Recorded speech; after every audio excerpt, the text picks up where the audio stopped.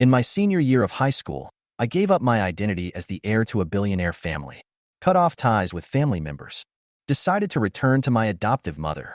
Fong Ping'an, you still remember to come back? What time is it now? There was a hint of anger in the eldest sister Fong Qingyan's voice. Hongjun came back a long time ago. Why didn't you call, making everyone wait for you? Third sister Fong Zhidia was still full of disgust. Fong Ping'an just walked into the gate of the villa and looked up to see four familiar figures. The eldest, second, and third sisters stood at the door, and Fong Hongjun stood behind them with a calm look in his eyes. He stopped and looked at the people in front of him with mixed feelings. Among the four, Fong Ping'an has three older sisters and a fourth sister, Fong Miaoshuan, who is his half-sister. Fong Hongjun is his half-brother, who was born a dozen days younger than him.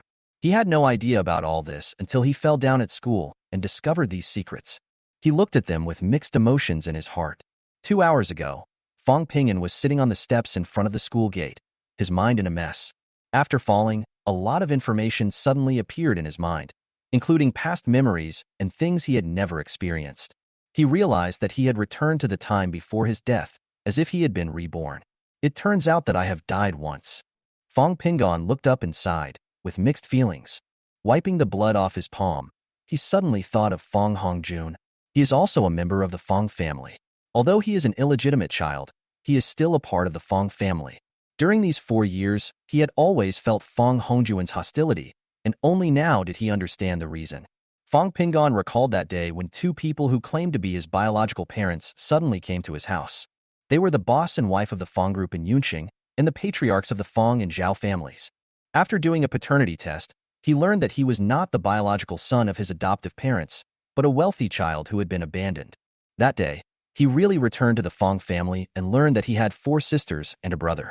He found that Fong Hongjun had always been hostile to him, and among the 4 sisters, only Fong Miaoshuan was indifferent to him. In her opinion, study and future were the most important, and it didn't matter whether she had more or fewer brothers. Fong Qingyan works at Fong Group. She is aloof, busy with work, and doesn't care about herself. Fong Jinglei is a freelance writer and screenwriter. She is introverted and busy with her own things. Fong Zhidia, who was a college student at the time and now works in a law firm, tends to favor Fong Hongjun, even though she always criticizes herself. Fong Ping'an felt the indifference and alienation in his family, especially the harshness and cruelty of his father Fong Junhong. His father was strict with him but never really showed him love. Fong Ping'an had always thought that wealthy families had the same strict requirements for their children, so he always followed them. However, not long after, he discovered that Fong Hongjun did not seem to have these strict requirements. Especially his mother, Zhao Wei, although she has a weak character and is easily influenced by others, she always dotes on Fong Hongjun and never blames him.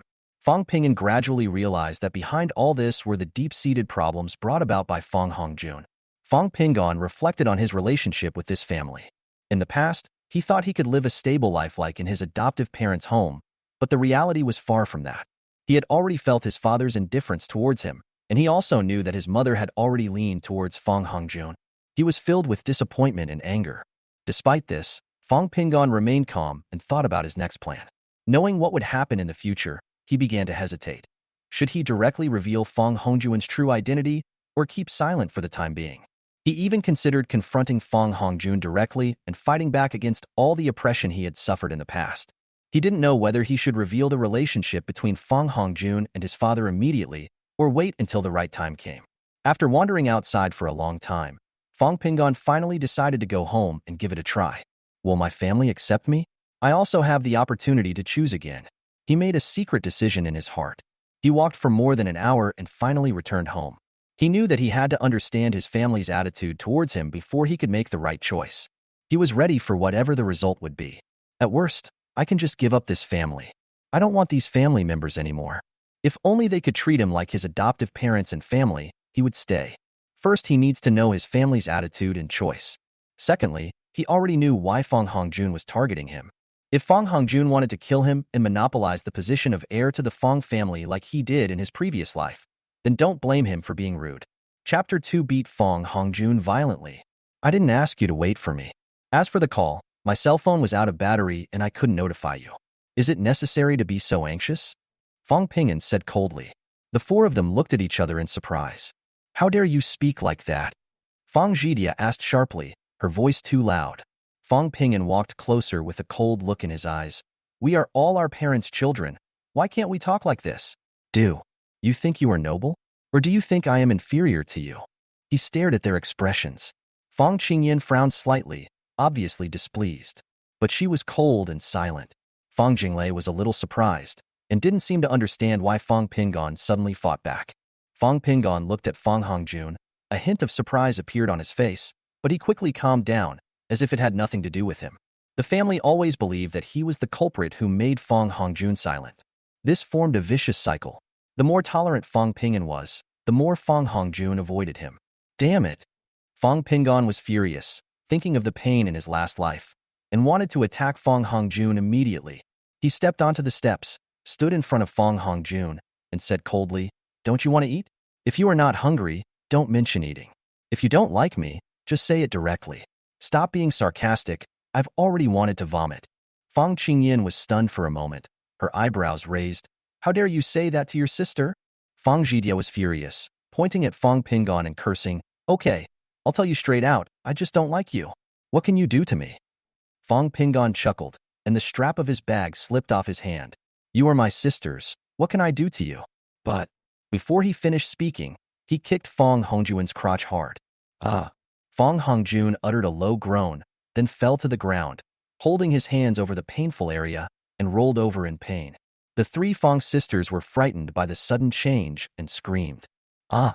Fong Ping'an, you are crazy. Hongjun, are you okay?" "Fong Ping'an, why did you hit someone?" "Dad, Fong Ping'an hit someone." Fong Zhidia anxiously tried to help Fong Hongjun up, but she was powerless. Fong Ping'an felt a little relieved, but he did not stop. He swung his school bag and hit Fong Hongjun hard on the side of his face. The school bag was filled with heavy objects, and the heavy dictionary hit Fong Hongjun hard, causing him to scream in pain. Fong Ping'an swung the school bag again, and at this time Fong Qingyan finally came to her senses. She pushed Fong Ping'an, and his school bag fell to the ground with a dull sound. Fong Zhidia screamed and ran over to help Fong Hongjun up, but Fong Ping'an still didn't intend to stop. The rage in his heart burned completely. The root of all this was Fong Hongjun. He kicked Fong Hongjun hard, and he also felt a sharp pain. Fong Ping'an lost his balance and was pushed to the ground by Fong Jinglei and Fong Qingyan. Fong Hongjun fainted. Fong Ping'an quickly got up. The door was pushed open. Fong Junhong and Zhao Wei hurried out, followed by the servants. Zhao Wei saw Fong Hongjun's appearance, exclaimed, and then rushed to him crying. Fong Junhong looked at the scene in front of him in shock. He couldn't imagine that his son, whom he had carefully raised, was lying on the ground like this. His eyes quickly filled with bloodshot, and he was so angry that he almost exploded. He and his wife were sitting at the dinner table waiting for Fong Ping'an to come back, but they heard screams coming from outside. He rushed out and saw this scene, and immediately realized that Fong Ping'an had taken action, and his action was merciless. "Asshole! How dare you!" he roared, losing his usual calmness as a business tycoon, and completely disregarding his father's identity. He stepped forward, raised his hand, and slapped Fong Ping'an in the face. Fong Ping'an had anticipated this scene and was ready to avoid it. He took a step back and just avoided the slap. You dare to hide?" Fong Junhong was extremely angry. Fong Ping'an pointed coldly at Fong Hongjun on the ground. "Dad, aren't you going to check on him?" Zhao Wei cried with tears on her face. Hongjun? What's wrong with you? Don't scare Mom." Chapter 3. Fong Junhong's chest heaved violently. He turned around and glared at Zhao Wei and Fong Hongjun, then shouted angrily at his three daughters standing by. "What are you doing standing there? Call 120. Fong Qingyan and Fong Jinglei ran towards the door almost at the same time, while the servants stood aside, obviously not knowing what to do. Zhao Wei cried and shook Fong Hongjun, begging him to respond. Fong Junhong turned around and glared at Fong Ping'an, shouting, "Do you want to kill your brother? Tell me, why did you hit him?" Zhao Wei also stopped crying and looked over while sobbing. Fong Ping'an glanced at his biological mother Zhao Wei. His eyes were clear. Usually, Zhao Wei didn't look at him like her own son, and at one point it even seemed that she paid more attention to Fong Hongjun. Ever since Fong Hongjun fell ill, she has focused almost all her attention on him. Fong Ping'an knew that although he and Fong Hongjun were in the same class, they were treated completely differently at home. Although he didn't want to get involved, he always felt that he could prove himself through his grades, but he never got his parents' approval. "Yeah, it turns out that I have been putting up with this family, but I found that no one cares about me. Facing Zhao Wei's disgusted and distant look, Fang Pingon became more resolute in his decision. Why should I hit him? Of course, it's because he deserves a beating. Fang Pingon sneered and took 2 steps back and continued, he's a bastard, and he dares to show me a bad face? Why should I be so servile to him? I am a member of the Fang family. He is not as good as me in terms of status or grades. Why should I have to look at his face? You've been asking me to put up with you for 4 years. I finally don't want to put up with you anymore. Fang Junheng roared, shut up. The sound made Fang Zhidia tremble all over. She turned pale and helped Zhao Wei up, but did not dare to speak again. Everyone go back. Fang Junheng yelled at the servants, then turned to Fang Pingan and said viciously, you'd better pray that your brother is okay, or else get out of the Fang family. Zhao Wei was stunned for a moment, looking at Fang Pingan, obviously not wanting him to leave, but also knowing that it was inappropriate to interrupt at this time. Dad, I am a member of the Fang family. How can a bastard be more important than me? Fang Pingan sneered, anger surging in his heart. I want to show you that you are not worthy of treating me like this. Zhao Wei cried, Pingan, how could you be so harsh on your brother? Fang Junheng said angrily, I brought him back from outside and raised him. He has been with your mother for 18 years. In my eyes, there is no difference. Tell me yourself, is it fair to you too in terms of material things? Except for what your sister gave him, everything else is almost the same. Fang Pingan sneered, of course it's the same. He and I both go to the same school, but I don't have a full-time driver, but he does. Did you know that you get 30,000 yuan in pocket money every week? You probably have never heard of this. That doesn't mean I'm unfair to you. Fang Junheng growled in a low voice. Fang Pingan raised his hand to stop him from continuing. What you call fairness is actually unfair to me. When I return to the Fang family, it's not just you, but also my mother and my sisters. What is your fairness? I can understand that he has been with you all these years as a substitute, but that doesn't mean I can accept you continuing to let him stay at home. Today, I want to let him know that he can never be on an equal footing with me. I am the eldest son of the Fang family, and he is not even an illegitimate child. Fang Pingan was filled with resentment and was about to explode with anger. Fang Hongjun, knowing that he is an illegitimate child, still pretends to be well-behaved and sensible. It's amazing. If I hadn't been reborn, I might have continued to be coaxed by them in this life. Chapter 4. Does it matter whether you are a biological child or not? Fang Pingan recalled the horrific experience of being kidnapped. The kidnapper threatened the Fang family and Zhao Wei with a video of him cutting off his thumb. When the Fang family sent a ransom of 2 million yuan to save face, the kidnappers raised the price on the spot, and he was stabbed in the end. The knife cut the aorta, but the Fang family only cared about Fang Hongjuan's safety and completely ignored the blood spurting from his leg. After his death, Fang Pingan floated in the air, watching the unconscious Fang Hongjun being sent to the hospital intensive care unit, while he himself was sent to the morgue. It was not until the hospital notified him that he had to be cremated that the Fang family remembered his existence.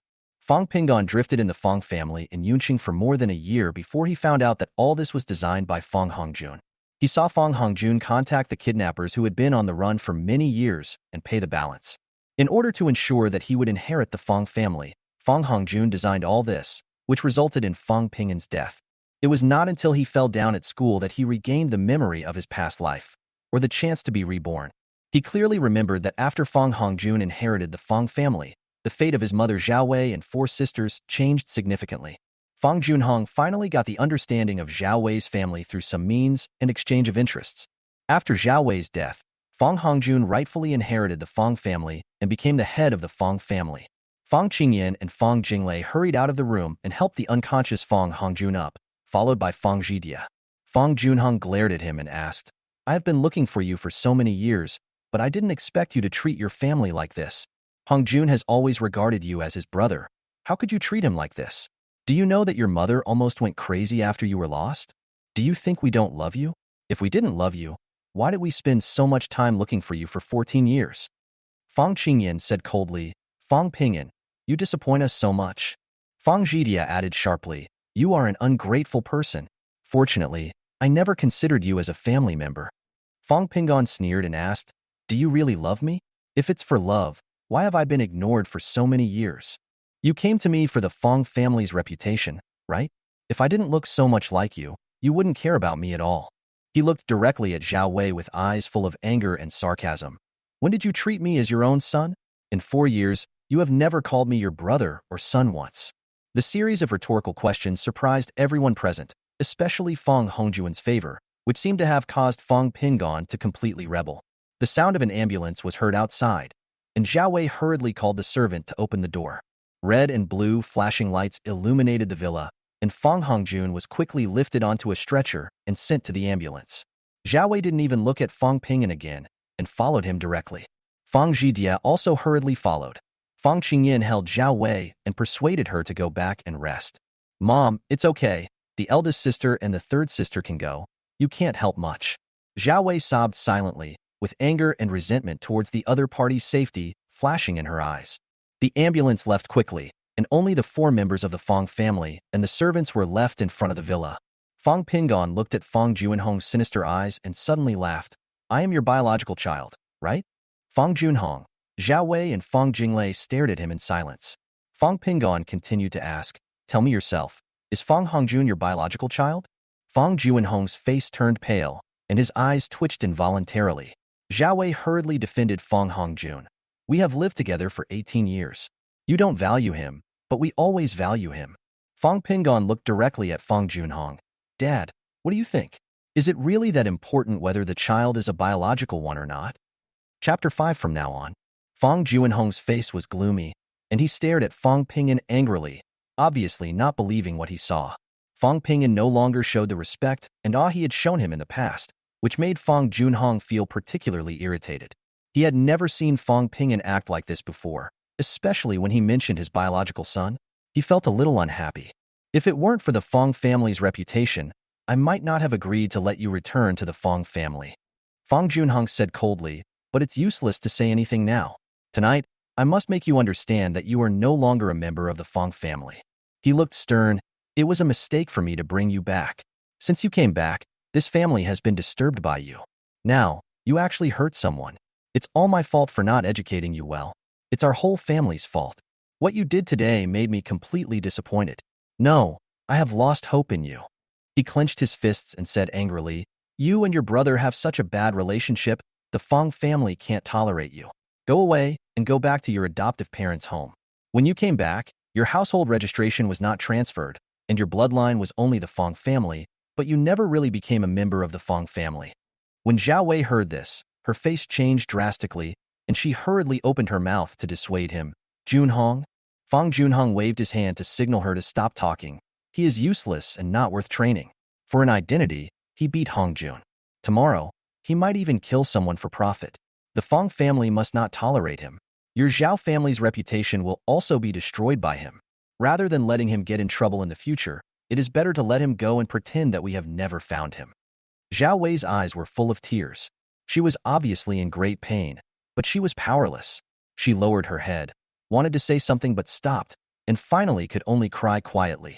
Fong Pingon's expression changed slightly, but he quickly regained his composure and sneered, Are you disappointed? Have you ever seen my desire? Have you ever seen my despair? He looked at Fong Junhong coldly. From today on, I am no longer a member of the Fong family, right? Fong Junhong glared at him, but Fong Pingon continued, If I were not from the Fong family, then I would not need to endure it any longer. At least, I beat Fong Hongjun. Even though he is your favorite, I was able to vent the anger I had been holding back for 4 years. Fong Pingon picked up his school bag and put it on his shoulder. Once I leave this yard, I will no longer be a member of your family. Remember, Mr. Fong, Ms. Zhao, from now on, I am no longer your son. The 3 watched him walk down the steps, across the yard, and open the gate. Zhao Wei couldn't help but burst into tears. Pingon, please don't go, okay? Mom is begging you. Fong Pingon looked back and saw Zhao Wei's tears and pale face. She felt a little sad in her heart, but soon sneered. I hope we will never see each other again. I will never contact you again, and please don't contact me again. Just pretend you never came to me, or just pretend I was dead 18 years ago. He paused and looked at Zhao Wei again. Ms. Zhao, the man I beat was just your adopted son. He was just an adopted son. Fong Pingon emphasized the word, just a, and then turned and left. Zhao Wei burst into tears behind him, while Fong Jinglei remained silent, as if she was trying to hold back her emotions. Fong Junhong stared at Fong Pingon's back, his eyes filled with complexity and anger, until he disappeared out the door. Fong Pingon left slowly, throwing the keys to the side of the road. but a sour feeling inexplicably welled up in his heart. Leaving this family might not be a completely bad thing. After all, if the biological mother really values her adopted son more than her own son, then it is just an empty family with no sense of belonging at all. If I hadn't been reborn, I would probably have continued to swallow my anger like an idiot. He took a deep breath and walked towards the unknown future, his heart full of determination and relief. From now on, the sea is wide for fish to leap, and the sky is high for birds to fly. Chapter 6. Dad, Mom, it's me. I'm back. On a summer night, the air was filled with a hot and humid feeling, and the sea breeze brought a hint of salty smell. Fong Ping'an was walking alone on the street with his school bag on his back, feeling indescribable. I felt a little empty, my heart was beating faster, and I had a little unknown excitement and stimulation. All the wealth, including New Year's money, red envelopes, and money received on birthdays, are in the bank card, and there is more than 10,000 yuan in the Green Bubble app on the mobile phone. The total amount was 200,000, which was a huge sum of money for him. Although it was not as much as Fong Hongjuan's pocket money, it was still a lot. Other people's lives are so luxurious, and the business insider information he knew in his previous life makes him full of confidence in how to make use of this wealth. He took a taxi and headed straight to his adoptive parents' home where he had lived for 14 years. Xingyue community is an old community where most residents are old neighbors, the buildings are low, and elevators are scarce. Although the snack bar run by the adoptive parents is not big, the business is stable. The store was closed at this time, but they might not have rested yet. He walked on the empty streets of the community. Everything seemed particularly quiet under the cover of night. He knocked on the door of 201. The familiar iron door made him feel a little warm. The door opened, and the adopted sister Chen Shuhui shouted happily, "Brother, why are you here? Hui Hui, you have grown so tall." Chen Shuhui grabbed him and took him into the house. Inside the house, his adoptive parents Chen Xiaohua and Lu Qing came to greet him. Although they are not very old, they look older than their actual age due to years of hard work. "Ping'an, come in and sit down." "Mom, I haven't had dinner yet." Lu Qing hurried to the kitchen, while Chen Xiaohua sat next to Fong Ping'an and asked with concern, "Why did you come here suddenly?" Fong Ping'an felt much calmer. This was his home. He had lived in this family since he was a child, and was only taken back to the Fong family 4 years ago. "Dad, I'm in my 3rd year of high school and will take the college entrance examination soon. I heard that my household registration is still here." Chen Xiaohua nodded. "Yes, your household registration is still here. I wanted to transfer it, but your father disagreed." He frowned and asked, "Does the Fong family dislike you?" Fong Ping'an replied casually, "Nothing. Let's not talk about the past. From now on, I will have nothing to do with them anymore." Chen Xiaohua's face changed, and he asked with concern, "Did that kid bully you?" Fong Ping'an shook his head. "The past is not important. Today, I am still your son and Hui's elder brother. This identity will never change." Chapter 7. I won't leave. I won't leave anymore. Chen Xiaohua's face recovered a little. He knew that if the child was willing to let it go, then he would not pursue it. But if Fong Ping'an really wanted to make a fuss, he would never be polite to the Fong family. After all, Chen Xiaohua had raised Fong Ping'an for 14 years, so how could he tolerate being looked down upon? But as his mood calmed down, he forced a smile, but he didn't notice that Fong Ping'an was a little nervous at the moment. He knew that he had come too seldom in the past 4 years, and Fong Juanhong's order forced him to cut off contact with the Chen family. Fong Ping'an used to care too much about the Fong family's attitude. Now looking back, he feels that he was a big idiot. The grace of raising a child is not as good as the grace of giving birth to him. He was really stupid at the time. Chen Xiaohua patted Fong Ping'an on the shoulder and said with a smile, "You little bastard, you're still being polite to me? This will always be your home when you come back. The room has been kept, and your mother cried for a long time after she left." Lu Qing came out of the kitchen with a pot of noodles and said with a smile, "Ping'an, eat quickly, it's so late." Fong Ping'an took the chopsticks and said with a smile, "Thank you, Mom. What I really want to eat is the food you cook." Lu Qing and Chen Xiaohua smiled at each other. His parents' concern made him feel warm inside. "Take your time to eat, don't rush." Chen Xiaohua turned around and ordered, "Go clean up the room. Ping'an will stay here tonight." Lu Qing seemed a little surprised, but soon she showed a happy smile and hurried to clean up the room. "Are you really not leaving?" she asked excitedly. Fong Ping'an smiled and said, "Well, I won't leave. This is my home." After finishing the noodles, Fong Ping'an was about to wash the dishes when his cell phone suddenly rang. He glanced at the screen and saw Fong Qingyan's name, and the ringing continued. Fong Ping'an did not respond for a moment, pressed the reject button, continued to wash the dishes, and turned his phone to silent mode. He did not want to listen to anything Fang Qingyan said. He used to admire his eldest sister the most. Apart from his father, his eldest sister always managed everything in the family. But now, Fang Pinggan understood that everything Fang Qingyan did was for the benefit of the Fang family, not for family affection. Everything was over, and he didn't want to be involved in these things anymore. Walking into his old room, Fang Pinggan began to pack his school bag and prepare to do his homework. Although the room was small, it was still full of familiar atmosphere. After dinner, my mood began to calm down. After Qin Xiaohua and Lu Qing cleaned up the room, they quietly walked out. "Take your time to rest," Qin Xiaohua said to him at the door. "In the future, no matter what choice you make, we will support you." Fang Pingyan responded softly, "Thank you, Dad, Mom." Lu Qing's voice came from outside. "I shouldn't have let him go back then." She slapped Qin Xiaohua excitedly. "If the Fang family comes again, you must not let him go." Qin Xiaohua smiled and comforted her. "Pingyan will make his own decision. We just need to support him." Lu Qing sighed. "I have long felt that those people in the Fang family are not good people, especially his so-called father." Chapter 8 Is Fang Hongjun okay? Fang Pingyan had only finished half of his physics paper when Chen Xiaohua knocked on the door. "Can you tell me what happened? We are very worried about you." Chen Xiaohua put down his things, sat on the bed and looked at him. Fang Pinggan took a deep breath. "Dad, my biological father said that I am not worthy of being a member of the Fang family, and even said that it is as if I had never been born. I have already left the Fang family, and from now on, I will cut off all ties with them." His voice trembled a little. "Is this something a father would do?" Fang Pingyan sighed. "Just consider it as me taking the initiative to sever ties. I won't go back anyway." Chen Xiaohua was stunned for a moment. "What's going on? Didn't you say before that the Fang family treated you very well?" Fang Pingyan did not hesitate and told him all about his experiences over the years and what happened tonight. After listening, Chen Xiaohua sat quietly for a while before speaking. "Since we have left the Fang family, let's continue to be father and son like we did 4 years ago. Your adoption documents and household registration are all in our house. Tell me when you have any problems." He paused. No matter how big the Fang family is, it is nothing compared to the families in Beijing. Fang Pinggan put down the pen in his hand. "I know, Dad. Don't worry. I won't have anything to do with them anymore." Chen Xiaohua sighed. "Get ready and take a shower. Ask your mother to wash your clothes so you can wear them tomorrow." "No need. Tomorrow is Friday. Wait until the weekend to wash them." Qin Xiaohua walked out of the room and returned to the living room, where he saw Lu Qing still waiting anxiously on the sofa. He whispered, "The child has been wronged and has severed ties with the Fang family."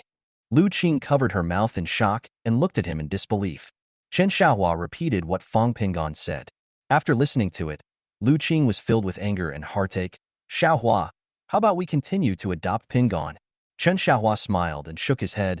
"Don't worry, when Pinggan left, the Fang family didn't go through the formalities. Whether it's the household registration or the adoption, it's still in our house. Don't worry, we'll talk about it after the child gets out of school tomorrow." After finishing her homework, Chen Shuhui rushed into Fang Pingyan's room, startling him. "Brother, I'm done." She sat on the bed excitedly. Fang Pingyan smiled and rubbed her hair. "You are already in the first year of high school. Why are you still like in elementary school?" Chen Shuhui smiled and said, "I am just glad that you are back. I haven't seen you for so long. I was afraid you wouldn't recognize me in the future." Fang Pinggan said with a smile, "How could it be possible? How could I forget you? I'm not leaving. I'll live here forever." Chen Shuhui asked in surprise, "Really? You're not lying to me?" Fang Pingyan smiled and nodded. "Okay, we'll live here from now on." "Great." She screamed happily. Fang Pingyan felt warm in his heart when he saw her happy face. "Okay, don't be too happy too soon. You still have to go to school tomorrow. I will help you with your homework in the future. Don't be lazy." Chen Shuhui waved her hand. "No need. I have always been in the top 3 in the class." Fang Pinggan smiled and said, "From today on, I will no longer hide my strength. In the next weekly test, I want to be the first in the grade." She waved her fist. "Come on." Fang Pinggan went to the bathroom and started to wash up, preparing for a new day. Suddenly, his cell phone rang, and Fang Qingyan's name popped up. Fang Pinggan glanced at the call, clicked reject, and then turned his phone to silent mode. The sister he once admired the most was no longer the focus of his attention. The next morning, Fang Pinggan got up a little late, around 7 o'clock. In the past, when he was at Fang's house, he always got up at 6:30, ate something, and rushed to school just in time. Today, he stood in front of the bathroom, looking at the toothbrush and glass prepared for him, and felt a warm feeling in his heart. Brother, you got up late. I was ready to call you. Chen Shuhui was eating breakfast while urging him to hurry up. Fang Pinggan smiled and replied, eat quickly, and then we'll go together. The two left home together and walked to the door of the unit. Suddenly, Fang Pinggan heard a familiar voice not far away. I said he must be here. He turned around and saw Fang Zhidia driving the car, and Zhao Wei sitting in the back seat with tears in her eyes. Hui, you go first. I'll go to school by myself. He whispered to Chen Shuhui, then turned and walked towards the car. Didn't we agree not to disturb each other? Fang Zhidia was angry. Fang Pinggan, I gave you face, right? Zhao Wei hurriedly got out of the car and wanted to hold Fang Pinggan's hand. Fang Pinggan calmly took a few steps back and said, if you have something to say, just say it. If not, I'm going to school. Zhao Wei stopped awkwardly and said, Pinggan, it's Mom who's sorry for you. Can you come home? Her voice trembled and her words were full of regret. Fang Pinggan smiled slightly. Is Fang Hongjun okay? Chapter 9, What About My Conditions? Fang Zhidia sat in the car and did not get out. She was just angry about why her mother insisted that she come along.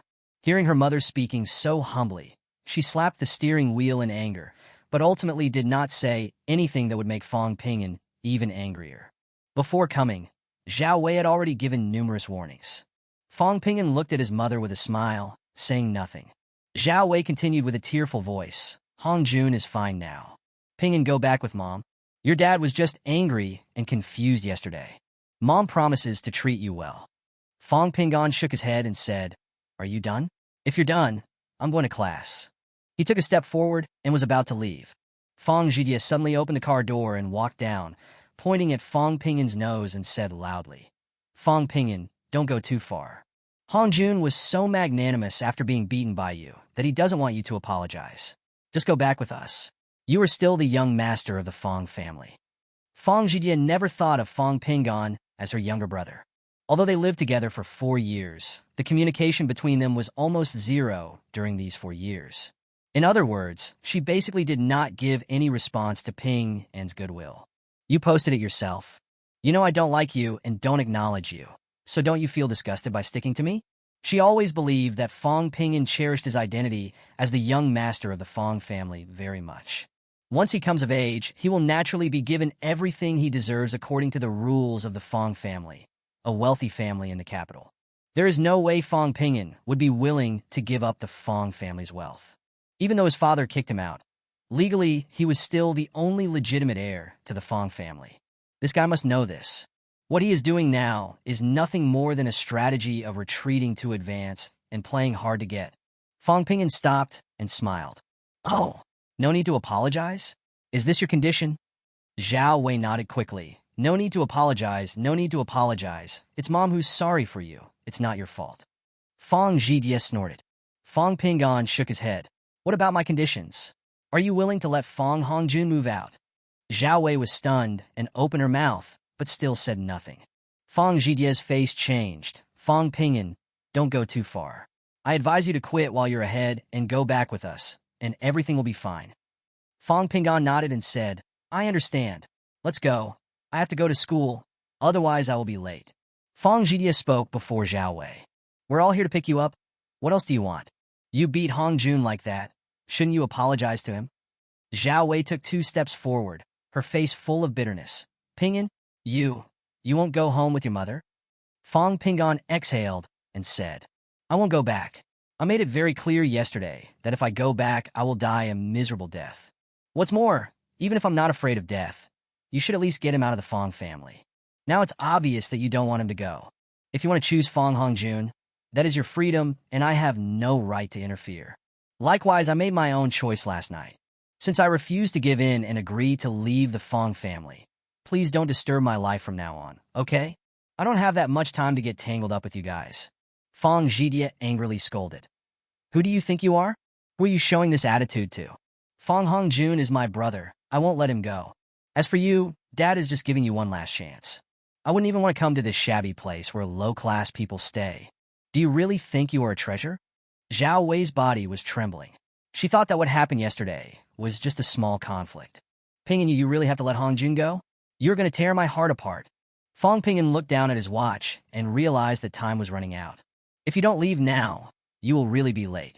Mrs. Fong, I understand how you feel. Fong Ping enforced a smile. Fong Hongjun was my replacement for the 14 years I was away, plus the 4 years I was back, a total of 18 years. You have lived together for 18 years and watched him grow up, so you have a deep relationship. But you shouldn't let me live under the same roof with him, and you can't even give me the most basic equality. All of you are worried that he can't accept it, but has anyone among you ever cared whether I can bear it? Has anyone ever cared about how I feel when I see my parents and relatives being taken away by someone else? You favor an outsider, and you should know clearly what kind of behavior you are doing to your own son and brother. Why should I accept such humiliation in the Fong family? Am I not comfortable living in my adoptive father's house? He turned and walked away. I still have to go to school, so I won't bother with you anymore. Like I said last night, I am no longer a member of the Fong family. I won't look for you, and please don't bother me anymore. There is no more connection between you and me. Zhao Wei really couldn't hold back her tears. Whenever she saw Fong Pingyan at Fong's house, she thought he was rude and uneducated, but she never thought that it was her responsibility. She also believed that Fong Pingyan's agreement to break up the relationship was just a pretense. After all, the Fong family's financial strength is quite good. Being able to enter the Fong family is something many people dream of. She thought that Fong Pingyan would be as obedient as before and would try his best to do whatever she asked for, just to get her approval. In the morning, Fong Zhidia saw Zhao Wei's eyes were red, and she was annoyed and wanted to take Fong Pingyan back to apologize alone. It was Zhao Wei who wanted to come. No matter what, Fong Pingyan was born after she carried him for 10 months, but he was lost by the hospital right after he was born. But something is wrong now. Fong Pingyan walked very quickly and disappeared from their sight in a few minutes. Zhao Wei looked at Fong Pingyan's back and was very confused. She just couldn't bear to let Fong Hongjun leave her. Couldn't he understand this feeling? But he just said that he could understand, right? Her husband Fong Junhong told her that he should be strict with Ping and in order to train him well, as he would inherit the Fong family business in the future. Therefore, in the past few years, they have been very strict in ensuring each other's safety. There were even few smiling faces. But she forgot everyone's attitude and requirements towards Fong Hongjun. Compared with Fong Pingyan, they were two completely different standards. Even though she was very sad now, she still didn't want Fong Hongjun to leave. That was the son she had raised from a baby to now. She spent countless efforts and resources to cultivate it. Whether in terms of study or posture and etiquette, they're almost impeccable. Although it's a bit clingy, isn't that a manifestation of the deep love between mother and child? What's wrong with this? It is said that the grace of being raised is greater than the grace of being a parent. Fong Hongjun is very good to everyone in his family. Why couldn't Fong Pingyan, his own biological son, accept this? Fong Zhidia stepped forward to support Zhao Wei, frowned and advised, "Mom, don't cry, go back. Next month is Hongjuan's 18th birthday, and we haven't prepared the birthday party or coming-of-age ceremony yet." Zhao Wei got into the car without saying a word, and the two left. Chapter 10, since you don't want to come back, then don't come back forever. He knew very well that Fong Hongjuan's grades were also very good. After all, he was Fong Junhong's son. He is so smart himself, so that bastard can't be much worse. For the past 4 years, all he knew was that the guy's grades in their school were definitely good enough to get into a 985 university. After all, from time to time, one could hear Fong Zhidia and her mother Zhao Wei praising that guy with a smug look on their faces while they were having dinner. In order to avoid conflicts and overt competition with Fong Hongjun, he basically controlled his scores in every exam. What's more, although he and Fong Hongjun were in the same school, they were not in the same class, and they rarely met each other. He shrank into his own little world, while Fong Hongjun, with a group of people, used money to pave the way for them, and they looked much more free and easy outside the school. But on campus, he is still relatively honest. If the two don't meet, there is almost no chance of conflict. Given Fong Hongjuan's intelligence, he naturally wouldn't personally come forward to bully him. It is said that there are only two kinds of children in number 1 middle school. One type is either rich or noble, and there are not many people in this category. The other type is the real academic masters. There are a lot of them. Basically, all the top students in the city are in number 1 middle school. Moreover, there are various subsidies for students from poor families. Fong Pingyan knew his grades. Although he was admitted to a 985 university in his previous life, he was kidnapped before he could report. This time it won't happen. Even though he has severed ties with the Fong family now, Fong Hongjun is a very good actor and is extremely cruel. Not only did he kill him, But he also continued to endure until he truly controlled the Fong family. And only then did he reveal his identity. Zhao Wei soon fell ill and passed away, and her elder sister was exposed by Fong Hongjun. Think about his four sisters who actually have the same parents as him. Haha, in the end, only the fourth sister Fong Yaoshuan lived a good life. The others are really miserable. Fong Zhijie and Zhao Wei returned home, looking angry. Zhao Wei was feeling sad, and had no time to think about Fong Hongjuan's coming-of-age ceremony or birthday, so she went back to her room to rest. Fong Junhong, Fong Qingyin, and Fong Jinglei were all at home. Except for Fong Yaoshuan, who was a junior, everyone else was there. That's what happened. That guy didn't want to come back. Fong Zhijie sat on the sofa angrily and took a sip of Fong Jinglei's tea. Fong Junhong frowned and said angrily, "This rebellious son, even if I drive him away, does he really dare not come back? Could it be that our Fong family has let him down? He was fed and clothed, and he was not overly harsh on her. Fine, fine, fine. Since you don't want to come back, then don't come back forever." Fong Qingyin and Fong Jinglei hadn't spoken yet, but Fong Zhijie had already spoken. "Dad, you didn't see that my mom had already lowered her attitude very low this morning, and I gave her a way out, but that guy just wouldn't give in. He insists on asking us to drive Brother Hongjun away. Do you think he is sick? We have been in a relationship with Hongjun for more than 10 years, and we are just going to give it up? Fong Pingan is such a vicious person."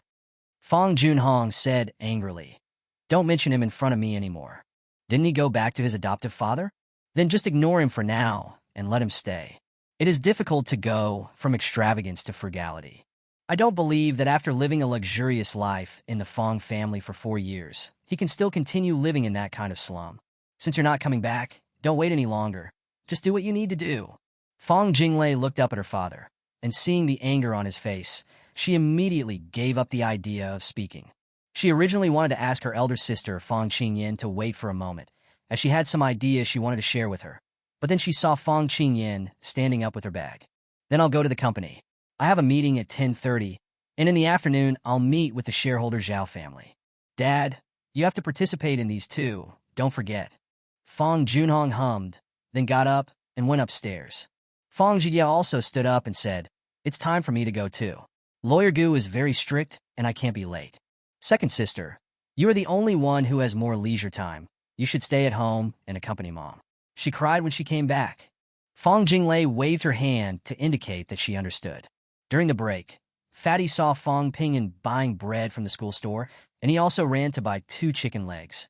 Fong Pingan grabbed one without hesitation as compensation for the fried dough sticks he had had in the morning. Even so, as they were at the age of growing up, they were both very hungry by noon. Not only them, all the children who eat at school are like hungry wolves. Number 1 middle school is only 4 stops away from his adoptive father's home, but he is reluctant to waste time. After lunch, he returned to the classroom and lay on his seat to read, while the fat man lay on the side and took a nap. It was almost 1 o'clock when a figure appeared in front of him with the sound of high heels. Looking up from behind the tall book, he saw Fong Jinglei. "Come out. I have something to tell you." Fong Jinglei's expression was very calm, and Fong Pingan couldn't tell anything. I feel a little irritated. Didn't I say that I no longer recognize me as a member of the Fong family? Didn't I tell you not to disturb me? Why do you want to come to me again and again? Looking at the classmates who were either reading or sleeping in the classroom, he couldn't get angry in the classroom, so he could only nod. Fong Jinglei saw him nod and turned and left. Fong Pingan followed her down the teaching building. "I've kept the things you left at home. They're in my car. Do you want them?" Fong Jinglei asked as they walked across the open space in front of the teaching building. Fong Pingan said nothing. Fong Jinglei stopped, walked to a big tree on the side, turned around and looked at him. Fong Pingan stopped and asked, "Is this what you came for?" He was a little puzzled.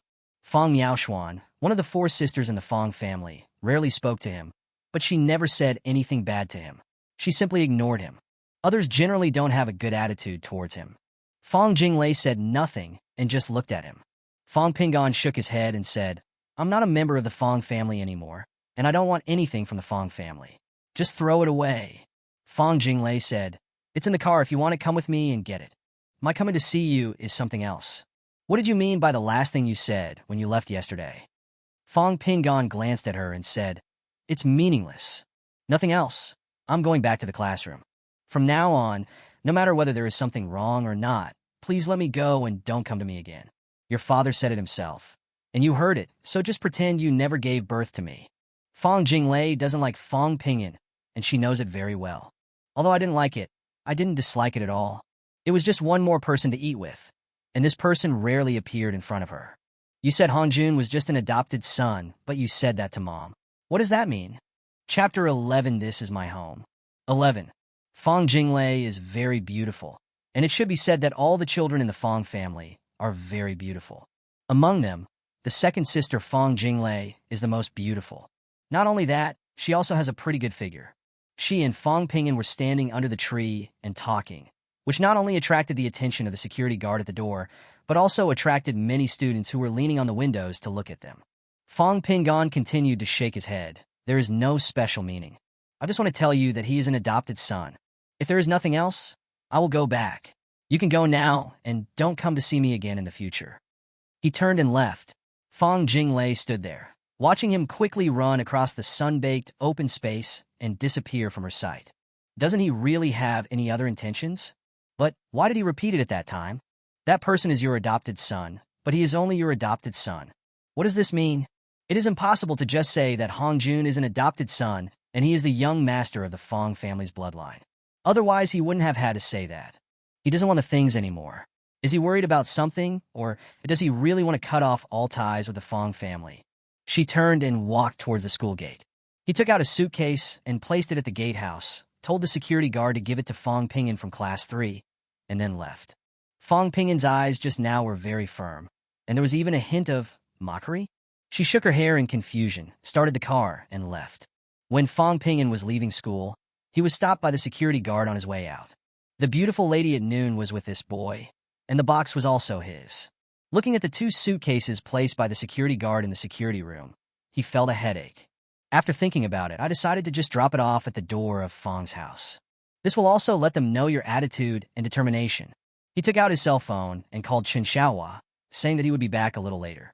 He took a taxi with the box to the Fong family villa, dropped the box at the door, and left. He didn't want to have anything to do with the Fong family anymore. Let's just think of the past 4 years as just a nightmare. When I got home and opened the door, I found that my adoptive parents were at home, and there was a sumptuous dinner on the table. It was obvious that the whole family hadn't started eating yet, and were still waiting for him. Dad, Mom, didn't you check the store? He noticed a new pair of slippers in the shoe cabinet when he was changing his shoes. Chun Xiaohua said with a smile, "You came back too late yesterday, so I'll give you a welcome dinner today. We closed the store after 2 p.m. when few people came. Come and try it. Your mother made it specially for you." Lu Qing smiled and pointed at the dishes on the table. "Go wash your hands quickly. These are all the dishes you used to love to eat." Chun Shui pouted and said dissatisfiedly, "I like all of these too. My brother and I like the same things." Fong Pingyan returned to his room, put his school bag down, washed his hands, and then sat at the dining table. Chen Xiaohua took out a bottle of beer from under his feet and put it on the table. "Welcome home safely. Let's have a drink today."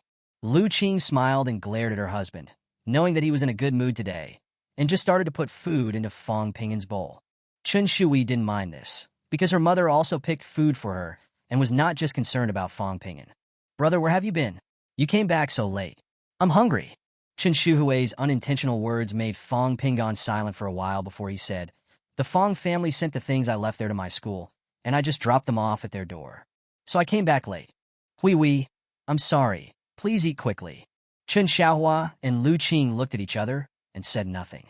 Fong Pingyan got up and went to the kitchen to get a cup and put it in front of him. "Dad, pour me a cup too." Lu Qing quickly said, "Yes, pour a glass for Pingyan as well." Chen Xiaohua laughed. "Okay, let's just say goodbye to the past." Chen Shui raised her hand. "I want one too. I haven't drunk alcohol yet." Lu Qing said angrily, "Why are you drinking wine as a girl?" Chen Xiaohua advised, "It's okay to have a drink." Chen Shui made a face at Lu Qing and stuck out her tongue. Lu Qing laughed and cursed, "You stupid girl," and got up to look for a cup. Chen Xiaohua said, "You should have a drink too. It's okay to welcome Pingyan. Tomorrow is Saturday and there's no school." Fong Pingyan was touched, but he didn't say anything. He just lowered his head and ate. The wine was filled. Chen Xiaohua picked up the cup and said, "I won't say anything else. No matter what happened to you in the past, you are always our child. Welcome back. and I hope you can forget the past and start over. Chen Shui held the cup in her little hand, with not only a smile on her face, but also a desire for beer. Lu Qing also picked up the wine glass, his eyes red. Pingyan, this is your home forever. Fong Pingyan's nose felt sore, and his eyes felt a little sore, and he nodded heavily. He tilted his head back and drank all the beer in one breath. This was his first time drinking beer, and it tasted a little strange, but that didn't matter. Chen Xiaohua and Lu Qing nodded happily. Okay, safe. Chen Shui had never drunk beer before. She took a small sip and immediately frowned. The little girl had no idea that beer tastes best when you drink it in big gulps.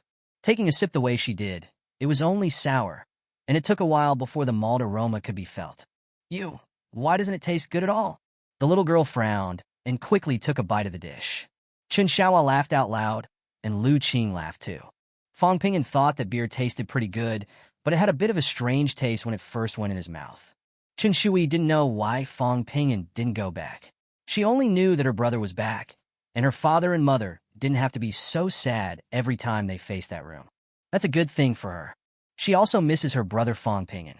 As for whether the child is the biological child of the parents, it makes no difference at all. Just call me brother. The meal was very warm and cozy, something Fong Pingyan had experienced before. But in the past 4 years, he had longed for it, but never experienced it. Now that he is back here and has the lost warmth again, he cherishes it very much. I will never leave. I definitely don't want to go back to the Fong family again. This is my home. Fong Qingyan finished a day's work, and she really didn't want to attend the dinner, so she left on the pretext that she had other plans. Fong Junhong naturally said nothing. Anyway, this business cooperation with the Yu family has a long history, and he doesn't want Fong Qingyan to attend too many such banquets. Fong Qingyan drove across half of the city and arrived at a very quiet community. This is an upscale residential area, and most of the residents are young and successful people. She took out her key and opened a door with ease, changed her shoes, threw her bag on the sofa, and went to the kitchen to get herself a glass of purified water. Back on the sofa, she had just sat down when a young woman in a nightgown came down from the second floor. Chapter 12. Put yourself in their shoes. Isn't this a very simple thing? 12. Her appearance without makeup is extremely beautiful, but her eyes and eyebrows are not that gentle. The sky blue silk suspender nightgown perfectly shows off her figure. Slim and sexy. She is about 1.7 meters tall and pretty. Gu Baibai, a young lawyer who is gaining popularity in Yunqing, is only 28 years old. He is a partner in one of the top lawyers of Baiyan law firm. Why are you free to come over to my place today? Fong Qingyan leaned on the sofa, looking tired. I've been a little annoyed lately, and I'm very tired today. I don't want to go home. Let me rest for a while. Gu Baibai walked over barefoot and sat next to her. He stretched out his arms and put them around Fong Qingyan's neck, pulled her over, and kissed her hard on the lips. Yin, I've said it before, there's absolutely no need for you to be the CEO. Your father is only in his early 50s and can still work for many years. Why make yourself so hard? She then hugged Fong Qingyan in her arms. Fong Qingyan let her touch her for a while before pushing her away. She stood up, took off her blazer, and said, I'm going to take a shower. After saying that, she walked towards the bathroom. Gu Baibai asked loudly, Have you not eaten yet? I only have instant noodles here. I've been busy lately and haven't cooked. Fong Qingyan didn't even turn her head. Just make something. If you really don't have anything, instant noodles will do. I know you have them. When Fong Qingyan went downstairs, a bowl of instant noodles was already on the dining table. Gu Baibai had placed his computer on the dining table at some point and was looking at some information. Fong Qingyan was also wearing a knee-length silk suspender nightgown. Hearing the sound of her coming down, Gu Baibai immediately stood up and went to greet her. The two of them hugged each other and kissed for a long time before Fong Qingyan gently pushed her away and said, Well, I won't leave tonight. Let me eat something. I'm really hungry. Gu Baibai let her go, licked his lips with an unsatisfied look, and said, Yin, I can't wait any longer. Fong Qingyan sat down and started eating noodles. Obviously, she was only wearing a nightgown. When she sat down, her private parts were exposed, which looked extremely attractive under the white light. Fong Qingyan was indeed hungry. She ate very quickly and even finished her soup. After brushing her teeth, she and Gu Baibai rolled onto the sofa and started to cuddle with each other. After a while, Gu Baibai asked, What's wrong with you? Are you in a bad mood? Well, my brother has severed ties with our Fong family. Fong Qingyin's voice was a little breathless. Gu Bai was stunned for a moment. The biological one? Fong Qingyin stared at the ceiling and said, well, and I think that maybe what he said is true. Gu Bai laughed for a while before saying, although I am not interested in the dirty deeds of wealthy families like yours, I have said long ago that sooner or later something bad will happen to your family with the real and fake princes. She slapped Fong Qingyin on the butt, climbed up, sat on another sofa, and crossed her legs. He bent down, took a cigarette from the box on the coffee table, lit it and took a puff. Fong Qingyin then climbed up and sat down, leaning on her, and began to harass her with her hands. Stop it, or you'll get burned. She patted Fong Qingyin's hand. From all the rich and powerful families I've heard about, whether it's a real or fake prince or a daughter, they will never let two people live together. The vast majority of them let the fake ones go out and live on their own. At least this way, the family property can be ensured to remain in the hands of one's own people instead of being given to outsiders in the end. I've already told you that if you do this, you'll run into problems sooner or later. Fong Qingyin suddenly pinched her and said, we have lived with Hong Jun for 18 years. Are we just going to throw away the relationship we have had for 18 years? Gu Bai twisted it back and continued. One is a stranger who I have lived with for 18 years, and the other is a blood relative who I have lived with for 4 years. You always complain to me about your brother's shortcomings. Have you ever thought about how your brother feels? If you put yourself in their shoes, isn't this a very simple thing? I just don't understand. As a wealthy family, these kinds of blood-related things are always done cruelly. No matter how bad it is, they're still members of the Fong family, right? If you drive out the fake ones, you can cultivate and train the real ones carefully. Just like I treat you. Sooner or later, I will be able to train a qualified successor. Fong Qingyin thought about it and shook her head. I thought so at first, but not only did my mom disagree, my dad also disagreed. The matter was delayed. Now that things have become like this, I am not sure what the future will be like. Yesterday, Fong Pingyan not only beat up Fong Hongjun, but was also kicked out of the Fong family by my father. He was very cruel and made my dad very angry. Gu Bai was surprised and immediately laughed. This is a bit unexpected. Putting the cigarette into the ashtray, she threw herself on Fong Qingyin and asked with a smile, did he act like a lickspittle to your whole family before? Now it has suddenly erupted, and you are all unable to adapt? Fong Qingyin said nothing, closed her eyes, and let her do whatever she wanted. Gu Bai continued, if you ask me, Fong Pingyan did a great job on this matter. If it were me, I would have done it the day you guys didn't want to let that fake one go.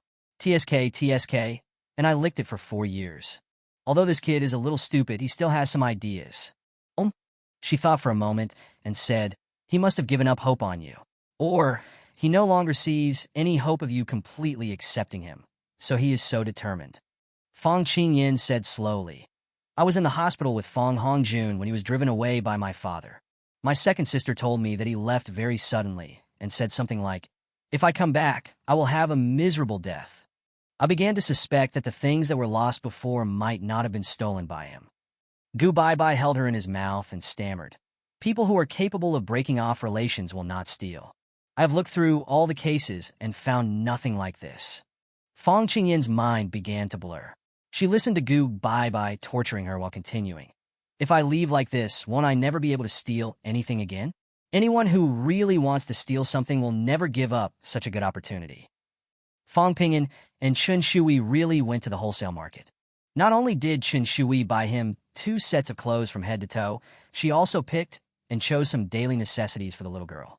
After watching a movie and eating a lot of street snacks, we each had a cup of milk tea and sat on chairs on the street to rest. Brother, don't go back so early. Can you play for a while longer? Fong Pingyan shook his head and said, no, I still have to go to the bookstore to buy some questions.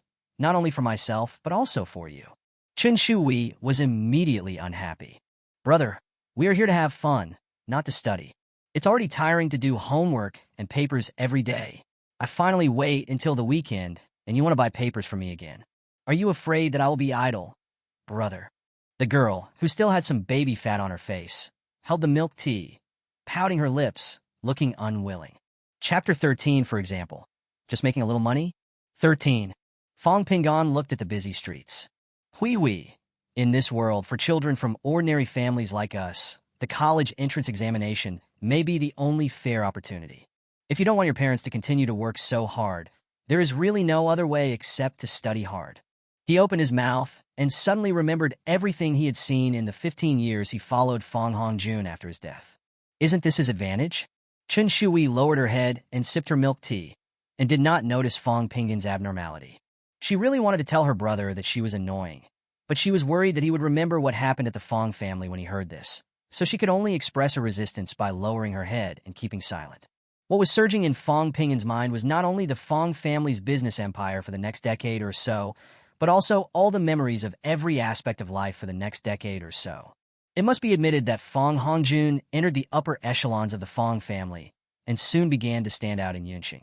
It can be said that Fong Junhong has trained Fong Hongjun quite well, and Fong Hongjun is also a business genius who is no less than Fong Qingyan.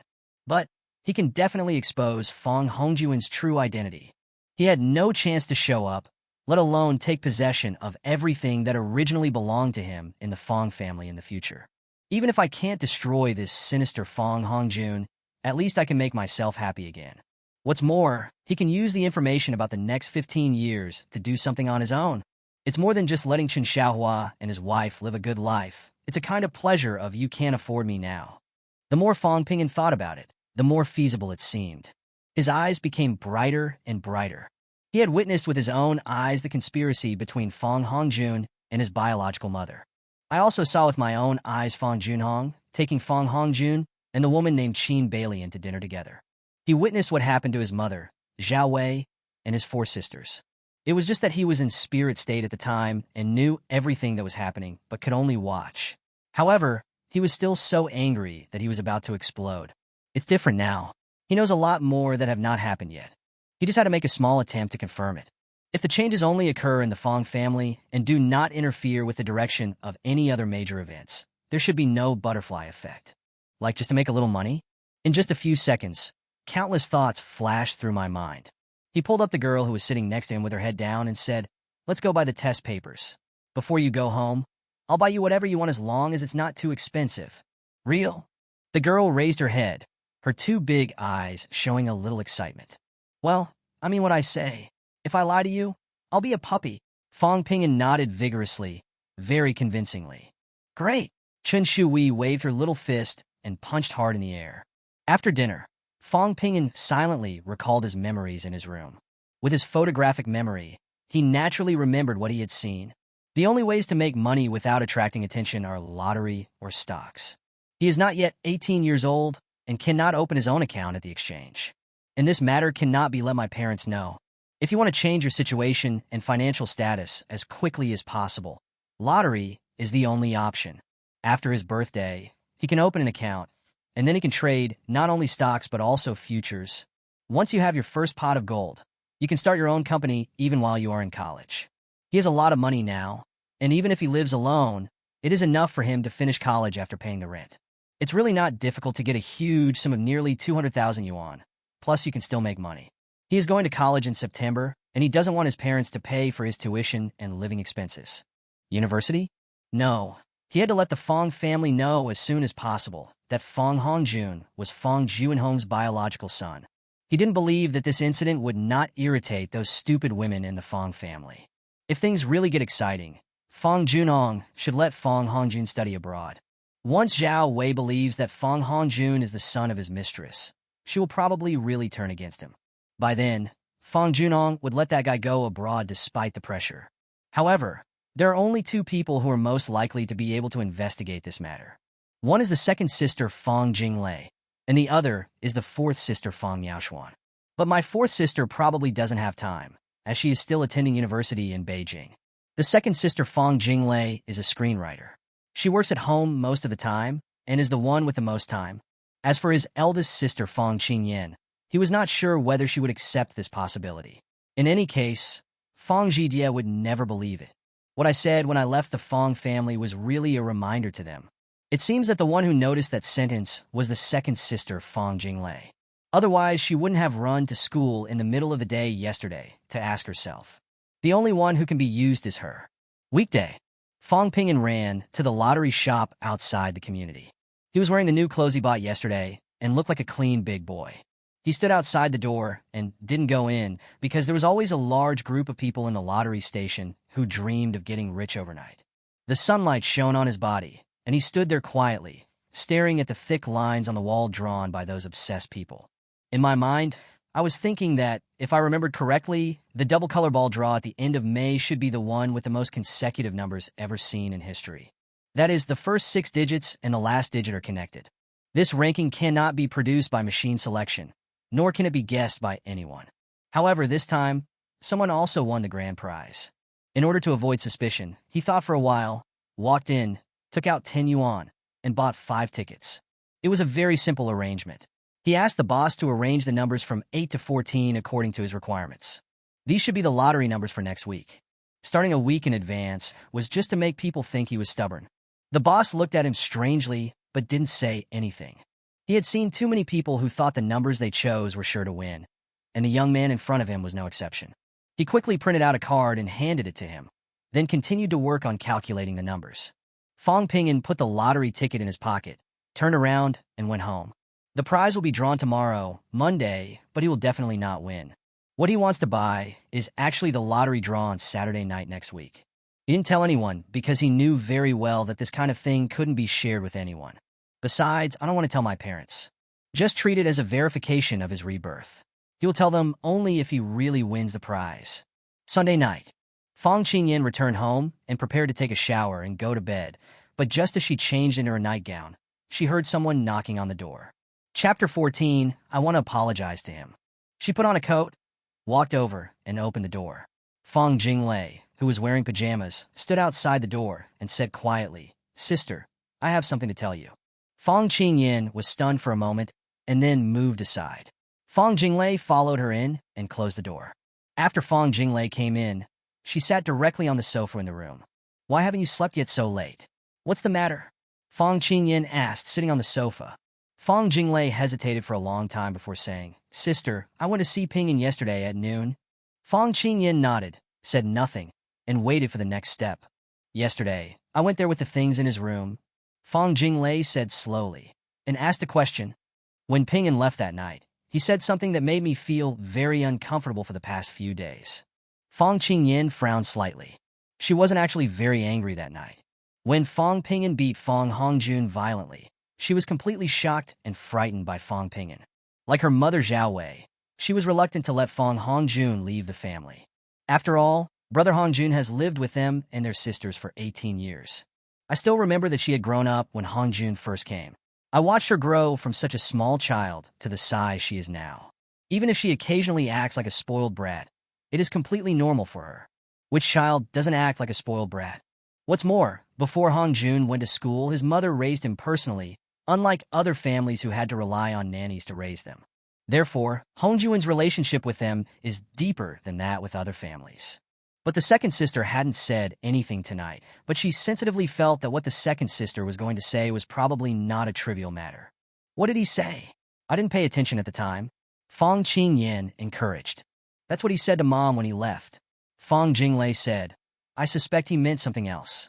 He said he wanted to give Mom some kind advice, saying that Hongjun is Mom's adopted son. But he is only Mom's adopted son." Fong Qingyan frowned and thought about it, her expression changing. "Sister," she looked at Fong Qingyan, "tell me, have we been very bad to Ping'an in the past few years? No matter what he does, we just don't like it? He doesn't even want to be the heir of the Fong family anymore." All she could think of now was how she had scolded Fong Ping'an. Although she was not as mean as her third sister Fong Zhidia, she had nothing nice to say either. Thinking of the way Fong Ping'an turned and left with a school bag on his back that night, I felt very uncomfortable and my nose felt a little sore. She had no mind to work these past 2 days and was thinking about this matter all day long. What was Fong Ping'an's intention when he said that day when he left? She knew that except for her fourth sister who was not at home, everyone in the family had an almost irrational trust in Fong Hongjun. Could it be that the feelings of living together for 18 years are far superior to reason? She murmured to herself. Fong Qingyan heard this sentence clearly. "Jinglei, tell me, what did Ping'an mean by what he said that night?" Fong Jinglei shook her head slightly. "I went to ask him the next day at noon, but he refused to tell me anything. He said he didn't mean anything else. He just told his mother that Hongjun was an adopted son. But I always feel something is wrong." Hong Jun is an adopted son. This is something everyone knows, and there is no need to say it deliberately. Why did he say that specifically to my mother? Moreover, the words, only yours, were specially emphasized. I think he's got something else in his words, but I can't figure it out. She didn't say, she didn't dare to guess any further. According to my own interpretation, there are two meanings. One is that Hong Jun is an adopted son and is not a member of the Fong family at all. The second is that Fong Hong Jun is only his mother's adopted son, but not necessarily his father's adopted son. The third one is that Fong Hong Jun is not his parents' child, but is from the Fong family in Beijing, so he can be considered a family relative. The first is that everyone knows that Fong Hong Jun is not a member of the Fong family. The second one is worth pondering. If Fong Hong Jun is not his father's adopted son, then there is only one possibility, that Hong Jun is also his father's child. My father has been having someone else outside for nearly 20 years. Third, she had absolutely no ability to check. My father came to Yunqing to set up his own company, but in fact it was to help the Fong family from Beijing to gain a foothold in Yun province. There is no doubt about my father's ability to have achieved what he has today. But these are just my own guesses and cannot be confirmed. She didn't dare to express these thoughts directly. She needs someone to help her confirm and affirm this idea. Fong Qingyan, who was sitting next to her, had indeed not paid much attention to this sentence before. After listening to Fong Jinglei's words, he also fell into deep thought. So you came to me just to tell me this? She thought and said, this can be interpreted in two ways. One is that Hong Jun is not a member of the Fong family, but was adopted. I remember that Hong Jun was brought home by his father. At that time, his mother was very sad because Pinyin was lost, and she was basically confused all day long. Another meaning is that Hong Jun is just his mother's adopted son, but not necessarily his father's adopted son. Do you think my analysis is correct? Fong Qingyan stared into Fong Jinglei's eyes and said. Fong Jinglei lowered her head and said, I don't know. The fact that Pinyin decided to leave so quickly meant that he had completely given up on our Fong family. Moreover, he doesn't let me call myself sister. Her eyes were red, and she sniffed gently to suppress the sourness. Fong Qingyan suddenly thought of what Gu Baibai said when she was overwhelmed with emotion. Have you ever thought about how your brother feels? How about we go ask Pinyin tomorrow what it means, she tried to ask. Fong Jinglei nodded. He probably doesn't want to see us now, sister. Why don't you try to contact him tomorrow at noon? Wait until he finishes class at 12 o'clock. No, call him after he finishes lunch. I don't have a meeting tomorrow afternoon. I'll arrange it in the morning and call you later. Should we go together to see him, or should I go alone? Fong Qingyan originally didn't want Fong Jinglei to go with her, but she didn't expect her second sister to nod so readily. I'm going, and I really want to know if he really knows something and how he knows it. I also want to apologize to him. Chapter 15. Are you doubting Hong Jun? 15. I was so mean to him in the past. Whether he is willing to forgive me or not, I owe him an apology. Fong Jinglei's expression was somewhat obscure, and Fong Qingyan didn't know whether she really wanted the other party to apologize safely or not. But since she wants to go, let's go together. Because of the late-night discussion between the two women of the Fong family, Fong Pinyin received another call from Fong Qingyan on Monday at noon. This time, he didn't hang up, but walked out of the classroom and answered the call. Fong Pinyin, are you in school? Fong Qingyan's tone was very calm, and Fong Pinyin could not hear any emotion at all. He hesitated for a moment and said nothing, but he didn't hang up the phone either. Fong Qingyan seemed to let out a breath, and then Fong Pingon heard her say, Can you take a leave this afternoon? I want to see you. Fong Pingon frowned.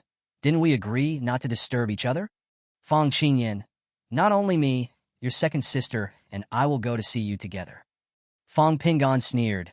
Don't use the word sister. You don't deserve it. I don't have a sister like you either. Fong Qingyan didn't want to dwell on these details. Take a leave this afternoon. Your second sister and I will meet you at the gate of your school at 1:45. Fong Pinyin looked at his watch, and it was almost 1 o'clock. What is it that you two have to discuss in person? Can't you talk over the phone? He was a little impatient. Fong Qingyan was silent for a moment. It's not convenient to talk over the phone. We'll leave soon and arrive at your place between 1:30 and 1:45. Fong Pinyin didn't say anything else. He hung up the phone and went back to the classroom. The fat man who was lying there just now disappeared, but he didn't care. There were a few students sitting sparsely in the classroom. None of them wanted to go home, or their parents were not at home. When he set the alarm and prepared to lie down for a while, the fat man came back. There were two other people coming in with him. These three were often together, and almost all the classmates knew that they smoked, and even some of the teachers knew it. But I have never been caught on campus. The classroom was suddenly filled with a foul smell of cigarettes. Fortunately, there are not many people who are willing to take a nap in the classroom, and most of them are boys. Most of the girls go back to the dormitory to sleep after eating. Even if they don't go home, they go to the dormitory to chat.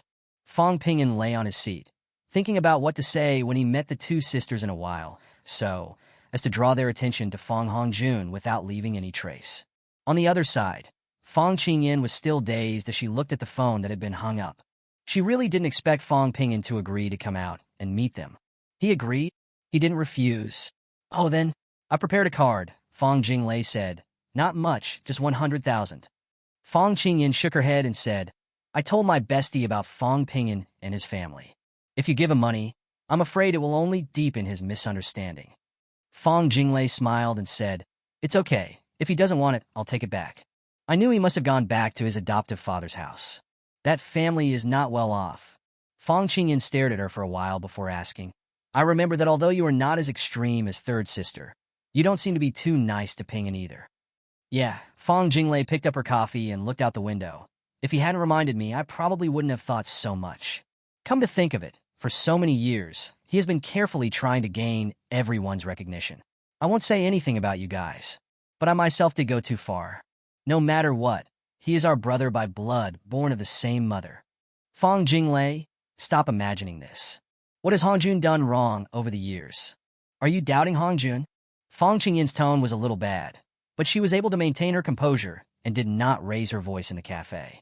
Fong Jinglei turned her head and looked at her. "Sister, you asked me what Hongjun did wrong. Yes, he did nothing wrong. But what did Pingyan do wrong? Haven't we ever believed whatever Hongjun said? Also, don't you also have two different interpretations of what Pingyan said? Haven't you thought of the worst possible scenario?" After a pause, she added, "I'm not trying to take his side.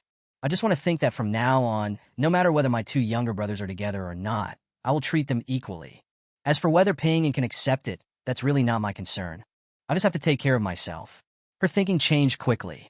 When she hated Fong Pingyan, he was really an eyesore no matter how she looked at him. But when she took off her tinted glasses, she realized that no matter how she recalled, Fong Pingyan had not done anything wrong before he started beating people.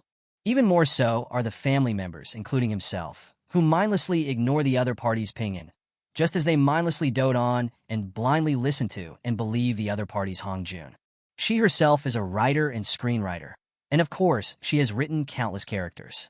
If she put herself in his shoes, she believed that she would not be able to endure for years like Fong Pingyan. They must have fallen out completely within a week. After hearing her series of questions, Fong Qingyin just shook her head and sighed. "Let's go, it's almost time. We'll just be at the entrance of his school." She picked up her bag, stood up, and walked out. Fong Jinglei put down the cup, stood up silently, and followed. The time soon came to 1:40. The cell phone alarm rang. Fong Pingyan got up and rubbed his face, but still felt sleepy, so he went to the bathroom to wash his face. "I told the fat boy that he might not be able to attend the 2 classes in the afternoon. If the teacher finds out, just say he is sick, and don't worry about anything else." The fat boy agreed with a confused look on his face. He then tidied up his desk a little, went downstairs, and walked towards the school gate. At this time, students who were going to school in the afternoon had begun to arrive one after another. Most of them were delivered by private cars. When Fong Pingyan walked out of the gate, he saw his elder sister Fong Qingyin's car, a Maserati, parked on the side of the road not far away. He walked over and knocked on the car window. The car window rolled down to reveal Fong Qingyin's face. "Get in the car." Fong Pingyan opened the back door and got in. He was sitting alone in the back row, with Fong Qingyin and Fong Jinglei sitting in front of him. He said nothing after getting in the car, and Fong Qingyin started the car and drove towards the city. There were quite a few vehicles on the street, but it was obvious that Fong Qingyin was an excellent driver. After the car stopped and 3 people got off, Fong Pingyan realized that this was Yinjiang Avenue. In the Western restaurant, after the 3 of them sat down, Fong Jinglei asked, "What would you like to drink?" Fong Pingyan said, "Ice water will do." Fong Qingyin ordered black tea and some snacks. Fong Jinglei put her phone aside after ordering. Instantly, there was an awkward silence between the 3 of them. Fong Pingyan said, "I've asked for leave. If you have anything to say, just tell me. Now that I am here, I will not quarrel with you. Chapter 16, Remember to Pay. 16. Your second sister and I came to see you because we want to know, what do you know about Fong Hongjun? What did you mean by the words you said to Mom when you left that day? In order to get a direct answer from Fong Ping'an, she continued speaking in one breath. Your second sister discovered that there was something else behind your words, so we came here to find out what you wanted to say. Do you mean to say that Fong Hongjun is Dad's illegitimate son? Fong Ping'an was stunned for a moment. He looked at Fong Jinglei and saw that she was also looking at him longingly. The college entrance examination is coming soon. It is a fact that Fong Hongjun has excellent academic performance. Although this has nothing to do with him, if he can make that guy's mentality a little worse, at least he can be happy. Besides, he had originally planned to tell them, but he hadn't figured out how to do it. Since it's delivered to their doorstep, tell them to let Fong Hongjun and Fong Junhong, father and son, face the wrath of the Zhao family as soon as possible. Hee. Fong Hongjun's biological mother is Qin Balian, and she lives in Building 13, Area 2, Century Garden, Haidong District. If you have paid attention to where Fong Junhong goes when he is not home, and the occasional weekends when Fong Hongjun is not at home, you will naturally find some clues. But I think that your whole family's doting on Fong Hongjun has reached the point of being completely brainwashed. What little extra time I had was spent focusing on my mistakes. I believe you have never paid attention to this. Fong Ping'an's tone carried a hint of joking. Fong Hongjun is your half-brother, and your mother and the rest of you, like a bunch of idiots, not only dote on your biological father's mistress's son, but also treat him like the apple of your eye. Have I made myself clear enough? Fong Qingyan opened her mouth and eyes wide, and she was about to scream out. Fong Jinglei covered her mouth with her hand. But then she asked very quickly, "How did you know? Why didn't you tell me earlier?" Fong Ping'an smiled but said nothing. Fong Qingyan then asked, "Do you have any evidence?" To be honest, she did not completely disbelieve what Fong Ping'an said. With the name and address available, there must be such a person as Qin Balian. As for whether it is true or not, she will naturally send someone to investigate. However, she really didn't want to believe that the brother Hongjun whom she had always doted on was actually her half-brother. If brother Hongjun himself knew about this, wouldn't that be too scary? It completely overturned the image of her brother as a well-behaved, sensible, and very good student. She blurted out these words without even thinking about them. The nameless anger in Fong Ping'an's heart suddenly burned fiercely. "Why are you asking me for evidence? Why didn't you, Fong Qingyan, ask for evidence when you threw things at me and scolded me? Why didn't you ask Fong Hongjun for evidence when he slandered me? Why? How I know this is none of your business. Moreover, Miss Fong asked me for evidence? Do I need to give you evidence? Believe it or not is your business. What does it have to do with me? Want evidence from me? Why should I give it to you? You can just treat me as a rumor, right?" Fong Jinglei quickly comforted him. "Ping'an, don't be angry. I just said it casually." Fong Qingyan's face flushed with embarrassment, but she had been the president for more than 2 years, so naturally she had never said the word sorry to anyone. Fong Ping'an had no intention of stopping. "Ah, you want me to provide evidence just because of what I said? Who is she? A judge or a policeman? Even if there is evidence, why should I give it to her? I can tell you this only because you are not really stupid. You understood what I meant and came to verify it. Otherwise, I'll wait to see your Fong family make a fool of themselves. Isn't it about saving face? After working hard for 18 years and raising a mistress's son like a star, he now has to hand over his family business to her. Wow, the Fong family's tutoring is really great, awesome. The Fong family really has some shame, haha. I'm really looking forward to what the news reports will say when this breaks." Fong Ping'an finished speaking in one breath and then picked up the water cup and took a sip. Being called an idiot by an 18-year-old high school student, she naturally felt very embarrassed, and Fong Qingyan looked unhappy. "Keep your mouth clean. That's also your mother. We are your sisters. You still have the blood of the Fong family flowing in your veins." Fong Ping'an sneered. "Miss Fong, have you lost your memory, or are you really stupid? I just severed all ties with you last week. That's your mother, and your brother Hongjun whom you trust so much. I have nothing to do with you anymore. Don't try to build a relationship with me. Do you really think that what you did to me makes you worthy of being a sister? Are you worthy of being my sister? That woman is not worthy of being my mother.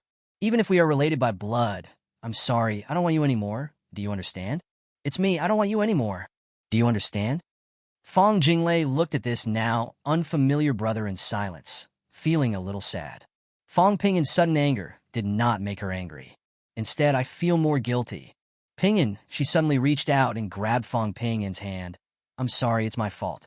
I shouldn't keep saying nasty things to you without knowing the truth. I was not nice to you in the past, so come home with us. I promise to treat you well in the future, okay? Fong Pingyan was a little stunned. Not only him, but Fong Qingyan was also a little surprised. Although she also wanted Fong Pingyan to return to the Fong family, she must still ask Fong Pingyan to apologize to his father, mother, and Hongjun after returning. No matter who was wrong, it was wrong to kick someone in the balls that day, not to mention sending him to the hospital. Of course, this is just her idea. She also didn't think Fong Pingyan would admit his mistake. But now, the second sister, who had always looked down on Pingyan, actually took the initiative to apologize. What should she do? Couldn't you apologize together? No, I don't want to apologize to him. Brother Hongjun is indeed very well behaved. Even if Hongjun's younger brother is his father's illegitimate son, this is not something Hongjun can choose. Who can choose his own birth? If everything is true, then it is the father who is wrong, and it has nothing to do with Hongjun. Brother Hongjun must not know his own background. It must be like this. Otherwise, he wouldn't have been trying so hard to please them, sticking to his mother every day, hoping to please her. Just as she changed her mind, Fong Pingyan broke free from Fong Jinglei's hand. No, I'm fine now. There is nothing between me and you anymore. Haven't you always thought that I was coveting your Fong family's things? After I leave the Fong family and sever ties with you, everything about your Fong family has nothing to do with me. I can support myself, and I don't need your pity. He stood up. I have already told you the questions you came to verify. I have no obligation to tell you this news for nothing. Remember to pay. Chapter 17 Money, Money, Money. That's all I know about money. Fong Qingyan felt inexplicably angry. And you still say you don't covet Fong family's things? Money, money, money. That's all you know about money. How much? Just tell me a number. Her expression also changed, and she asked coldly. She once again put on the attitude of a wealthy and noble lady. Fong Jinglei quickly stood up and pulled her back to Fong Pingyan and said, Pingyan, don't be angry. This is how my elder sister is. Fong Pingyan raised his eyebrows and said, That's your sister. Don't talk to me about elder sister. After I disown you, you are nothing but strangers. What she is like is none of my business. Anyway, the news is not given to you for nothing. Considering that your pitiful future can bring me a little joy, I will sell this news to you at a cheap price of 100,000 yuan. If I sell it to a big V, I wouldn't say how much it would be, but 200,000 or 300,000 is definitely worth it. Miss Fong, you know my green bubble account number, right? Do you need me to write it out for you? Fong Qingyan was so angry that she was shaking all over, but she couldn't get angry anymore. I'm so angry. Fong Jinglei stopped Fong Qingyan, picked up her phone, and frantically began to look for Fong Pingyan's account. Fong Pingyan just stood there quietly watching her search. It was indeed deleted. He took out his wallet and pulled out a bank card, put it on the table and said, Take a picture and punch it in for me. Fong Jinglei was extremely upset. She had long forgotten when she deleted Fong Pingyan's green bubble. Suddenly, she remembered, didn't I bring a card? She took the card out of her bag and placed it on the table. There is exactly 100,000 yuan in this card. Why do I need your card? Fong Pingyan said, Cut my card and then it would be best if we never meet again. Don't bother me any more about anyone or anything from your Fong family. Fong Jinglei took a photo of the bank card, but did not take back her own card. Sister, can you control your emotions? She finally had the chance to sit down and talk calmly to Fong Pingyan, but her elder sister always thought too much. She wanted to continue to ease her relationship with Fong Pingyan, but she saw Fong Pingyan picked up his bank card and turned away. He didn't even look at them again. Fong Qingyan stared at the table with a gloomy face, not saying a word. Fong Jinglei didn't bother to say anything to her and just stood up and chased after her. After leaving the coffee shop, she quickly caught up with Fong Pingyan and said, Pingyan, can you listen to me for a few more words? Fong Pingyan stopped, turned around, and just looked at her. Fong Jinglei quickened her speaking speed and said, I know I've been treating you badly since you came to the Fong family. It's my fault. Can you forgive me? Seeing an impatient look on Fong Pingyan's face, she hurried on. I don't ask you to return to the Fong family, nor do I ask you to forgive all of us. I really want to apologize to you. Her eyes were red, and she was about to cry. It was all my fault in the past. I shouldn't have stood on Fong Hongju's side and sometimes ignored your presence at home. It was all my fault. Pingyan, Can you forgive me? Fong Pingan waited quietly for her to finish speaking before speaking. Second Miss Fong, after we sever our relationship, I have nothing to do with anyone or anything in your Fong family. The past is past, and it is absolutely impossible to go back to the past. You don't need to apologize. I have already forgotten the past. Fong Jinglei's tears finally fell. I feel so guilty. Fong Pingan interrupted her and said, That's not necessary. Your guilt is your business. Just don't involve me. We should just try to be strangers to each other. Goodbye. Fong Pingan left.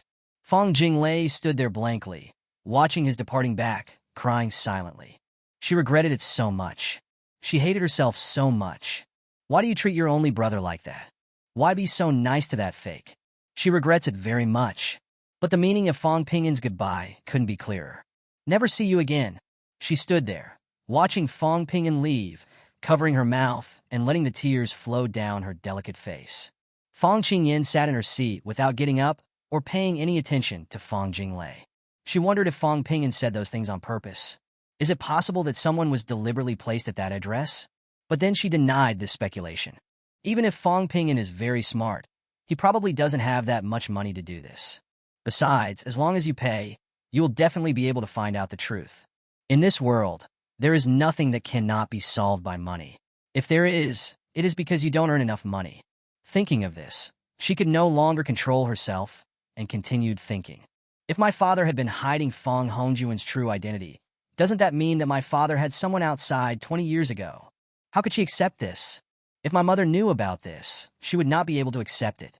It is a fact that the whole family dotes on Hongjun, and it cannot be denied. But my father has always been very good to my mother. Did Fong Pingan, this guy, leak this news after leaving the Fong family because he wanted the Fong family to fall apart? This thought is too vicious. Isn't it just that there has been less attention paid to you in the past 4 years? If outsiders knew about this, wouldn't the Fong family lose all face? But if what he said is true, what should the Fong family do? My mind is in a mess. Should I tell my mother about this? Well, Mom, my little brother Hongjun, whom you pamper every day, is my dad's illegitimate son outside. My father's lover has been doing well in Century Garden. The mother and son are just waiting to receive our Fong family's property. Can you say that? With my mother's personality, wouldn't she be depressed? She was confused and didn't know what to do. This was the scene Fong Jinglei saw when she came back after calming down. My eldest sister was sitting there, holding her cup of tea, but not drinking it, with a blank look in her eyes. He looked distraught. Sister, what are you thinking about? Fong Jinglei sat down, picked up the coffee in front of her, and took a sip. Fong Qingyan came back to her senses, put down the cup, and said, I don't know how to tell Mom. Fong Jinglei shook her head. I can't tell you. Let's find out more about it first. I know the contact information of several paparazzi. I asked them to help keep an eye on it for a while. Whether it's Century Garden or Dad's whereabouts, I have to follow him. And I will also make arrangements for Hongjun. Fong Qingyan gathered her thoughts and thought for a moment before saying, This matter must not be known to the third brother. If she knew, she would definitely tell everyone at home, and then it would be difficult for both of us. Fong Jinglei took a breath and nodded. How much does it cost approximately? I'll transfer it to you. Fong Qingyan said seriously. Fong Jinglei shook her head. I don't know. I heard that the price of secrets of wealthy families like this is usually not low. Besides, these paparazzi only care about money, and I am also worried that they will sell the Fong family after they find out. Fong Qingyan sighed. Forget it, don't worry about it. I'll do it. I'll find someone I trust to do this. You will be ventilated when the time comes. Chapter 18, It would be a shame if you don't take it. 18. It was already after the second class in the afternoon when Fong Pingan received the transfer information. It would be a waste if he doesn't take this money. Why should I talk about backbone like an idiot? If this information is sold to a big V, I can't say how much it would be, but it would be no problem to sell it for 200,000 or 300,000. He has even less. But there is really not much difference between 100,000 and 500,000 to him now. Besides, there was no way for anyone to know what he wanted to do. And the time is not yet. Take your time. As for how the two young ladies of the Fong family plan to deal with it, it has nothing to do with him. Soon it was Saturday. He bought the 3 draws of the double color ball this week every afternoon after school. I bought the weekend issue after school on Friday. But on Friday, he bought one for $50. There are 5 different sets of numbers in total, and I bought 5 copies of each. He was not very clear about how much money he could get from the prize, but he believed it would not be less than 30 million and about 20 million after tax. This is undoubtedly more than enough for what you want to do in the future. It can't be used up. It can never be used up. Things like the double color ball have always been a game and tool played by all dreamers and those with premeditated plans. Fong Ping'an was not sure whether everything after his rebirth would be the same as in his previous life. It would be a lie to say, I wasn't nervous. After all, he is just an 18-year-old middle school student. If we must count the 15 years after the death of the previous life, it can be considered old wine in new bottles. The problem is that he existed in a spirit body for the last 15 years of his previous life. I have never communicated with anyone, nor have I experienced love, hate, or anything like that. He couldn't even be angry. There is no so-called worldly wisdom or calmness. He was still nervous when he should be nervous. On the other hand, this time's double color ball is his only means to ensure that there will be no major changes in the future. He has already examined trends, such as future stocks. It is no different from his previous life, but the future trends he knows can be used to make money. But he didn't dare to put all his money on that bet. The only thing that can be used to verify this is the lottery. Instead of watching TV, he just sat quietly in his room, waiting for the lottery results at 8 o'clock. There is live broadcast on mobile phone. When Fong Ping'an's heart was pounding and his face was flushed as he saw that the last blue ball was 14, he really couldn't hold back his inner excitement. With a small cheer, he rolled around in bed for a while. After calming down, he put the lottery ticket in his phone case.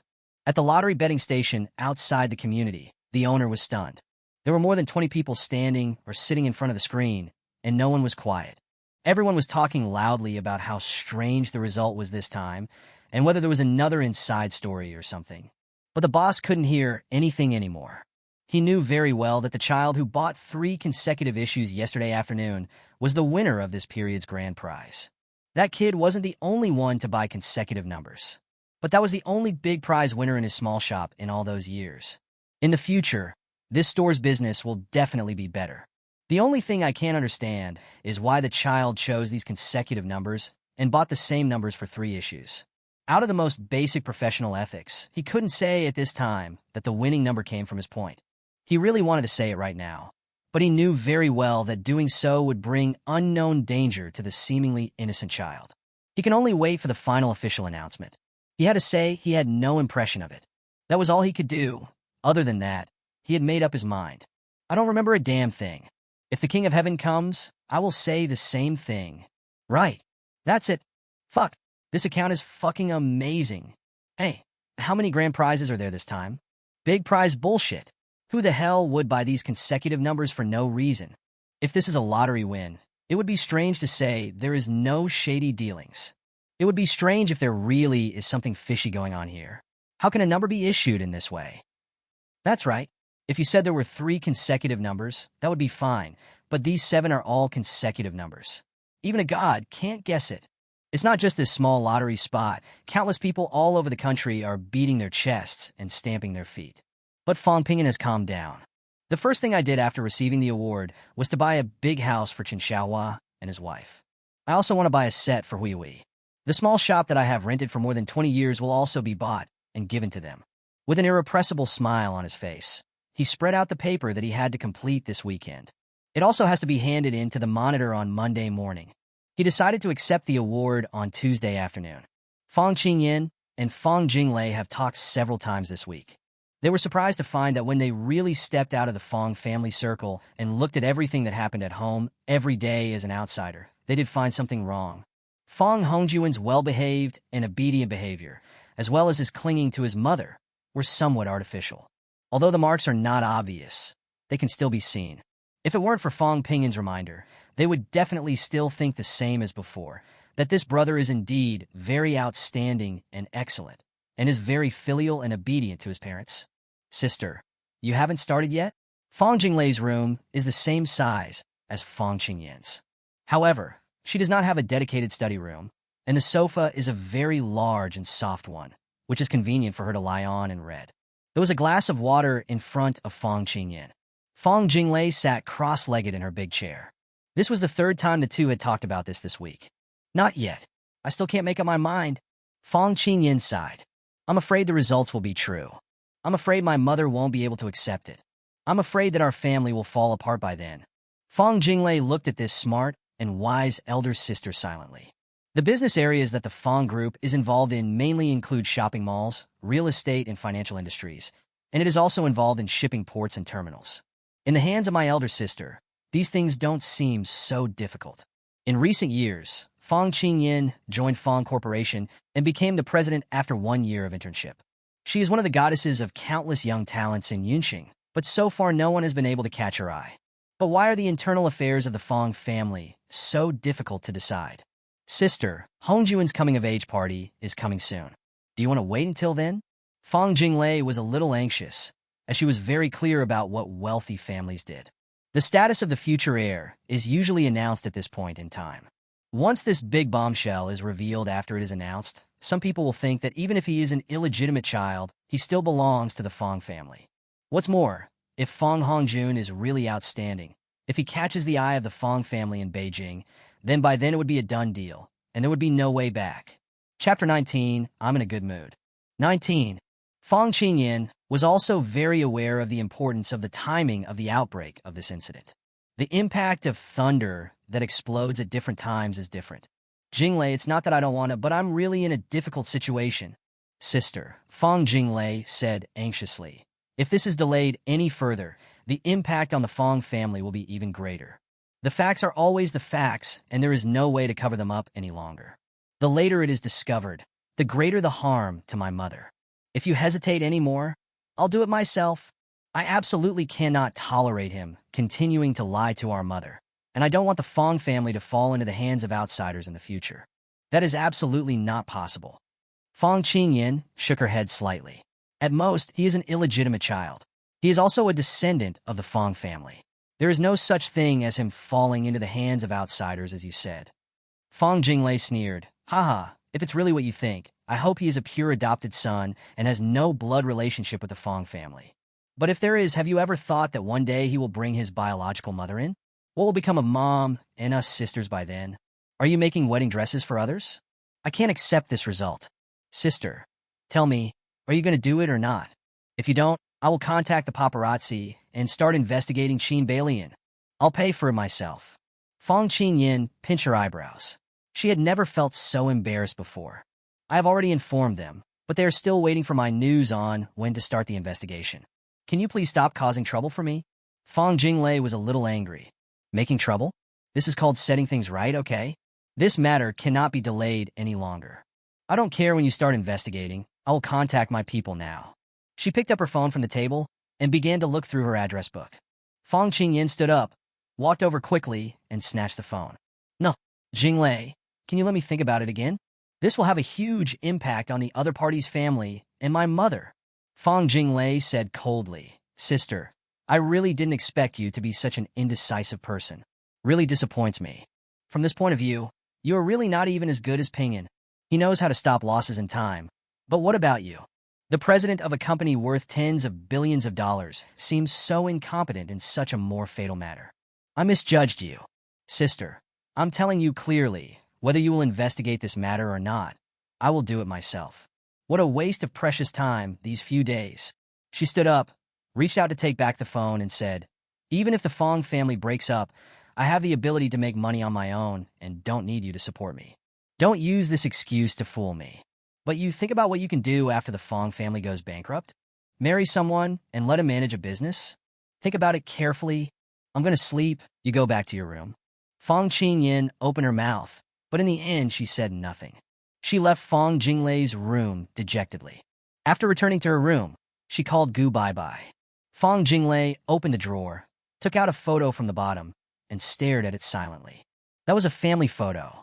Fong Pinyin was standing at the very edge, with excitement and a hint of loneliness in his eyes. Fong Hongjun, who was in the center, had a calm expression on his face, naturally enjoying the C position. She now completely believes what Fong Pinyin says. What was lacking was just some evidence to convince my mother and my third and fourth sisters. As for this nagging elder sister, she no longer relies on her. The indecision now will only cause the Fong family to suffer greater losses in the future, both reputationally and financially. Fong Pinyin took a leave to receive the award. He bought a pair of very cheap sunglasses on the street and put on a hat and a mask. He refused interviews and donations and received a total of nearly 24 million in prize money. Then I took a taxi and drove around the city before returning to school. The only thing to wait for is the college entrance examination. He now spends all his time practicing questions, and he even remembers most of the questions from this year's college entrance examination. All he had to do was to wait for the college entrance examination scores to come out so that people wouldn't feel it was abrupt. His grades were already good, and now this impression of diligence will undoubtedly convince anyone who has doubts about his grades. Time flies by so fast. He did not use a penny from his bank card. During this period, I study hard every day and go home on time. Because the college entrance examination was approaching, Chen Xiaohua and Lu Qing closed the shop and went home after lunch every day, starting from June to prepare a nutritious dinner for him. Chen Shui also followed suit and ate until her mouth was full of greasy food every day, without paying any attention to her figure. Fang Pingyan didn't say anything to express his gratitude. All he could do was to give them his best results in return. On the 7th, Chinese in the morning and math in the afternoon. The test site is a foreign language school. Early in the morning, Fang Pingyan was called up at 6 o'clock. Chen Xiaohua and his wife had posted a notice long ago that they would close the business during the college entrance examination. On the one hand, this was so as not to affect their children taking the exam, and on the other hand, they also had their own children taking the exam. Naturally, the two of them hoped to prepare breakfast for Fang Pingyan so that he wouldn't go hungry. Although there was no need to do so, Fang Pingyan knew that he simply could not refuse. Please fill him with this kind of warmth. After breakfast, Chen Xiaohua began to help him check his admission ticket, ID card, and other things. The name on his ID card was still Fang Pingyan, but he changed it after he returned to the Fang family. Not only that, he also changed it on his household registration booklet. The only thing that remained was that his household registration was not transferred to the Fang family. Be safe, don't be nervous, and don't be stressed. I know your grades will get you into a good university. We just need to play our normal role, okay? Chen Xiaohua gave instructions while driving. Lu Qing in the back row also gave the same earnest warning, fearing that he would have to take the college entrance examination less than half a month after leaving the Fang family. It is not necessarily possible to maintain a stable state of mind in such a short period of time. Only Chen Shui was like a carefree elf, pointing and talking at the traffic police on duty on the road. Fang Pingyan smiled and comforted him. Don't worry, I'm in a good mood. I can even say that my mentality now is much better than before any exam in the past 4 years. Being able to be back home with you makes me feel good, and naturally my mentality is good too. Chen Xiaohua laughed and nodded continuously. When they entered the examination room, Chen Shui said to him, Brother, I know you are the best. Don't feel pressured. We are all waiting for you outside. Fang Pingyan laughed and said, Okay, when I come out, please prepare a bottle of Coca-Cola for me. He didn't dare drink much water in the morning. It wasn't that he didn't want to, but Lu Qing was worried that going to the toilet during the exam would affect his grades. Chen Shui waved her hand and said, Don't worry. I promise you'll have something to drink when you come out. Fang Pingyan smiled, turned and walked into the gate. After checking his ID card and admission ticket, he entered the examination room calmly. Chapter 20, Let's Go Home. 20. For him, Chinese is the subject he is least afraid of. Except for the composition, which I was not sure would get full marks, there were no problems with anything else. He has recalled all the college entrance examination questions in the past few days. 3 invigilators kept walking back and forth in the examination room. Fang Pingyan lowered his head to answer the questions. Everything around him had no effect on him. Answer the questions carefully and do not hand in the paper early even if you have finished it long ago. After the bell rang, he handed in his paper and left the examination room on time like other students. There were many cars parked in front of the foreign language school, and even more parents were standing under the scorching sun, anxiously waiting for their children. Fang Pingyan walked out of the school gate, slowly squeezed out of the crowd, and looked to both sides. About 40 meters away, Chen Xiaohua, Lu Qing, and Chen Shui were standing in the shade by the road, looking up. Seeing him walking towards her steadily, Chen Shui rushed over with a can of Coke. Brother, this is what you wanted. Fang Pingyan took the Coke, unscrewed the bottle, and took 3 big gulps. After a few long burps, he reached out and gave Chen Shui a thumbs up. It's so enjoyable. The little girl's eyes curved as she held her milk tea and said, Let's go home. Well, go home. Chen Xiaohua looked at the 2 children walking towards him side by side, with his own girl holding Pingyan's arm, and he felt very satisfied. Don't ask me how the exam went later, got it? He reminded Lu Qing again. What he got was a roll of eyes. If you tell me, of course I know. After 2 days of the college entrance examination, Fong Ping'an knew how well he could score. There is no difference from the college entrance examination questions in previous lives. He was very sure that his score would be much higher than in his previous life. He didn't dare to hope for full marks. At least he was not absolutely sure of getting full marks for his Chinese and English compositions. After all, that thing requires the teacher's subjective judgment, and there is no fixed standard answer. But with a total score of 750, he believed that he could probably get more than 720 points. The only thing you need to consider is which school and what major you choose. Early in the morning on the 10th, he got up and went to a small restaurant to help make wontons and dumplings. These are the things sold in Jiangnan snack bars. It's a decades-old shop with many old customers. Lu Qing and Chen Xiaohua originally wanted him to go out and play with his classmates to relax. On the one hand, it was to relax him, and on the other hand, it was to make him completely forget the days he spent at the Fong family. Fong Ping'an just shook his head. It's not that there are no class reunions, nor are there no calls to go out for fun. But he had no such plan at all. During his 3 years of high school, he strictly abided by all the requirements of the Fong family. For example, you must go home immediately after school and are not allowed to associate with bad people. Originally, Zhao Wei didn't want him to study at number 1 middle school. The idea was actually proposed by Zhao Wei, his biological mother. What I'm afraid of is that if I'm in the same class with Fong Hongjun, it might affect Hongjun's grades. It's really off the mark. In the end, it was Fong Junhong who decided to let him go to number 1 middle school. After all, he was the child of the Fong family, and he should have the best of everything. Apart from spending a lot of time with Fatty at school, he spent the rest of his time at Fong's house. It can be said that during his 3 years in high school, apart from the fact that he was among the top 3 students in the class, the only impression he had was that he was aloof and unwilling to talk to others. Apart from his desk mate Zhao Huaiyan, he seldom talks to anyone. He doesn't care what others think of him. He was busy flattering the Fong family and had no time to interact with his classmates. Having helped in a restaurant since he was a child, he has not forgotten how to make wontons. My technique was a little unfamiliar at first, but I soon became very proficient. With his help, we could quickly gather enough buns and wontons. You can't pack too much of this stuff. You just need to keep a certain amount. Any more will not be good. He stopped only when there was already a lot of stock in the freezer and started helping to clear the table and wash the dishes. No matter how Chen Xiaohua and his wife tried to persuade him, it was useless and they could only let him help in the kitchen. It was past 10 in the morning and there were no customers in the store, so he sat down and started browsing his phone. He wanted to see how much more trouble there was in the lottery incident. There's a lot of information on the internet, but most of it is questioning. It's not the winner who is being questioned, but the number. After all, there were 3 people who won the first prize. Some have doubts, while others believe in the official statement. The main reason is that the winning number is really too magical. It is also the first time in history that 7 consecutive numbers have appeared. This is a result that can only exist in theory, and now it appears. Fong Ping'an stared at his phone with a smile on his face for a while, and then decided to buy a house. He is well aware of which old neighborhoods will be demolished in the future and which areas will have higher house appreciation values. Yunqing is close to the sea, and both finance and commerce are very developed. More importantly, this is the provincial capital.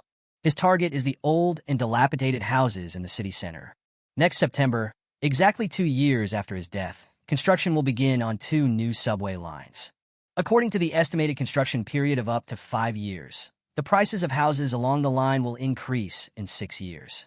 Not to mention commercial and residential housing, just talking about apartments, the rent of apartments along subway lines is increasing the fastest. Because the largest user group of these apartments in the future will be young, white-collar workers. He decided to buy 2 houses along the future subway line and also buy several apartments. In this way, their family will not have to continue running this small restaurant, and they can rely on collecting rent to ensure that their future living standards will not be lower than now. Just do it when you think of it. Dad, Mom, I'm going to go out for a walk. There are no customers right now. As soon as he finished speaking, he heard Lu Qing quickly agree. Go ahead. I told you to go out and play, but you insisted on coming. Your father and I are enough here. Chen Xiaohua also nodded continuously. Go ahead and spend a few more days with your classmates. When you go to college, you will have new friends. Fong Ping'an left the restaurant. opened the map, and selected the nearest agency. Fong Hongjun went out to play after finishing his exam. Not only that, he also rented a villa in Yunqing and held a 7-day party. He didn't notice at all that in an inconspicuous GL8, two young men were cursing the rich second generation for being licentious, envying them, and chewing bread at the same time. But so far, neither of them has the evidence that any employer wants. Fong Hongjun has never been to Haidong District. He always followed Fong Junhong's arrangements and tried his best to avoid contact with his mother to avoid being seen.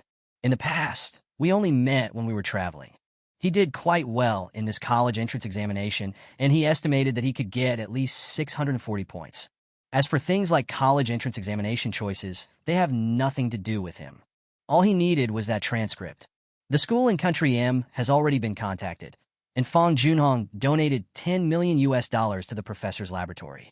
All he had to do was get on the plane with his transcript. Chapter 21, Buying a House. 21. It can be said that both Zhao Wei and he himself are very satisfied with the path arranged for him by Fong Junhong. He didn't have much cash himself, and he spent money without any scruples. In his hand was a secondary card given by Zhao Wei. As long as you can swipe the card, there is no limit at all, just swipe it. More than 2 weeks passed, and the only useful information Fong Jinglei got was that Fong Junhong had indeed been to Haidong District twice. Fong Hongjun started spending his days drinking and partying with young female students from the second day after the college entrance examination. The evidence in her hand could not prove anything at all. If my father Fong Junhong simply had a lover outside, this matter would be insignificant at all. This is a very common thing among wealthy families. As for Fong Hongjun, even if he raped an innocent girl, it would not have any impact on the Fong family. No matter which one it is, she doesn't care because it won't have any impact on the other family. She is still anxiously waiting for the latest news. She was very disappointed with her elder sister's inaction, so she paid out of her own pocket to hire a few people to help her keep an eye on the situation. What she wanted was evidence that Fong Hongjun and his father appeared together in Century Garden. Although Fong Pingyun has made their relationship clear, it will be of no use without solid evidence. What made her most angry was not Fong Hongjun, but the fact that her father Fong Junhong had kept the entire family in the dark for nearly 20 years. What kind of man could have pretended to be a harmonious and loving couple in front of his children for more than 20 years? This is simply unimaginable. She once thought that her father and mother might be enemies, or that something happened more than 20 years ago that led to her father having an affair with Qin Balian. But everything requires evidence. Deep down in her heart, what she hoped to find more was evidence to prove that Qin Balian and Fong Hongjun had nothing to do with each other. And his father, Fong Junhong, was just keeping a mistress outside. After all, this woman is much better than her mother in both appearance and figure. It's normal to be kept. The only problem is that the person who revealed this was Fong Pingyun, her half-brother. Compared with everyone now, Fong Pingyun has information advantages for the next 15 years. But it is an indisputable fact that he is still an 18-year-old boy with no social experience. He himself is well aware of this. So when he walked into the real estate agency, he did not speak actively, but just looked at the property information on the wall at first. He also has no plans to buy a new property. Intermediary companies are usually chain stores. The one he chose was Mallard House, the largest real estate agency chain in Yunqing. Except for the two people who stayed in the room, everyone else should be outside looking at the house. "Sir, do you want to rent a room?" A round-faced young lady stood up and greeted us with a smile on her face. "Please sit here. I'll get you a cup of tea." Her service attitude made Fong Pingyun feel very comfortable.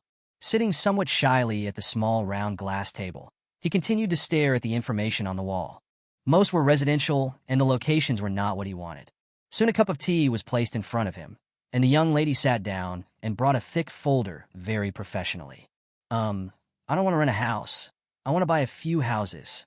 The inexperienced Fong Pingyun spoke.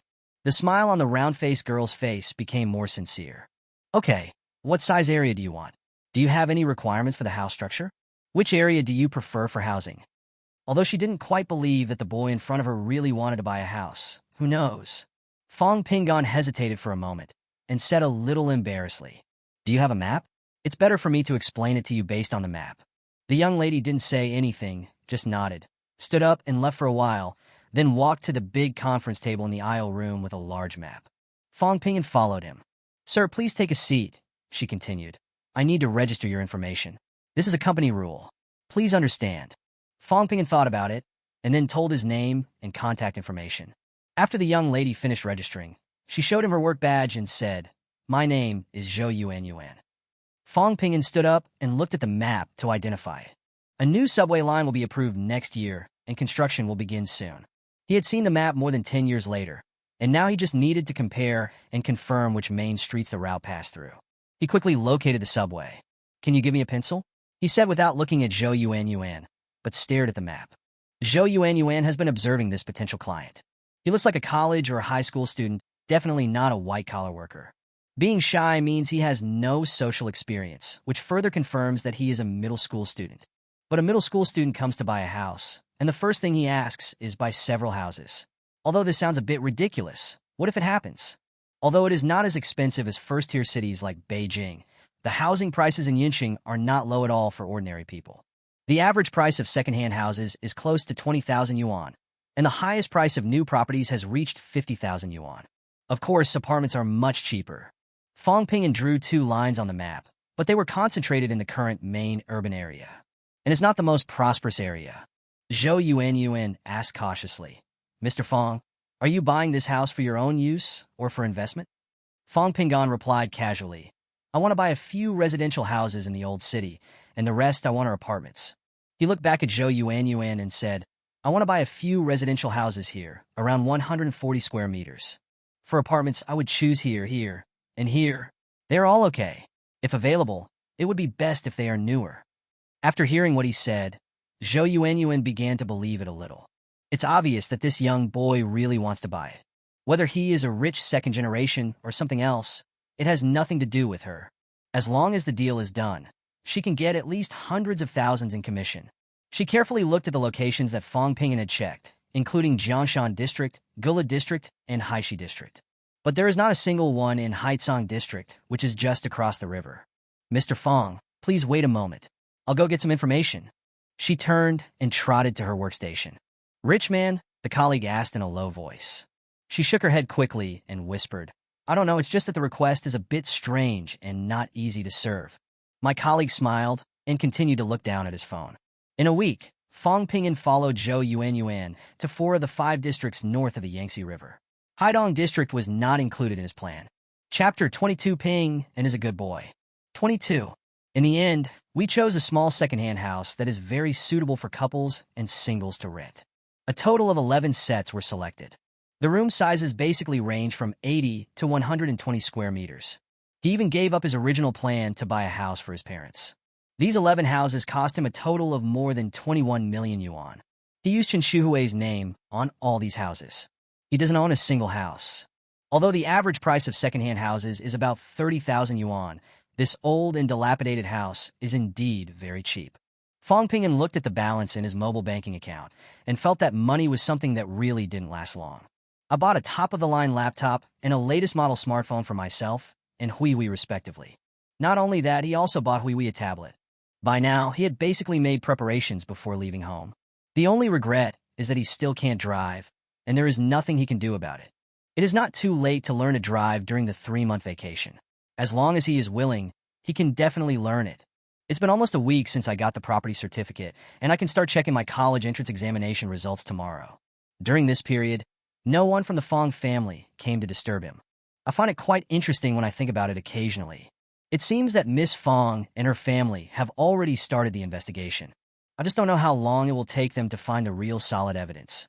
He himself was not in a hurry at all. He had no expectations of the Fong family in the first place, so naturally he wouldn't care. The fat man asked him out, but he never agreed once.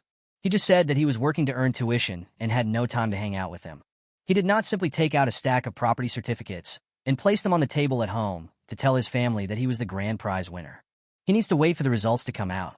He will only take out the property certificates after the results come out. First, give the honor to the adoptive parents, and then give the wealth to Huihui. Only in this way can they rest assured that Huihui will never have to worry about money in her life. Even though he was very sure that he could earn wealth that many people could never imagine in their lifetime, he didn't want his parents to worry too much before that became a reality. With these properties as support from their only daughter, they shouldn't have to work so hard.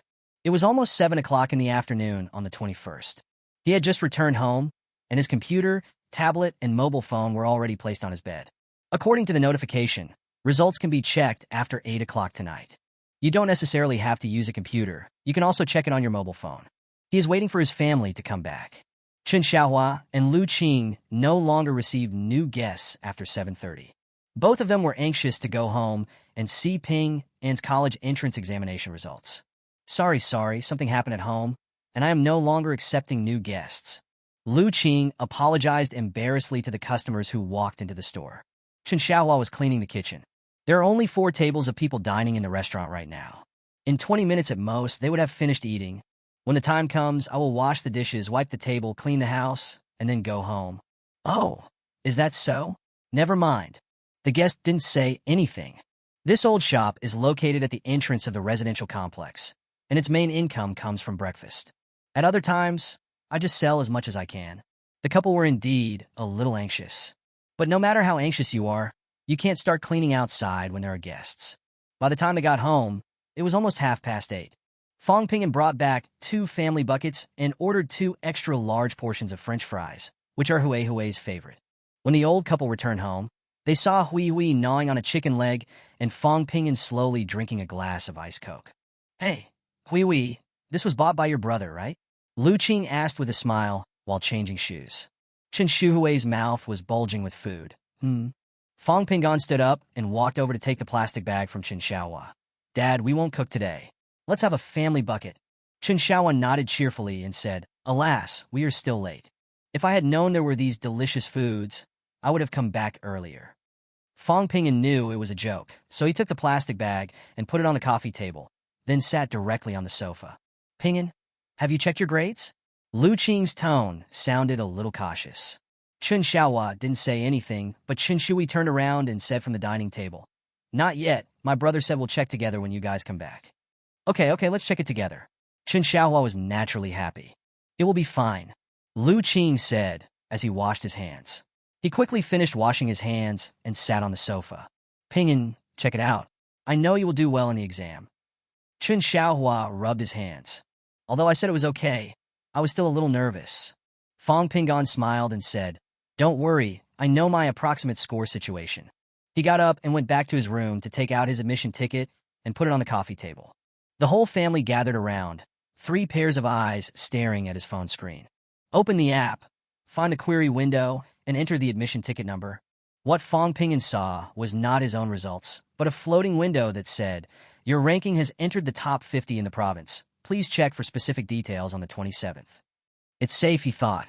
I looked up and saw 3 pairs of confused eyes. He handed the phone to Lu Qing. Mom, I'm in the top 50 in the province.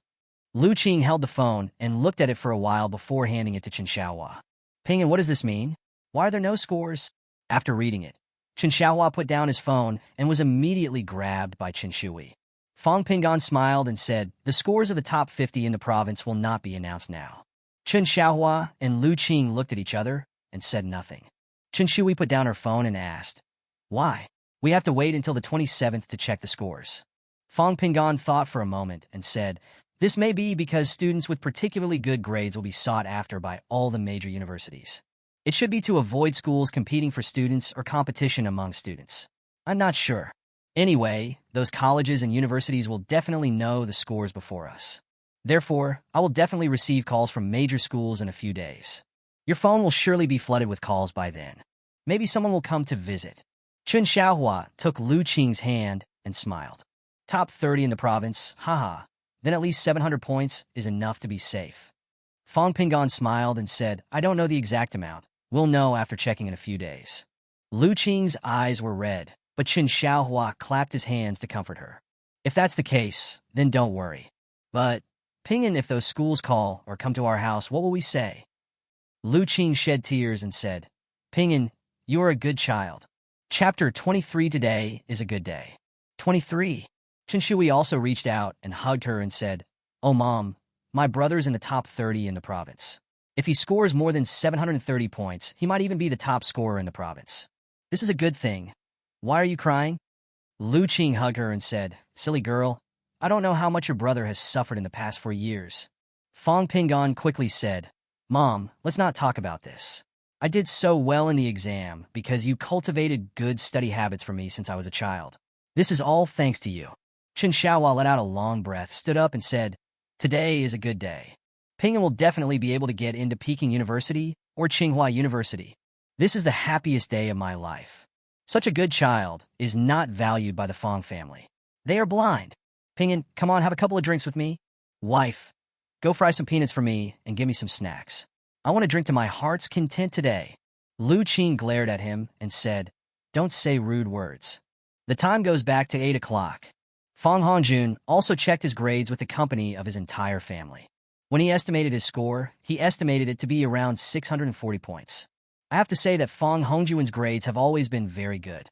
This score is just above average in number 1 middle school and is not an outstanding result. But he has always been at this level. After so many simulations, the scores have been hovering between 620 and 670. When the screen showed 653 points, he breathed a sigh of relief and handed the phone to Zhao Wei. "I wonder how many points Brother Ping got in the exam." He was very careful and didn't say a word or show any emotion. The smile on Zhao Wei's face after seeing the results froze after she heard these words. She turned to look at Fong Qingyan.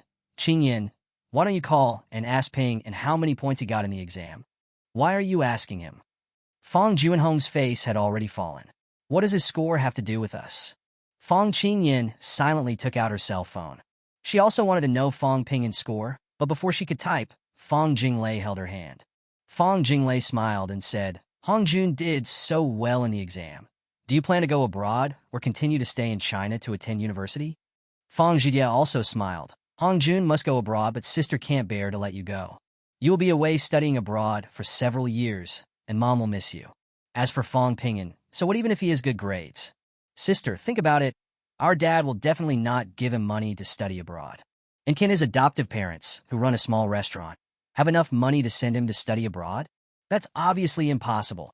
It's so miserable. You will never be able to earn enough money to send him to study abroad in your lifetime. Besides, there is a daughter in their family who is their biological daughter. Even if they have money, they will not spend it on him. If you ask me, Fong Ping'an is lucky to get into a 985 university. He might only be able to get into a 211 university." Fong Qingyan looked up at Fong Hongjun and asked, "Yes, Hongjun, what do you think?" Zhao Wei put down her phone and looked at Fong Junhong.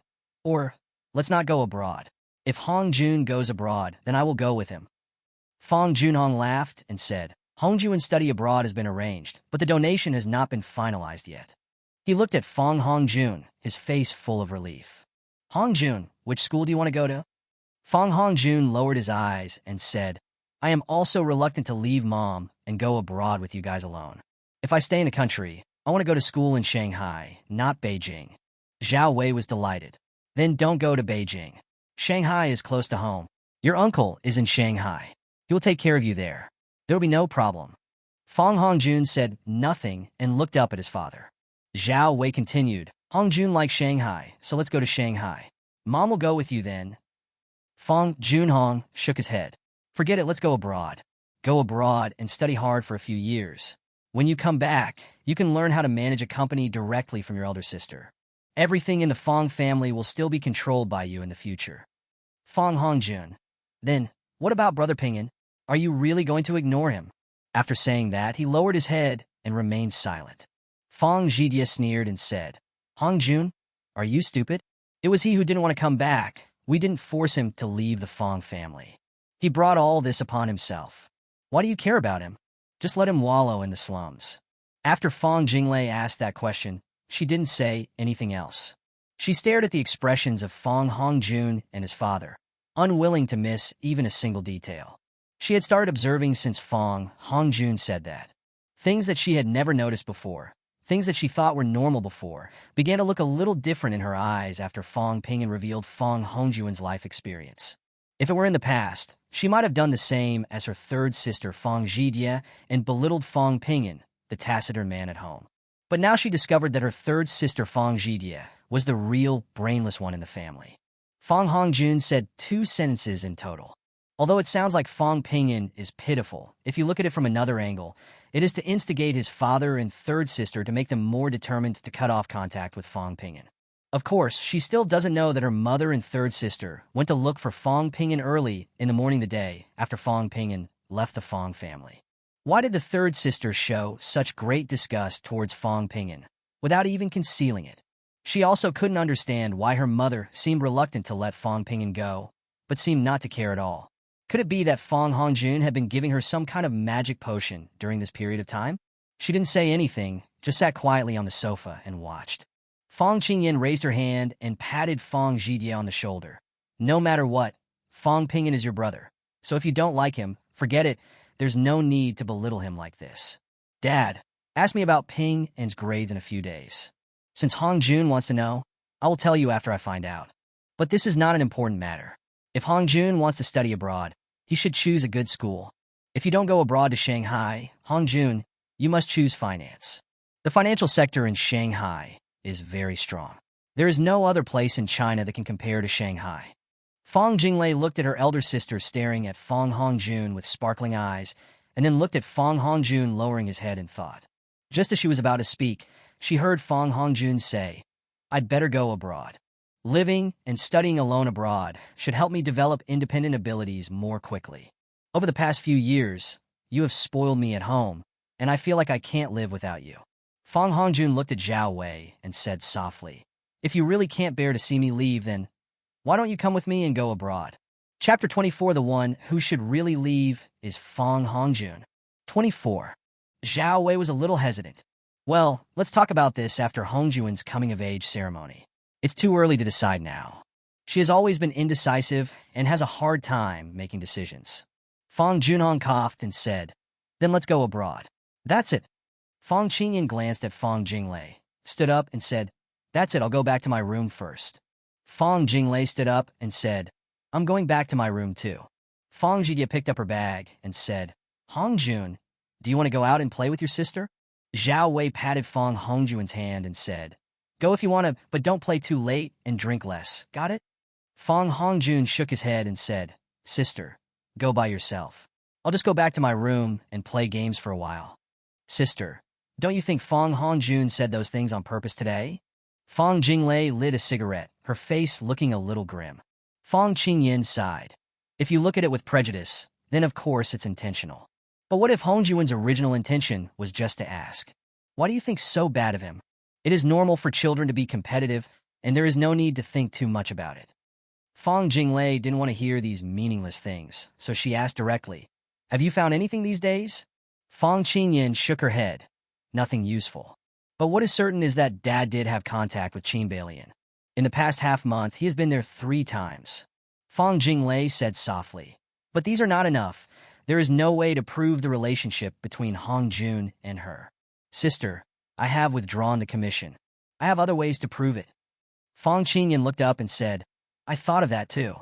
If you want to prove it, you just need to find someone to get Qin Balian's hair for a paternity test. It's not the outcome that worries me. But how can we make our mother accept the result of this matter?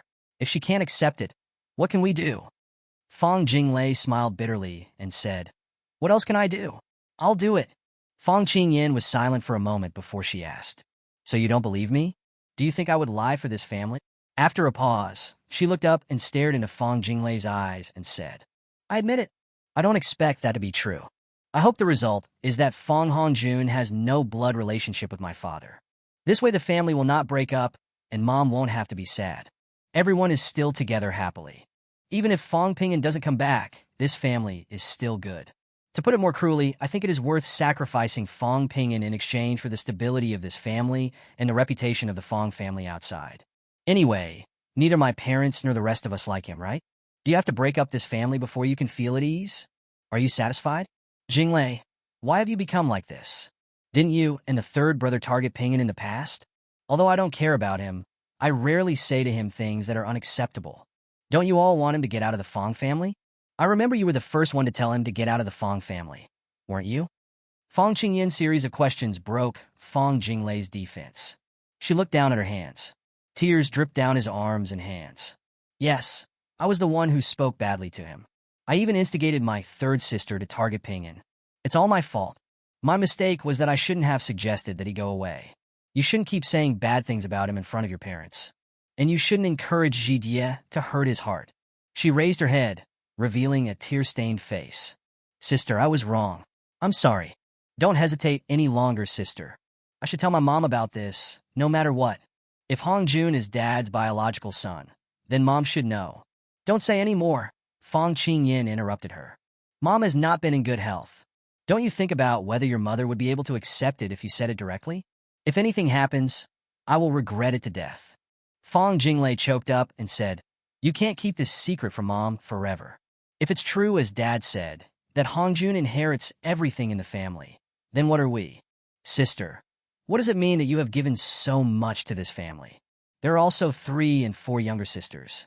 My 4th sister is still in school, so she should be able to accept it. It's just that the 3rd brother likes to go to extremes. Fong Qingyin pinched her brows and said, Okay, don't cry.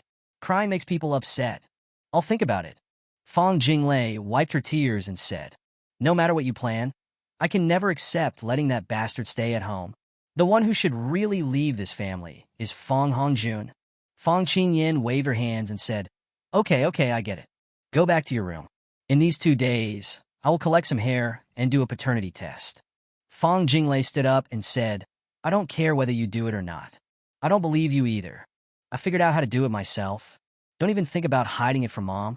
As soon as the results come out, I will tell my mother everything. A short pain is worse than a long one. I'll make the arrangements. Fong Qingyin stared at her blankly. You are really going to piss me off to death. Never mind. It's up to you what you want. Chen Xiaohua and his family sat around the dining table. The drinks that Chen Shui and Lu Qing drank, 2 family buckets, were actually quite large. For people who really couldn't finish it. Fong Pingyan didn't drink. Divide the remaining 3 chicken legs among Godfather, Godmother, and Hui. He ate a burger by himself, then got up and went back to his room. When he came out, he was holding a stack of red books, with an unopened tablet and mobile phone placed on the real estate certificate, and a computer bag on his shoulder. Safety, elder brother? Seeing that everyone was staring at him, Fong Pingyan came over with a smile, put all the things on the sofa, and said, Dad, Mom, Hui, these are for you. He put the tablet and mobile phone on the other side and took off his computer bag and put it on the sofa. Xiaohua. Lu Qing looked at the stack of property certificates and opened the top one with trembling hands. Chen Xiaohua then picked up another one. Only Chen Shuhui's first action was to take the phone in her hand and shouted with surprise, Wow, brother, is this for me? Fong Pingyan smiled and rubbed her head and said, These are actually all for you. There are 11 houses in total, and the computers, tablets, and mobile phones are all yours. Up to now, Chen Xiaohua had only drunk 2 glasses of wine and was completely sober. It is clearly written on the property certificate that the owner of the house is Chen Shui. Pingyan, where did you get the money? Yeah, Pingyan, where did you get so much money to buy so many houses? Lu Qing asked in agreement. Without stopping, she picked up the books one by one and opened them to read. Brother, did you win the lottery? Chen Shui said as she unpacked the package. Chapter 25, brother. You're rich. 25. Fong Pingyan nodded with a smile. In the last lottery draw last month, I won 5 grand prizes and 5 third prizes. Wow, brother, you're rich. The little girl was only interested in mobile phones and tablets, and she didn't pay much attention to the house. Lu Qing put down the last property certificate in her hand, raised her head, and looked at him with red eyes. Pingyan, why don't you write your name? Chen Xiaohua was speechless. He had not yet recovered from the shock. Chen Shui asked in confusion, Let me see whose name my brother wrote. She opened a random book and let out a scream. Brother, why did you write my name? Pick up another book and then the next one. Chen Xiaohua's lips trembled as he asked, Pingyan, why are you doing this? The money is yours. Why don't you keep it for yourself? Fong Pingyan smiled and said, Dad, Mom, these houses are all under Hui's name. Moreover, they are all old and dilapidated houses.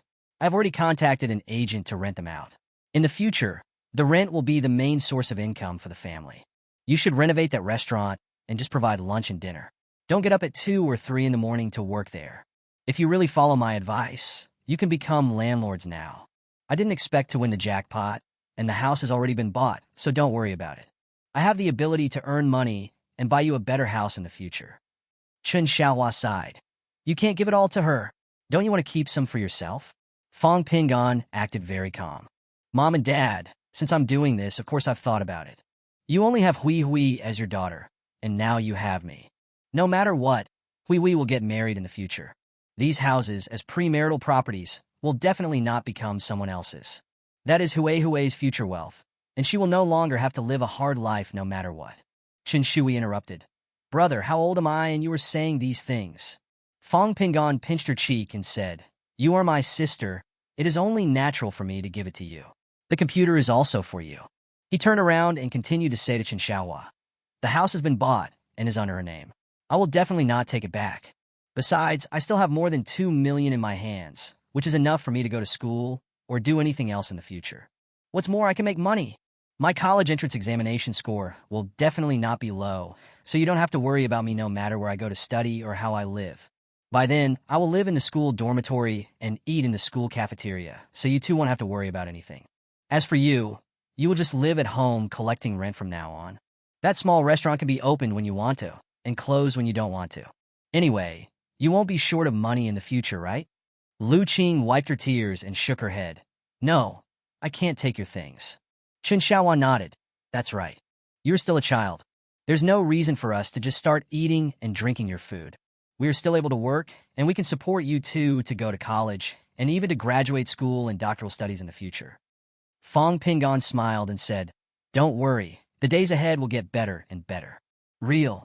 I was planning to buy you a new car, but it's not easy to buy it directly because I'm afraid you won't like it. Qin Xiaohua immediately shook his head and waved his hands, saying, No, don't spend any more money. Money is hard to make nowadays, but it is spent very quickly. Don't waste money in the future. Fong Pingon nodded quickly and said with a smile, Yeah, I see. I haven't even taken a few bites yet, but I wanted to take this opportunity to tell you that I am not only a good student, but also very lucky. If you, my parents, hadn't taken me in, I wouldn't have won the prize, right? Lu Qing couldn't help but nodded. Qin Xiaohua sighed and said, Then let's continue eating. Honey, please pack these things and put them away. Qin Shui was no longer in the mood to eat. She started fiddling with her phone and only put it down and came to eat after being scolded by Lu Qing. Brother, I'm also a wealthy woman, right? Can I just lie down and relax from now on? You say I am so rich now. Why do I need to go to school? Being a landlady is not bad, isn't it? Fong Pingon smiled and shook his head without saying anything. He was not full yet. Qin Xiaohua drank a glass of wine, put down the glass, and said, You are a student. What do you want to do if you don't study? Lu Qing even slapped the little girl directly. What nonsense are you talking about? Those houses belong to your brother, not you. It's just borrowing your name. Do you really think it's yours? Qin Shui doesn't care about that. Brother, if you want to buy a house, just buy it yourself. Why put my name on it? Are you afraid that your family will snatch it away? She just said it casually, but it reminded Fong Pingon. That's not the case. It's just to give you some protection in the future. You still have to study hard when you need to. Didn't I say that? The college entrance examination is the only relatively fair opportunity that allows us to change our family's living conditions. If it were true what you said, I would be so rich now. Why should I go to college? I can buy a house and live there myself. Qin Shui nodded without saying anything. The fries are so delicious. It's a pity that there is only ice cola, but no ice milk tea. After listening to what Fong Pingon said, Qin Xiaohua just glanced at Lu Qing and said nothing more.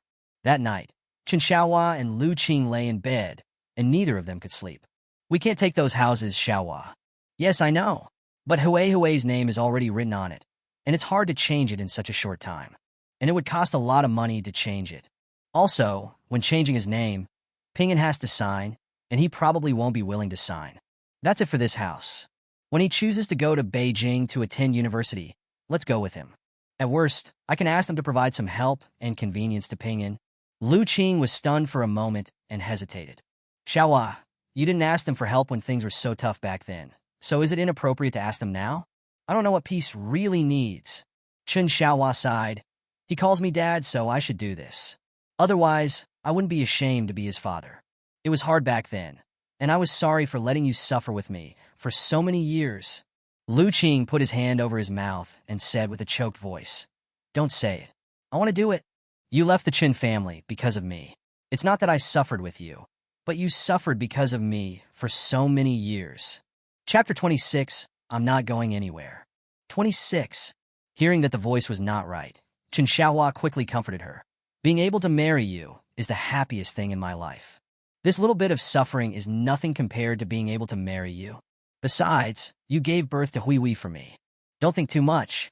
Without them, haven't we been doing pretty well these years? Lu Qing didn't say anything else, just leaned on his chest. After taking a shower, Chen Shui changed into her pajamas, held her tablet and mobile phone, and started playing. In the other room, Fong Pingyan just received a text message from Fong Jinglei. Pingyan, what's your score in the college entrance examination? He took one look and threw the phone aside, not even planning to reply. This second sister was the first one to show kindness to him. Those past few years have passed. He didn't want those bad days to affect his future life. Even if his whole family regretted it, he didn't plan to go back. From now on, let's live our own lives. No matter what happens at the Fong family, he will no longer care. Although he really wanted to know if it would be interesting once the Fong family discovered Fong Hongjuan's true blood relationship. Just now, he decided not to care anymore. Work hard to earn money, go to Beijing, and go to a good university. In his previous life, he didn't even go to college and died young. In this life, he wanted to live more unrestrainedly. The days go by fast. In the blink of an eye, it was the 27th, and he could already check his college entrance examination results. On that day, Chen Xiaohua and his wife did not open the store at all. Chen Shui went to school, and the family of three sat on the sofa waiting for the time to come. Pingyan, have you decided which school to go to? Lu Qing couldn't help but ask. Chen Xiaohua sighed. Don't interfere with the child's decision. Pingyan, no matter which school or major you choose, we will not interfere. Your future is up to you. I trust you. Lu Qing followed up. I just want to know, and I don't have any intention of giving you any advice. With your grades, you should have no problem getting into any school you want. Fong Pingyan couldn't help laughing. Mom and Dad, I've already made up my mind. Beijing University, major in finance. As for the rest, we'll talk about it after we get to the capital. I will probably buy a house in Beijing soon, so you two won't have to stay in a hotel when you visit me in Beijing. Chen Xiaohua was stunned for a moment and said, That's not necessary. I have a house in Beijing, but I didn't take it back. Fong Pingyan asked curiously, You still have a house in the capital? Aside from the past 4 years, I have never seen you go to the capital since I was a child. Huh. Lu Qing hesitated and said, Xiaohua, have you made up your mind? Chen Xiaohua shook his head and said, Let's not talk about this for now. Let's check the score and see what it is. Fong Pingyan lowered his head and started refreshing. Soon, the results appeared on the screen. 732. Fong Pingyan showed the scores to the couple, and then said, With this score, it should be no problem to get into the top 3 in the province. Last year's provincial top scorer only scored 727 points, and I scored 5 points higher than him. But this year's college entrance examination questions should not be as difficult as last year's, so there may be people who did better than me. Lu Qing and Chen Xiaohua were already very excited. If this person becomes the top scholar in the province, that would be really amazing. But then, Lu Qing asked again, Pingyan, if you make your results public, will the Fong family come looking for you again? Fong Pingyan comforted her. Don't worry, Mom, I'm not going anywhere. Although I am their child by blood, the grace of raising is not as great as the grace of giving birth to me. I remember how they treated me. I won't leave this home. Of course, I will go to college when school starts. By the way, the results are out, and someone should call or come to my house soon. What are you two going to do? Chen Xiaohua shook his head and said, Anyway, it's your college business. We won't say a word. At worst, I can just shut it down. As he said that, he took out his cell phone and turned it off. When Lu Qing saw this, he also turned off his phone. Fong Pingyan stood up and said, It's okay. I have decided to choose the finance department of Peking University, and I won't choose any other department. If I really can't avoid it, I can just tell the other person my choice directly. A banner that read, Warm congratulations to our school, student Fong Pingyan, for winning the title of the top scorer in the science subject of this year's provincial college entrance examination, was hung on the school's railings. This is the umpteenth time that number 1 middle school has won the title of provincial top scholar since its establishment. It may not be considered big news, but it must be reported. This year's enrollment has ended, and maybe we will be able to recruit a few more good candidates for next year. As usual, the school leaders came to visit the home, bringing along the class teacher and reporters. Fong Pingyan had turned off his phone and ran away long ago, leaving Chen Xiaohua and his wife, smiling to deal with it. But it was no use for him to hide, because he still needed to go to school in person to fill in his application form. When the news broke, his class teacher was also a little surprised. You should know that Fong Pingyan is in class 13, not the top class. His grades are usually among the top 3 in the class, and he occasionally gets first place. This time he thought it would be a blessing if his class could have 5 students among the top 100 in the grade, but he didn't expect that he could produce a provincial top student. There are 17 classes with 803 students in the senior year of high school. No more than 50 of them know Fong Pingyan, or 47 people in their class, while not counting himself. During the 3 years of high school, there were no more than 10 people who interacted with him. Well, the interactions between class leaders on weekdays don't count. The 2 closest to him are his neighbors. The one on the left is my desk mate Zhao Huayan. His grades are average, but even so, he has no problem getting into a top university. There is a girl across the aisle on his right. Everyone was busy doing exercises and listening to the teacher. They were so busy that they couldn't even raise their heads. He couldn't even remember the other person's name. For 3 years, he went to and from school on time every day. At noon, he would dutifully get his lunch, wash his lunchbox, and then go back to the classroom to sleep. Whether it is physical education class or sports meet, basically just passing is enough, without falling behind or standing out. Who knew this guy would cause such a big trouble for class 13? Does anyone know that Fong Pingyan is a guy with a different character? He had already done this year's college entrance examination papers several times, and even spent several days to work out the questions that he had not been able to answer before. In his previous life, he only scored 648 points. He still remembered Fong Hongjuan's results, which were about the same as his, which was considered normal performance. This proves that they are both Fong Juanhong's children, as their test scores are similar. Comparing the 2 sides, he improved his score by nearly 100 points. Having lived 2 lives and having a photographic memory, he is truly amazing. He didn't get home until 11 o'clock in the evening, and his cell phone was still not turned on. Chapter 27. Fong Jinglei just wants to cry. 27. He was hiding outside and had a lot of free time, which caused Chen Xiaohua and his wife to complain. Chen Shui simply worships his achievements. It's so face-saving.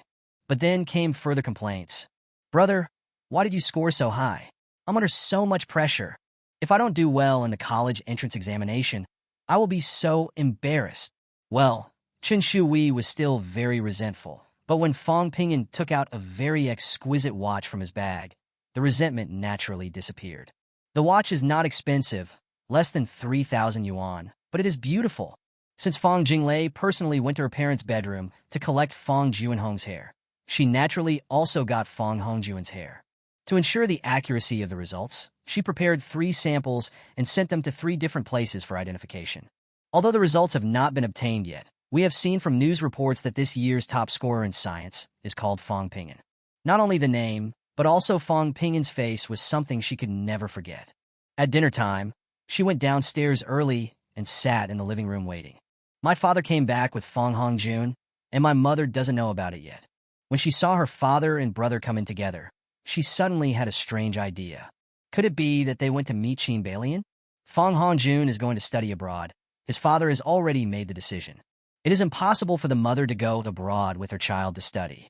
Even if you go, you won't be able to stay for long. What about Qin Balian?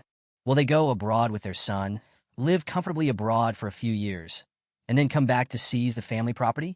Although she was very clear that the Fong family's property had little to do with her, it was definitely related to her mother, Zhao Wei. If everything really develops in this direction, then the mother would be too wronged. Fong Hongjuan's face didn't look very good either, but everything was back to normal after he changed his clothes and came down from upstairs. Fong Jinglei observed, but did not speak. Although Fong Hongjun is only 18 years old, his expression is different when he goes upstairs and downstairs. He should have adjusted his emotions. My eldest sister Fong Qinyin didn't come back. I don't know if she had any business banquet or not. The only people having dinner at home tonight were her father, mother, Fong Zhidia, and Fong Hongjun. According to the rules of wealthy families, you are not allowed to talk while eating. Although the Fong family is the same in this regard, it is not very strict. After all, the one who talks the most is the mother, and she always picks food for Fong Hongjun. He showed concern for Fong Hongjuan's situation at school. Fong Jinglei was just about to talk about the news report about Fong Pingyan when she heard Fong Hongjun speaking. Mom, Brother Pingyan got the provincial top score in science. Zhao Wei's hand that was picking up food for him stopped in midair and then put it into his bowl. Oh, really? Fong Jinglei didn't know what her weak mother was thinking of, She just saw her eyes turn red again. This made Fang Jinglei feel very speechless. My God, if you have anything to say, can't you just say it directly? It is almost certain that the person in front of you, who you hold dearest, is your father's illegitimate child. Junong, should we call Ping'an to come back and celebrate? Zhao Wei looked at her husband. Fang Junong said nothing and looked extremely bad. Fang Zhidia interrupted and said, "Why did you call me back, Mom? Everyone has cut off ties with you. In other words, they don't want us anymore. Why should I follow him with such a flattering face? Besides, Hongjun did very well in the exam. Even if he doesn't go abroad, can't he still get into a 985 university? Let's just leave that peasant outside by himself. It would be such an eyesore if we call him back." Fang Hongjun picked up the serving chopsticks, picked up a piece of food for Zhao Wei, and said, "Third sister, don't talk about Brother Ping'an like that. It's not easy for him to be out there alone. I don't know if anyone cares about him. I think I should call him back. The college entrance examination is over, and I moved out for a while. When I go abroad to study, he won't be able to see me when he comes back, so he will probably stay." Zhao Wei slapped him and said, "What nonsense are you talking about? Where are you moving to? Mom is with you." Fang Jinglei just wanted to cry. Fang Junhong frowned and said, "Hongjun, shut up. Don't mention that rebellious son in front of me anymore. If you have the ability, make a name for yourself. So what if I'm the top scorer in science? Do you really think knowledge is wealth? Even if he is the top scholar in the country, he is not as good as what you will inherit in the future." Fang Zhidia followed with a smile and said, "That's right. Dad, you said it very well. Which wealthy family has not accumulated wealth for several generations? Really, do you think you can compete with the giants with just your own efforts? This is so ridiculous. Hongjun, don't think too much. For people like Fang Ping'an, learning is the road to Rome. But you grew up in Rome. How can he compare with you? Don't say those inappropriate words in the future. Just listen to our dad." Zhao Wei nodded and said, "Yeah, that's right. Although I am highly educated, I have actually done nothing since I married your father. This is the foundation accumulated by the family. It's simply not something ordinary people can imagine. Eat peacefully and don't think too much. If Ping'an doesn't want to come back, then forget it. Mom can't bear to see you move away. That would be the end of Mom's life." Fang Jinglei returned to her room and called Fang Qingyan. Fang Qingyan was having dinner with Gu Baibai at the time. When she saw it was Fang Jinglei's call, she picked up the call directly. "Why are you calling me at this time? Sister, do you know who is the provincial champion in science this year?" Fang Qingyan was stunned for a moment. "I don't know." "Huh, it's Fang Ping'an. This year, the province's top scorer in science is Fang Ping'an." Fang Qingyan even put down the dinner knife in her right hand. She took a sip of the red wine in front of her. "What do you want to say?" Fang Jinglei said slowly. "I remember that Fang Hongjun said that Ping'an's grades in school were average. And we have never asked why he knew the results of Ping'an. I never asked him why he knew Ping'an was with those gangsters and little girls. I never investigated and just believed it. But now Ping'an is the top student in science. Do you think there is some problem here? What I find even more ridiculous is that, during dinner tonight, it was Fang Hongjun himself who told his mother that Ping'an had passed the exam with top scorer. And no one has ever asked why Ping'an's performance was said to be poor in the past. Can I get the top score if I don't have good grades?" Fang Qingyan said impatiently. "You don't need to tell me these. I understand them all. Anyway, all those things that happened in the past were caused by quarrels between you and Jijia at home. There's no point saying anything now without the report in hand. Don't bother me. I'm having dinner with Lawyer Gu. If you have anything to say, we can talk about it after I get back tomorrow night." Fang Jinglei asked, "You're not coming back tonight?" "Well, I'm not going back." Fang Qingyan looked at Gu Baibai and gave her a big wink. "I'll talk about it tomorrow night when I get back." Chapter 28, Desperate Fang Jinglei.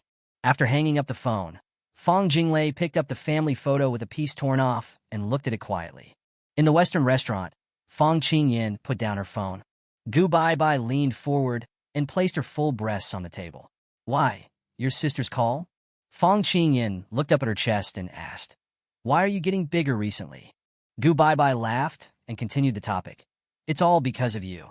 Fang Qingyan spat. "Do you dare to say that there is no other man besides me?" Gu Baibai elegantly picked up a piece of steak with a fork and put it into his mouth. After chewing slowly, she took the napkin and wiped the corners of her mouth and said softly, "Men are also useful. At least their hands are a lot rougher than yours." Fang Qingyan cursed softly. "You little slut. Wait till I get back and see how I'll deal with you. Gu Bye chuckled. I'm afraid of you. Come on, call me husband. Fong Qingyan glared at her and said, You will die in my hands sooner or later. TSK, who knows? I bought a new set of clothes, and we'll wear it for you tonight. Another 4 days passed. Accompanied by Chen Xiaohua and his wife, and under the keen gaze of the teachers from Peking University, he filled out his application form readily. I received a very high scholarship, and the admissions teacher offered very good conditions. This was the school he wanted to go to anyway, so he didn't make a fuss and just signed a contract and was done with it. After filling out the application form and sitting in Chen Xiaohua's car to go home, he suggested buying an off-road vehicle for his parents who had worked hard for most of their lives. Lu Qing was the first to disagree. She would rather Fong Pingyan keep the money for future emergencies. Chen Xiaohua said that he didn't want to change his car, but instead asked him to learn how to drive so that he wouldn't have too much time to practice driving after going to college. Fong Pingyan agreed readily. According to national practice, he agreed to give a speech to the whole school. He was on top, and his classmates were below. Fong Pingyan looked at the students and parents below while giving a speech at school. The whispers and expressions of sudden enlightenment below made him feel strange. The leader sitting on the rostrum and himself could clearly hear the whispers below. He is Fong Pingyan. He looks quite handsome. Oh my God! I've seen this guy in the cafeteria many times. He seems to be particularly unsociable. I've seen him before, and he seemed to be from a poor family. I don't have much other impression of him. Fuck. This guy was always on the grade list during my 3 years in high school. I never paid attention to who he was, I just knew his name. This kind of academic master really can't be compared. This sound, although not loud, is not small either. He believed that the leaders sitting behind him could hear it. Fong Pingyan looked at the various expressions and looks from below, and he always felt a little awkward. Before returning to the Fong family in the 3rd year of junior high school, he was just like other children. Mr. and Mrs. Chen Xiaohua were very kind to him, and he used to be a cheerful and lively person. But during that year, he not only had to face the pressure of the high school entrance examination, but also had to deal with the rules of a wealthy family that he was never used to. At that time, he had just met his biological parents. Faced with luxury he had never seen before, he felt inferior, sensitive, and timid. Unexpectedly, Fong Hongjun became a completely different person after entering high school. He started to work hard, and his grades got better and better. I don't know if it was Qin Baoyan's advice to him. Fong Pingyan was not very clear about these. All he knew was that over the past 4 years, he had become increasingly silent. Over the past 4 years, he had been overwhelmed by the Fong family's strict requirements and had almost no friends at school. You have to go home after school, and it is impossible to leave the Fong family villa on weekends unless you tell us in advance. What's funny is that the Fong family has never attended any of the parent-teacher meetings in the past few years. If he didn't have good grades, he would have been scolded by the teacher, and his classmates had no idea about his family situation. If he had not died once, he would have been like in his previous life, enduring until he could no longer bear it, and continued to endure until he was abandoned by his family again in that dirty warehouse. Memories are a strange thing. They allow you to do the present thing without affecting the random thoughts in your mind. Now, he stood in front of the microphone and read his manuscript, feeling no joy or sense of honor in his heart, and just hoped that all this would end quickly. Whether it was a suspicious look or an envious and jealous look, it made no difference to him. After spending 15 years getting familiar with the daily routine and work rhythm of the wealthy bosses, he always felt that these people were all targets for the rich to exploit. He just wanted it to be over as soon as possible, so he could prepare for his upcoming college life. He wanted to leave the city where the Fong family lived and live a life that he could never have imagined in his previous life. Miss Fong, this is the appraisal report. Fong Jinglei was already in despair. This is the final appraisal report. The previous 2 reports had already given the answers, but she still didn't give up. Looking at the conclusion of the appraisal report, she felt dizzy again. Words of thanks also sound very weak. When she got back to the car, she didn't start it and left. Wow, why is this happening? Why? What should I do? Woo. The second daughter of the Fong family, a well-known screenwriter, sat in her sports car, crying quietly. Confirmed that the 2 parties are related by blood. These few simple words will become a meteorite falling from the sky, smashing everything of the Fong family into pieces. She couldn't imagine what the consequences would be when these 3 reports were placed in front of her mother. It is even more unimaginable what would happen if the media knew what happened to Fong Pingyan. She regretted it. The anger and indignation a week ago, and the persistence in facing my eldest sister, now seem like a joke. When she considered the whole situation from her eldest sister's perspective, she hesitated. She thought she was usually very calm, but at this moment she actually felt a little hatred for the other party's safety. Why are you telling me this? Would you have to watch the Fong family fall apart to feel happy? Did you see the consequences when you proposed to break up? She cried for a long time in the car, and only put on some makeup after she calmed down. Fong Pingin's number was displayed on the phone, but she just didn't have the courage to dial it. Chapter 29. Hong Jun is Dad's illegitimate son. 29. Sister, are you available now? After much deliberation, Fong Jinglei decided to call Fong Qingyan. As for Fong Zhijie and her fourth sister Fong Miaoshuan, she never thought of contacting them. This kind of thing can only be handled by her and Fong Qingyan. Fong Qingyan is looking at documents in the office. She has been very busy recently. The Fong family is involved in many industries. Since she became the president, she has forced herself to separate her life and work every day. But even so, she felt exhausted every day. Things are about to change in the Fong family. This worry made her want to give up every day. She had just signed a document when the phone rang. When she saw that it was a call from her second sister, Fong Jinglei, her heart skipped a beat, and she felt an extremely strong palpitation. It even made her feel dizzy. She swallowed to moisten her dry throat, suppressed her emotions, and said as calmly as possible, "Well, go ahead." She didn't realize her voice was trembling. Fong Jinglei sat in the car. Although her emotions had calmed down, her voice was slightly nasal because she had just cried. "The appraisal report is out. I got 3 copies." Fong Qingyan only felt that the air became very sticky. She began to gasp involuntarily, with a suffocating feeling pressing on her heart. How was it? What was the result? She didn't even notice that her right hand was tightly holding the pen. She pressed so hard that her knuckles had turned a deathly white. Fong Jinglei on the other end of the phone seemed a little hesitant, but soon continued. Hong Jun is Dad's biological son. Woo-woo. Fong Jinglei finally calmed down, but after telling her elder sister, a sudden surge of sadness surged from her heart like a volcanic eruption. She couldn't hold it back at all and burst into tears again. "Sister, I don't know how to tell Mom." "Well, what should I do, sister?" Fong Qingyan's eyes went dark. She opened her mouth and tried to speak several times, but nothing came out. Although Fong Qingyan was also panicking, she also felt a sense of relief. It was as if he had let go of a burden, and as solid as if a boot had landed on the ground. All thoughts, whether I hope this matter is true or false, whether I hope Hongjun knows about this or not, are no longer important. Fong Jinglei handed the problem to her, but she didn't know how to tell her mother, Zhao Wei. I finally came to my senses, but Fong Jinglei on the other end of the phone was still mumbling and crying. "Stop crying. Where are you now?" "I'm at the entrance of the provincial medical center." "Sister, what should I do?" Fong Qingyan pinched her brows and said, You go find a hotel and get a room, and then tell me the location. I'll contact Fong Zhijie and ask her to come over later." Fong Jinglei hiccuped. "What about fourth sister? Should I notify her to ask for leave and come back?" Fong Qingyan threw the pen in her hand on the table and said, "Why did you ask her to come back? She's about to take the final exam. This is all your fault. Now that you can't solve it yourself, just throw it to me. I am so mad at you." There were soft sobs coming from Fong Jinglei. Fong Qingyan exhaled. "Okay, go ahead.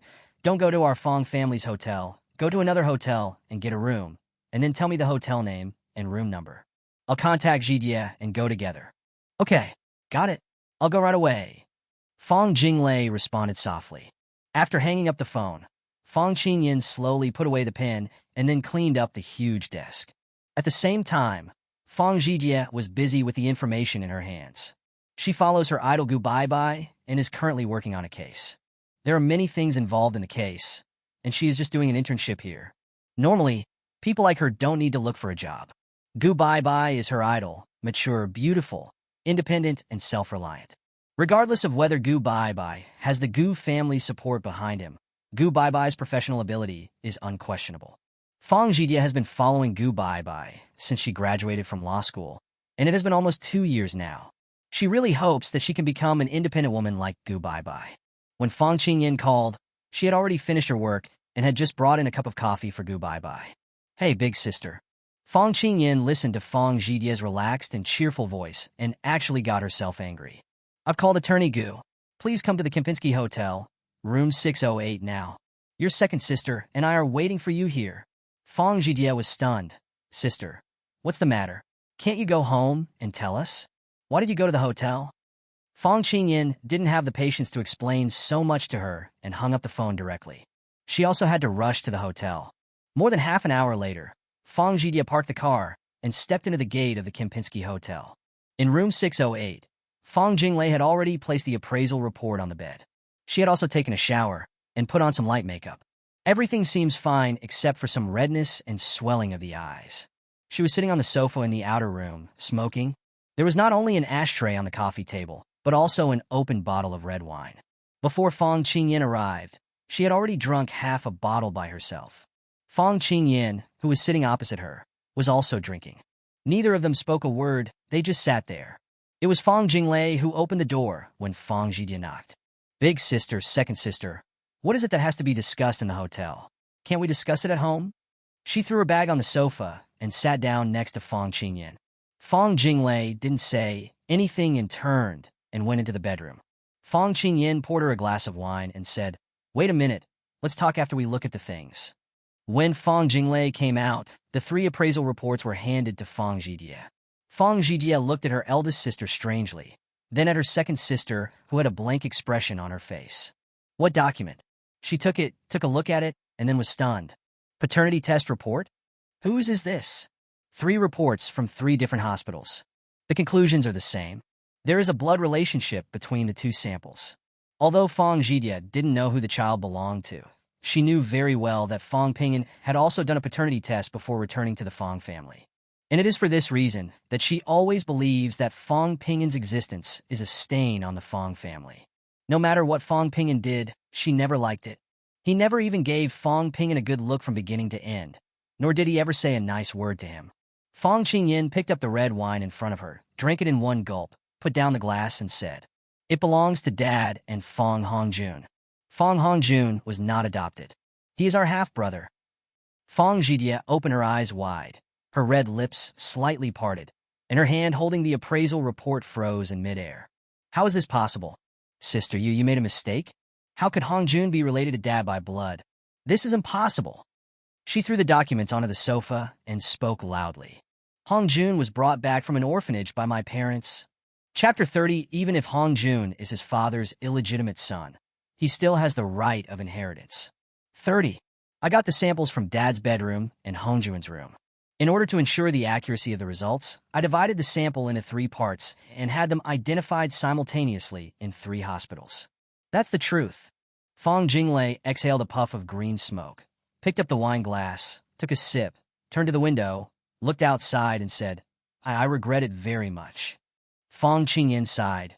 What I have to face now is how to make my mother accept this reality. What surprised her was that Fong Jijie didn't cry or scream. The 3rd child has always been the one with the worst temper in the family. Jijie, why are you acting so calm? Fong Jijie sneered. I don't believe it at all. What is the purpose of making this? Although this thing is legally binding, how do you prove that it belongs to Dad and Hongjun? How much benefit did Fong Pingyan give you to make you 2 do such a thing together? Where did he get the money? Besides, even if this thing belongs to Dad and Hongjun, so what? Fong Qingyan was speechless. She shook her head and said, It's nothing. It's just saying that the brother Hongjun you like is really your brother. As for my mother, she just said that the son she spoiled was actually the son of her mistress. Fong Jinglei sighed. Jijie, I know you have the best relationship with Hongjun. This not only proves that Hongjun is Dad's illegitimate son, but also proves that Dad has been lying to Mom and the 4 of us sisters. Fong Jinglei, who has regained her composure, is online again. During the more than half an hour of waiting for Fong Jijie's arrival, she finally figured it out. The initial thought was to tell my mother, Zhao Wei, directly. Her own concerns are different from her elder sister's. The 2 people have different positions in the family and think differently. And now the 3rd sister thinks even more differently from the other 2. The 3rd sister is actually a simple person. All she wanted was that Hongjun could not leave this home. And as for his mother, Zhao Wei, she might even have to take the back seat. Not to mention, there are other possibilities, but I just haven't got the evidence yet. Fong Jinglei glanced at her elder sister, and when she saw her nod, she continued, Hongjun and Pingyan were born less than a month apart. We will talk about how Ping and was lost later. At least it proves that after mom became pregnant with Ping and dad found another woman outside. Ping and was lost, and dad brought Hong Jun home and said he was brought back from the orphanage. These documents are very easy to forge. The problem is that mom doesn't know. Have you ever thought about what if Hong Jun himself knew his own life experience? Think about it. The four of us sisters will get married in the future, and by then mom will be the only one at home. Fang Jidia's expression changed constantly. She picked up the red wine in front of her and drank it all in one breath. She put down the glass and said, "You don't have to say anymore. I can roughly imagine what the consequences will be. But I don't believe this report." Fang Qingyan suddenly chuckled. "If you don't believe it, it won't exist? Do you want me to create an opportunity for you to go and get the sample yourself, and then send it to the hospital for identification?" Fang Jidia didn't say anything, but her face showed obvious anger and unwillingness. Fang Qingyan did not stop and continued. "I called you here because Miaoshuan is still in school. And you, Jinglei, and I have the same mother, otherwise, with your temper, I would never have called you. Our father and Hong Jun, our biological father and son. The only one who cannot be involved in this matter is our mother." Fang Jidia said angrily. "Do you want me to recognize that uneducated thing Fang Pingyan? Dream. Anyway, Hong Jun lived with me for 18 years. 18 years? How many 18 years does a person have in his lifetime? I will not participate in this matter. Whether you recognize Hong Jun or not, I recognize him as my brother." Fang Qingyan was so angry that she really wanted to slap her in the face, but she held back and didn't do it, and she just gasped in anger. Fang Jinglei shook her head. "You think too much. I called you here to tell you that if Fang Hongjun himself knows the relationship between him and our father, then your dear brother Hongjun is a very sinister and scary person. Whether I recognize him or not, he is our half-brother, and that's a fact. I won't deny that. But you have to think clearly. If all the Fang family's property is inherited by him and his biological mother is still alive, what will happen to his mother in the future? Think about it now. You are a top student majoring in law, so you should be able to figure it out." Fang Jidia ignored her and stared at Fang Qingyan and asked, "What do you want to do? Should I tell my mom directly, or what do I want to do?" Fang Qingyan pointed at Fang Jinglei and said, "Your second sister noticed something Fang Pingyan said the night he left home. Later she went with me to meet Fang Pingyan. Fang Pingyan said it himself that Fang Hongjun was his father's illegitimate son. He even knew that Fang Hongjun's biological mother, Qin Balian, lived in Century Garden in Haidong District. I have investigated and found that there is indeed a woman named Qin Balian in Century Garden. During this period, my father went there 4 times and even stayed overnight there once. I don't know what your second sister found out, but this is what I found out. I didn't want to do a paternity test at first. The recording alone was enough to prove it, but there was no way to confirm it. It was your second sister who did the appraisal. This is what happened. Don't stare at me or say anything." Fang Qingyan stopped Fang Jidia, who was about to stand up and speak. "I called you here to discuss how to tell mom about this, not to argue with you. If you can offer suggestions, then do so. If you don't want to participate, then forget it. I get a headache just hearing your loud voice." Fang Jidia endured it again and again. If her elder sister hadn't stopped her, she would have shouted out loud just now. "You just believe whatever Fang Pingyan said? Who is he? How does he know this? Where did he get this information from? What is the motive? I don't care whether these are true or not. At least his motives are despicable. Isn't it just that he is jealous because the whole family is nice to Hongjun? He wants to take away everything from Hongjun and destroy him. Otherwise, why would you investigate these things? As for this kind of person with evil intentions, you can believe it if you want to. It has nothing to do with me. From the first time he entered the Fang family, I never believed him." Fang Jinglei shook her head and said, "Please don't be so extreme. Pingyan didn't say what to do. It was he who proposed to sever the relationship. Have you forgotten? It's just a trick of retreating to advance," Fang Jidia said with disdain.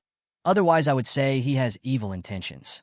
Pretend to be resolute and leave Fang's house, then throw this thing away. Did he think that the Fang family really had no heir? It's ridiculous. Even if Hongjun is his father's illegitimate son, he still has the right of inheritance. He has never lived in the Fang family since he was a child, and has not made any contribution to the Fang family in the few years he has been here. Want to take away the Fang family's things by this means, huh? I just want to say that Fang Pingyan thinks too much." Chapter 31, How to Tell Mom? Fang Qingyan really couldn't help it. She walked forward and slapped him, the crisp sound of the slap echoing in the room. Are you confused? Can you talk properly now? Fong Jie covered her face and looked at Fong Qingyan in shock. You hit me? Fong Jinglei covered her mouth and was also frightened. Fong Qingyan had never been so angry with anyone in her family. As for hitting someone, it was the first time. Fong Qingyan cursed with a gloomy face. I've told you several times that I called you here to discuss how to tell our mother about this. I'm not here to discuss Fong Ping'an with you. I've been pissed off to death about this. You have to talk so much nonsense. You're studying law, but you don't even know who you were born to the same mother as? If you still can't see the situation clearly and bring up random topics, get out. Fong Jie covered her face and glared at Fong Qingyan. I won't leave. Fong Qingyan was too lazy to pay attention to her. You can stay if you want to, or you can choose not to participate if you want to. She turned to Fong Jinglei and said, Jinglei, this cannot be discussed at home. No matter what, I can only call my mother out and talk outside like we did today. If this matter is exposed in front of Dad and Hongjun, I am afraid that she will directly conflict with Dad, and then there will be no way to resolve it. Fong Jinglei came over and wanted to hug Fong Jie, but she pushed her away. How can I tell Mom? She sighed softly. My husband, whom I have loved for more than 20 years, has been keeping a mistress outside for 20 years. Can she bear it? I'm worried about her health. Fong Qingyan gritted her teeth and said, I must tell Mom about this. Moreover, she must be told before Fong Hongjuan's coming-of-age ceremony. Fong Jie poured herself a glass of wine, picked it up and drank it sip by sip, standing aside with a cold face, not saying a word. Fong Jinglei got up and went to the bathroom, wet a towel, and handed it to her. Cover yourself up for a while, or you can stay here instead of going home tonight. Fong Jie took the towel, put it on her face, and said nothing. Fong Jinglei turned around, walked over, put the appraisal report away, and put it aside. Mom is still organizing Fong Hongjuan's coming-of-age party, but I know the invitations haven't been sent out yet, so it should still be in time. Otherwise today. Big sister, go home now and pick up Mom. Fong Jie snorted. Fong Qingyan thought for a moment and said, Okay, I'll go get Mom. You can book a bigger suite. Mom probably won't be back tonight. If you're going to do it, you must be prepared. No matter what, the one who was hurt the most in this matter was my mother. Fong Ping'an ran to Ping'an driving school and signed up for a class. As a result, he was notified on the day of registration that he had to stand on the street early the next morning. The intersection he was assigned to was very far from his home, which made him very depressed. Fortunately, it's only one day. He had a full meal at his restaurant early in the morning and took the bus to the street stand, wearing a small red vest and holding a small red flag in her hand. Like a fool. Fortunately, the traffic police at that intersection was a pretty female police officer. After making arrangements for the four of them, she did not make any additional requests. He would take a break when he got tired of standing and could hide in the shade when it was too sunny. The most important thing is to keep an eye on people walking on the sidewalk in the wrong direction and riding electric donkeys. Another thing is to stop at a red light on the sidewalk. Let go when the light turns green. It's a very simple thing, not complicated at all. What he didn't know was that as he was standing at the intersection, in room 608 of the Kempinski Hotel in the same district as him, something that he had long expected was happening. Zhao Wei was at home arranging outfits for the whole family for Fong Hongjuan's coming-of-age party. Although the invitations have been prepared, they have not yet been sent out. All she had to do today was decide on her outfit and banquet. Originally, these things could have been handed over to the company's people, but she insisted on taking charge of them herself. This is Hongjuan's coming-of-age party. She has raised him for 18 years, and she absolutely cannot tolerate any mistakes. At that time, not only will the Fong family lose face, but Hongjun will also be sad. It's so brainless. When Fong Qingyan was driving her sports car all the way home, she saw Zhao Wei selecting clothing styles and jewelry combinations on her tablet. Hey Yin, why are you back at this time? Isn't the company busy? Zhao Wei looked surprised and asked, looking at her sideways. Fong Qingyan walked over quickly, took Zhao Wei's hand and said, Mom, there's something urgent. You have to come with me. Zhao Wei calmly put down what she was holding and spoke calmly. What's the big deal that requires me to go with you? You look like something very serious has happened. Fong Qingyan smiled bitterly and said, It is indeed a big deal, and you must decide it yourself. Jinglei and I are at our wits' end. Zhao Wei was stunned for a moment. Did Hongjun cause trouble outside? Can't you handle it too? So, Why don't you give your dad a call? Fong Qingyan shook her head and said, Mom, let's go. Jinglei and Jidie are waiting at the hotel. It's really urgent, so don't delay. You can choose these things after you come back. Zhao Wei took a closer look at Fong Qingyan's expression while holding her hand. Did something happen to your brother? What happened to Hongjun? Fong Qingyan let go of her hand and said, You'll know when we get to the hotel. I can't tell you now at home. Zhao Wei stood up and said, Okay, I'll go with you. I want to see who Hongjun has offended and why I need to show up in person.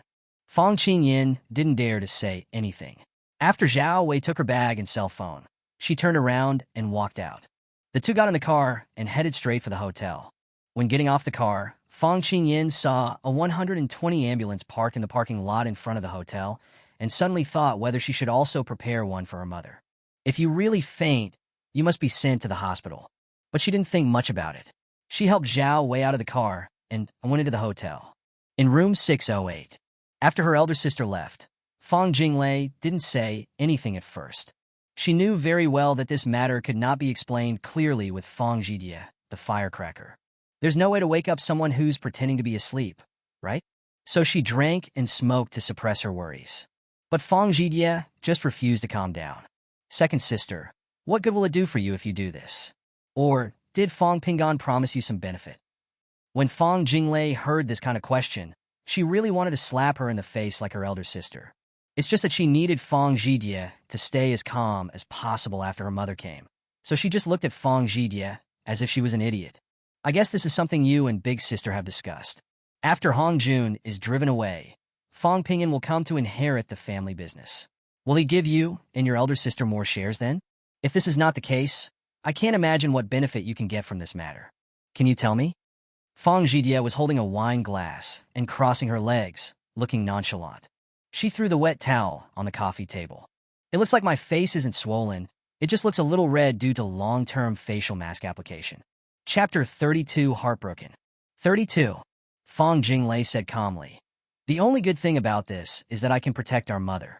It makes no difference to me who controls the Fong family. I can support myself without relying on anyone.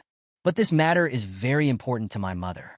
If you still can't get over your inexplicable sister-brother relationship, then just open your eyes and watch carefully. After you see with your own eyes how much of a blow this incident has had on our mother, I hope you can truly become a sensible person. I really don't understand. Aren't you working for Lawyer Gu? How come you haven't learned a single bit of Attorney Gu's calmness? Fong Jidie was stunned for a moment, then relaxed. Second sister, do you really think that this fake report you make can make Mom believe it? Fong Jinglei glanced at her. She didn't want this brainless sister at all. You are not qualified to judge whether the appraisal report is true or not. Besides, you have no right to criticize me and my elder sister. I really regret agreeing to bring you into this. If I had known this earlier, I wouldn't have wasted my time with a brainless person like you. I don't know what else you could do besides being a drag. Fong Jidie snorted and said nothing more. When Fong Qingyan and Zhao Wei knocked on the door, Fong Jinglei happened to be in the bathroom. Fong Jidie opened the door and saw Zhao Wei and immediately said, Mom, don't believe them. Fong Qingyan was furious and shouted in a low voice, Fong Jidie, if you say anything nonsense again, I will slap you in front of my mother. Zhao Wei looked at this, and that with a confused look on her face, frowned and asked, What are you talking about? I'm here now, let's go in and talk. She entered the room first. Fong Jidie stared at Fong Qingyan without saying a word, then walked back to the room with a snort of anger. Fong Qingyan closed the door and then walked in. Zhao Wei put down her bag and looked at the red wine and wine glasses on the coffee table, as well as the cigarette butts in the ashtray, and suddenly felt a little dissatisfied. Clean up this coffee table. It's such a mess. She leaned on the sofa and watched Fong Qingyan come over without saying a word to clean up the ashtray, but then she watched her eldest daughter bring a wine glass. He actually poured her a cup and placed it in front of her. Yin Yin, what's going on? Fong Jidie sneered and sat opposite her mother Zhao Wei without saying a word. Fong Qingyan did not answer her mother's question. She looked at Fong Jidie and asked, Where is your second sister? Fong Jidie turned her head and ignored her, her face full of rebellion. Just at this moment, the sound of the toilet flushing came from the bathroom. Fong Jinglei came out after washing her hands and saw Zhao Wei already sitting on the sofa. She then turned around and took out the appraisal report that she had put away. She didn't give it directly to Zhao Wei, but handed it to Fang Qingyan. The atmosphere in the room became subtle. No one spoke. Fang Qingyan just felt her mouth was dry. Fang Zhijia acted as if it was none of her business, while Fang Jinglei just waited quietly. Zhao Wei's expression turned a little serious. She didn't know what was in her eldest daughter's hand, but it was obviously related to her. Although she basically doesn't take care of anything at home, she spends most of her time going out shopping and getting beauty treatments with other ladies. But she basically has the final say on the family's internal affairs. What is it that you can't tell me when you get home? Is it related to me that you coaxed me to come to the hotel? Knowing that this matter was definitely not a trivial matter, her voice trembled slightly. Mom, Fang Qingyan glanced at Fang Jinglei and said, "Do you still remember what Fang Pingyan said the day he left home?" Zhao Wei quickly recalled and shook her head. "No need to go into so much detail. Just tell me what it is." Fang Qingyan's face was clearly struggling. She shook her head and said, "Mom, let me tell you the whole story. I arranged for someone to follow my father. From the time Ping and told us until now, my father has stayed over there once and visited 3 times. But I didn't see Fang Hongjun go there. In order to verify what Ping and said, we secretly took hair from Hongjun and his father and did a paternity test." Her eyes were red and her voice was choked with sobs. Fang Jinglei sat next to Zhao Wei, holding her mother's arm, fearing that she would not be able to accept it. Zhao Wei's face became paler and paler, and her body began to tremble slightly. "My second sister went to 3 different institutions for appraisal. The results are the same." Fang Qingyan looked at her shaky mother, gritted her teeth, and continued. "Fang Hongjun is my father's biological son. But we don't know whether Hongjun himself knows about this matter." Mom. Fang Jinglei kept calling her mother in a low voice, fearing that she would fall down. Zhao Wei's face turned pale as she stared at the appraisal report handed over by Fang Qingyan. Her hands were not shaking very badly, but the frequency was very high. She simply couldn't believe it was true, but now all 3 daughters were together, and the reports were out. This is not true either. Fang Zhijia also walked over with concern and sat down next to her mother, holding her other arm. She glared at her elder sister fiercely, expressing her dissatisfaction. But given the mother's current state, it is not the right time for her to talk nonsense. Her elder sister's eyes were red, and she didn't dare to offend her. In her elder sister's current state, she was sure that if she opened her mouth carelessly, she would be slapped in the face twice, at least. She could only observe her mother's expression carefully. Zhao Wei looked at the first copy, her eyes fixed on the red seal for 2 full seconds. Then she tore off the first page and looked at the second copy. Her tears had already begun to fall silently, dripping onto the report. Tick-tick. Fang Jinglei raised her left hand to cover her mouth and cried silently. After reading it all, Zhao Wei sniffed, put the report on the coffee table, wiped her tears, and then gently patted her 2 daughters beside her. "Let go, let Mom rest for a while. Lele, I'm going to sleep here for a while. Please don't disturb me." Fang Qingyan's tears fell. She watched her mother Zhao Wei stand up tremblingly and walk towards the bedroom with the support of Fang Zhijia. Fang Jinglei bent down to pick up the report that fell on the carpet, stood up and walked aside to put it on the table, then turned around and hugged Fang Qingyan. She put her chin on her elder sister's shoulder, and soon her tears wet Fang Qingyan's shoulders. Almost at the same time, she felt a heat on her shoulder. It was the eldest sister's tears that wet her clothes.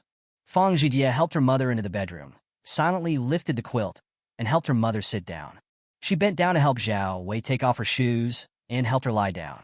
After Zhao Wei lay down, she turned sideways with her back, facing her. After Fang Zhijia covered her with the quilt, she left the bedroom without saying a word and closed the door gently. In front of me, the eldest sister and the second sister were hugging each other. Both of them were crying, but they were suppressing their cries. I was afraid of disturbing my mother who was lying in the bedroom.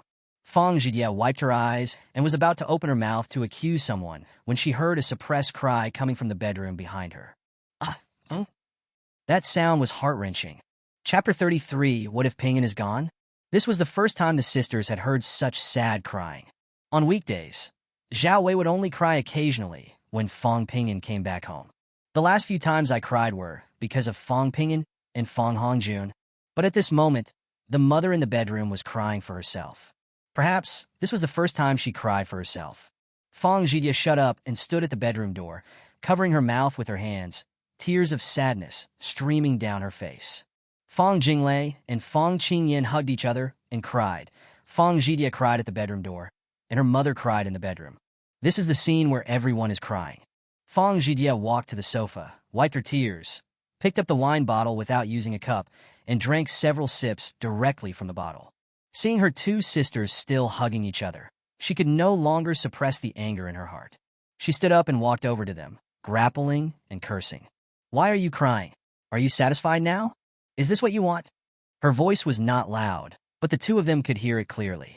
Fang Qingyan let go of her second sister and turned to look at her with a tearful face. "You think I want this? Mom is even sadder than us. But do you want this matter to be exposed again at Fang Hongjuan's coming-of-age party? By then, the house will be full of guests. Do you want the Fang family to lose all their face?" Fang Jinglei took the tissue paper and tore off a few pieces to give to them. "Now is not the time to quarrel. Zhidia, don't blame me. If you want to blame someone, blame our dad." Fang Zhidia snorted, took the paper and blew her nose, then returned to the sofa and sat down. Fang Qingyan followed over and sat down. She also picked up the bottle, blew twice, and wiped her mouth. Only Fang Jinglei stopped drinking. Instead, she sat down at the tea table, pulled out a chair, and started to boil water to warm the cups. Now that Mom knows, no one can help her unless she can get over it herself. No matter what Mom decides, there are still two things I want to tell you. Fang Zhidia picked up the bottle and poured herself a glass. "Is there anything else you haven't thought of? I think you were just looking for trouble. If things continue like this family will fall apart." Fang Qingyan didn't say a word. After wiping her tears, she sat on the sofa and began to think. After being sad, the mother will definitely make a decision. When Fang Hongjun came home, she was already in elementary school and still remembered many things clearly.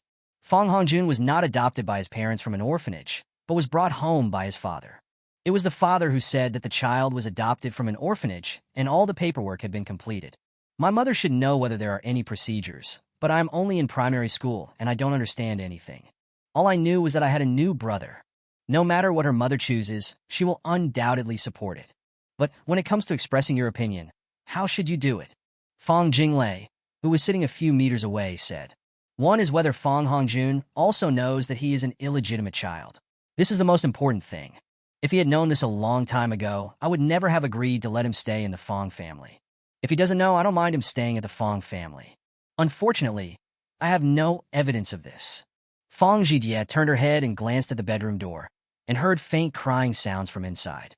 She picked up the wine glass and drank it all in one gulp, then put the glass down and said, "You mean Hongjun knows that he is an illegitimate child? Moreover, he has been hiding the fact that he knows his own background?" Fang Qingyan and Fang Jinglei both looked at her.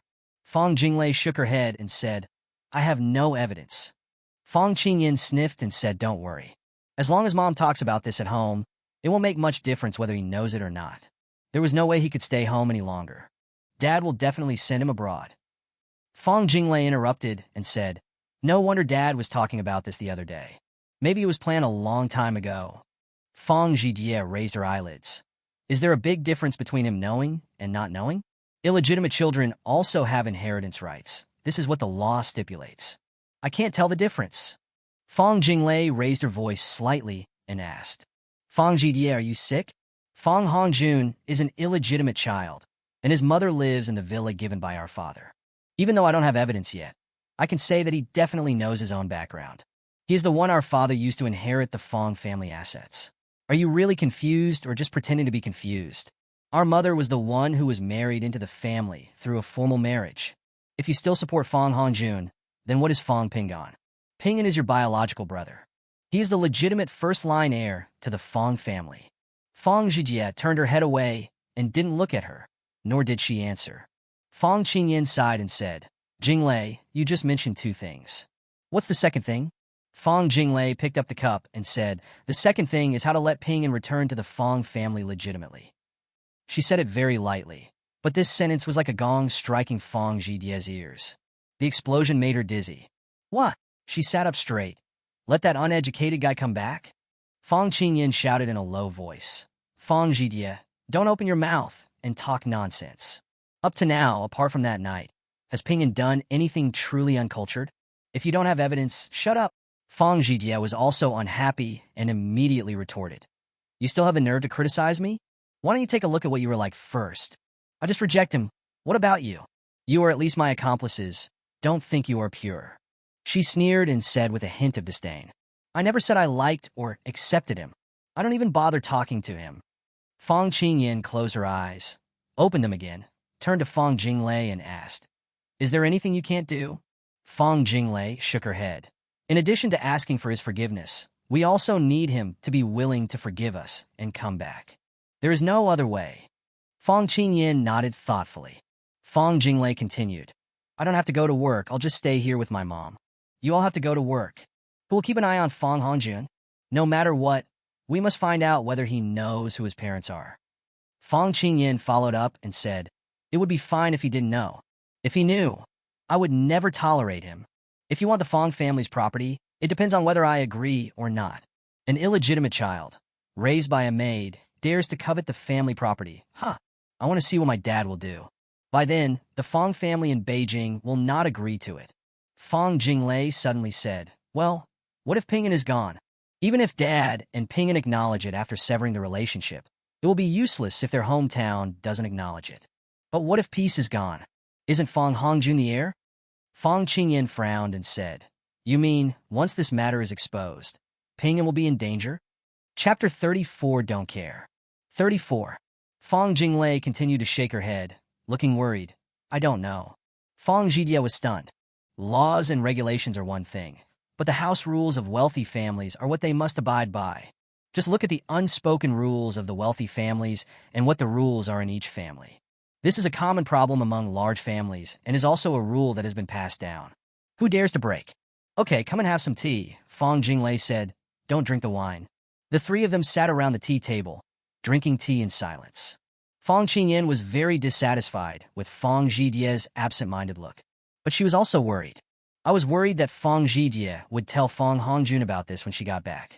She was worried that Fang Zhijie would alert the enemy. The only way to save the Fang family's reputation right now is to let Fang Hongjun study abroad quietly. It's best not to come back again. It doesn't matter how much money Qin Balian took from his father.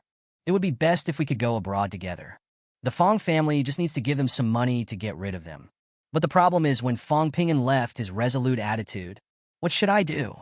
She really wanted to slap herself dozens of times and then cry her heart out. It is almost impossible for Fang Ping'an to return to the Fang family now. Regardless of whether it is related to money or not, at least Fang Ping'an is definitely going to Beijing to go to university now. As for Fang Hongjun, his father originally arranged for him to study abroad. There won't be many chances for the two to meet in the future. But who can guarantee that Fang Ping'an will not encounter any accidents?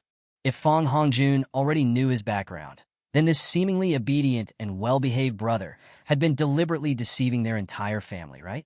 As the eldest sister, she and her mother Zhao Wei were both victims and his accomplices and disguises. Fang Hongjun, so scary. I don't know who taught him this idea. It's really not like that of a middle school student who is less than 18 years old. Fang Zhijie didn't care at all what the other two people were thinking. She has always been a simple person. What if, she said, what if Hongjun didn't know? Would Fang Ping'an still be in trouble? The teacup in front of her was very small, so she picked it up and took a sip. It's very likely, Fang Jinglei replied. No one can explain clearly what has not happened. Fang Qingyan played with the teacup in her hand and said, Wait until Mom makes this clear, and then I'll go talk to him. Fang Zhijie raised her eyebrows and asked, You talked to him? What did you talk about? You don't really want him back, do you? Fang Qingyan lowered her eyes. Why not? He is the legitimate son of the Fang family. It originally belonged to him. Isn't it only natural to return it to him?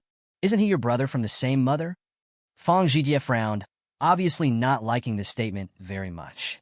Fang Jinglei looked at the expression on Fang Zhijie's face and shook her head slightly. Fang Qingyan drank the tea in the cup in one gulp. Shout I, don't worry about this matter. I'm letting you know because you should know this. Otherwise, I wouldn't have asked you to come. Moreover, I am officially telling you that you are not allowed to reveal any information to Fang Hongjun. If you dare, I will show you how I will deal with you. Fang Zhijie snorted, but didn't say anything. Fang Jinglei silently poured tea for the two of them, and the room fell into a brief silence.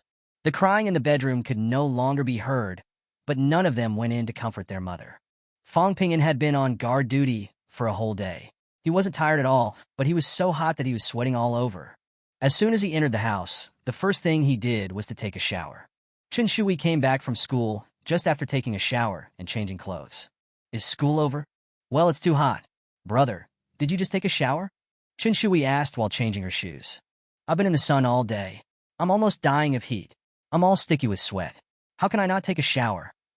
Fong Pingyan walked to the dining table, picked up the boiled water, and poured himself a glass. Chen Shui put her school bag back in her room and said, I want to take a shower too. It's too hot. Fong Pingyan picked up the cup and drank while asking, Are you going to take your final exam soon? Almost, but it's okay. I'm definitely in the top 5 in our class. Chen Shui walked into the bathroom with some clean clothes.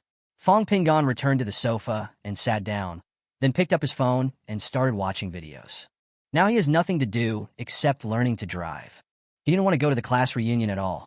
But Chen Xiaohua and Lu Qing both advised him to spend more time with his classmates. After all, they had gone to high school together for 3 years, and there would be opportunities for them to interact with each other in the future. Although he had already decided not to stay in Yunqing, the concern of his elders made it difficult for him to refuse directly. He didn't want to contact anyone except the fat man.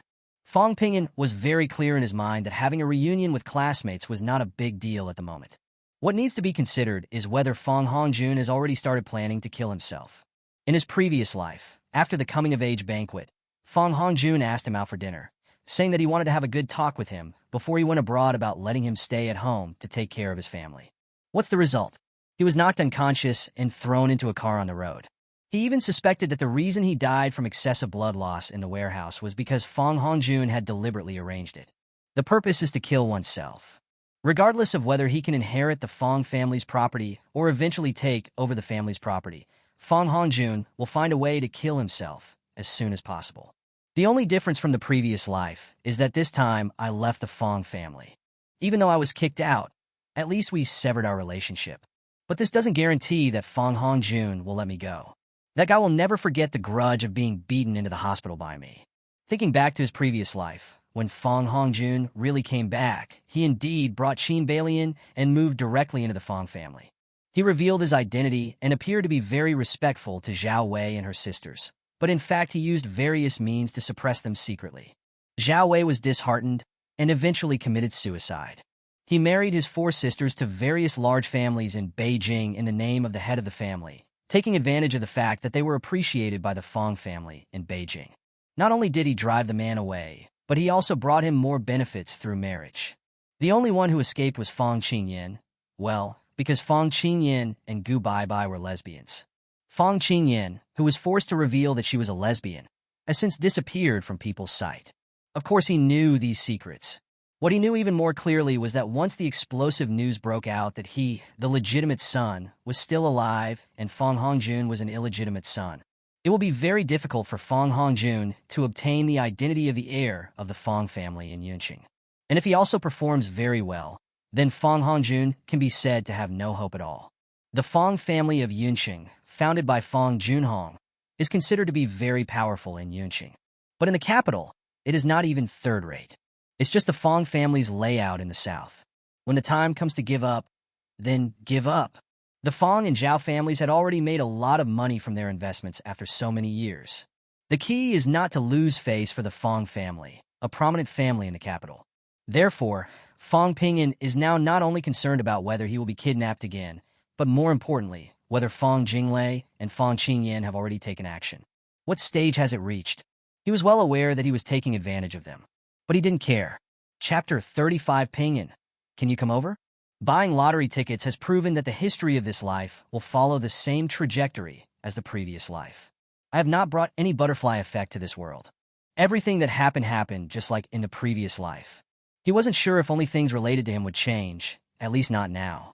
What he fears most is that things related to him will change, and then he will have no advantages.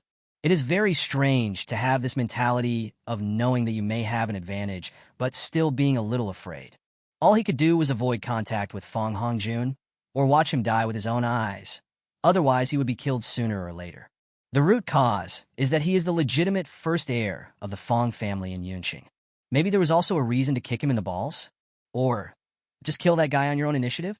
But he was lost in thought for a long time, until Chen Shui came out of the bathroom. He came back to his senses. The little girl is 1.66 meters tall, which is not short in Yunqing, and can even be said to be slightly tall. But it will still grow. Chen Xiaohua is from the north, while Lu Qing is a local. So the girl will continue to grow. Looking at her slim figure, Fang Pingyan suddenly laughed out loud. Chen Shui was tilting her head to wipe her hair. She looked up when she heard his laughter. Those big eyes were full of questions. Brother, what are you laughing at?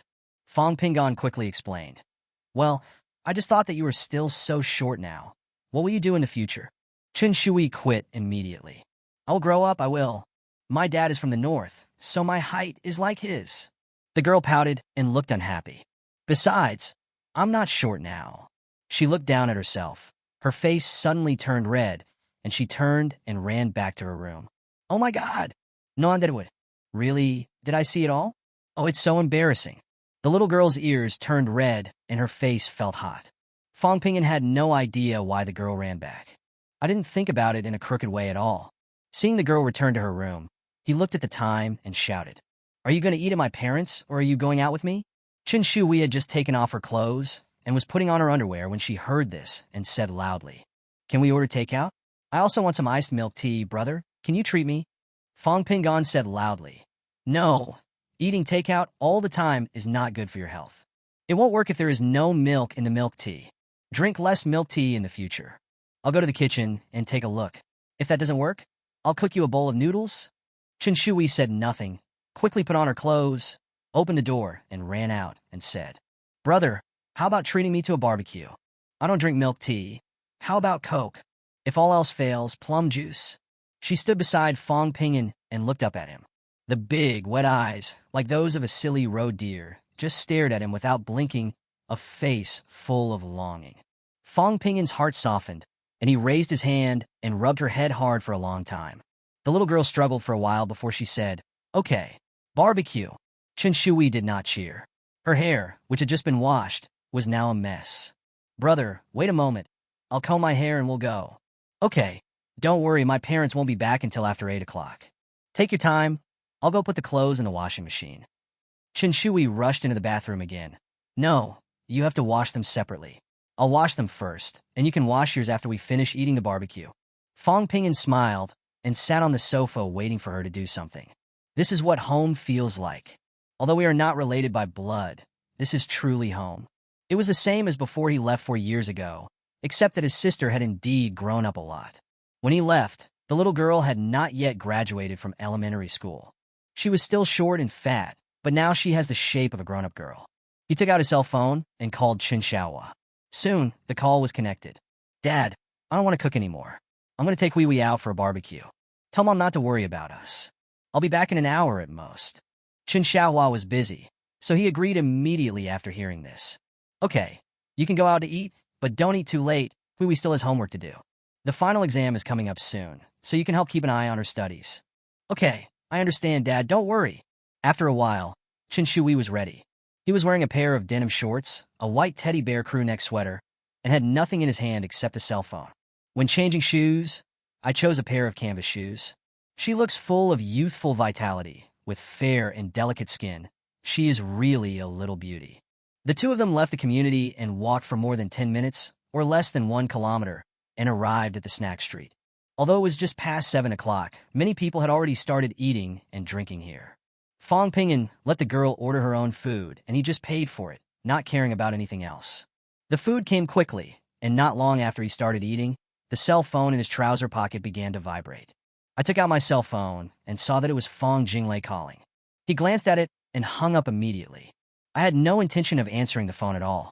I just felt that Fang Jinglei was really shameless. Less than 5 seconds after I hung up, as soon as I put the phone back in my pocket, it started vibrating again. Chen Shui is very smart and sensible. When I saw my brother's action, I knew that he didn't want to answer the phone instead of being embarrassed to answer the phone in front of her. After Fang Pingyan hung up 3 times in a row, she finally couldn't bear it anymore. Brother, if it's the same person calling, then there might really be something wrong. Why don't you take it? She had an ice sour plum juice in her left hand and a pair of chopsticks in her right hand, and was concentrating on a plate of spicy fried scallops in front of her. It is said to be extremely spicy, but actually for northerners it is only slightly spicy. Chun Xiaohua is from the north, so his family can tolerate mild chili peppers. After all, they have been eating chili peppers since they were young. Fong Pingon saw the concern in her eyes and nodded. If you call again, I'll answer it. As soon as he finished speaking, the phone started vibrating again. Fong Pingon sighed and glanced at the girl sitting opposite him. The girl's eyes were curved into two crescents, and she was smiling at him. He whispered, I'm going to answer a call outside. You stay here, and don't go anywhere, okay? Seeing the girl nod, he answered the phone and said, Wait a moment, I'll go out and answer it. When I walked out of the barbecue restaurant, it was still very noisy outside, and there was no air conditioning. People were drinking beer, eating, laughing, and even arguing not far away, making the street full of the strong smell of fireworks. Hey, what do you want from me? Fong Pingon made way for a person who wanted to enter the store and turned to walk to the window. Inside was Chun Shu-wei, who was enjoying her meal. Seeing him standing there, she raised her hand, shook it at him, and gave him a big smile. Fong Pingon nodded. Fong Jinglei's voice came from the phone with a hint of tears. Pingon, can you come over? Mom is sick. Chapter 36, Does this have anything to do with me? Zhao Wei's face suddenly appeared in Fong Pingon's mind. He thought for a second before answering. Does this have anything to do with me? Fong Jinglei seemed to be choked, and also paused for a moment before saying, Are you really unwilling to forgive us? Mom is sick. Why don't you come to see her? Fong Pingon smiled. No, I have already severed ties with your Fong family.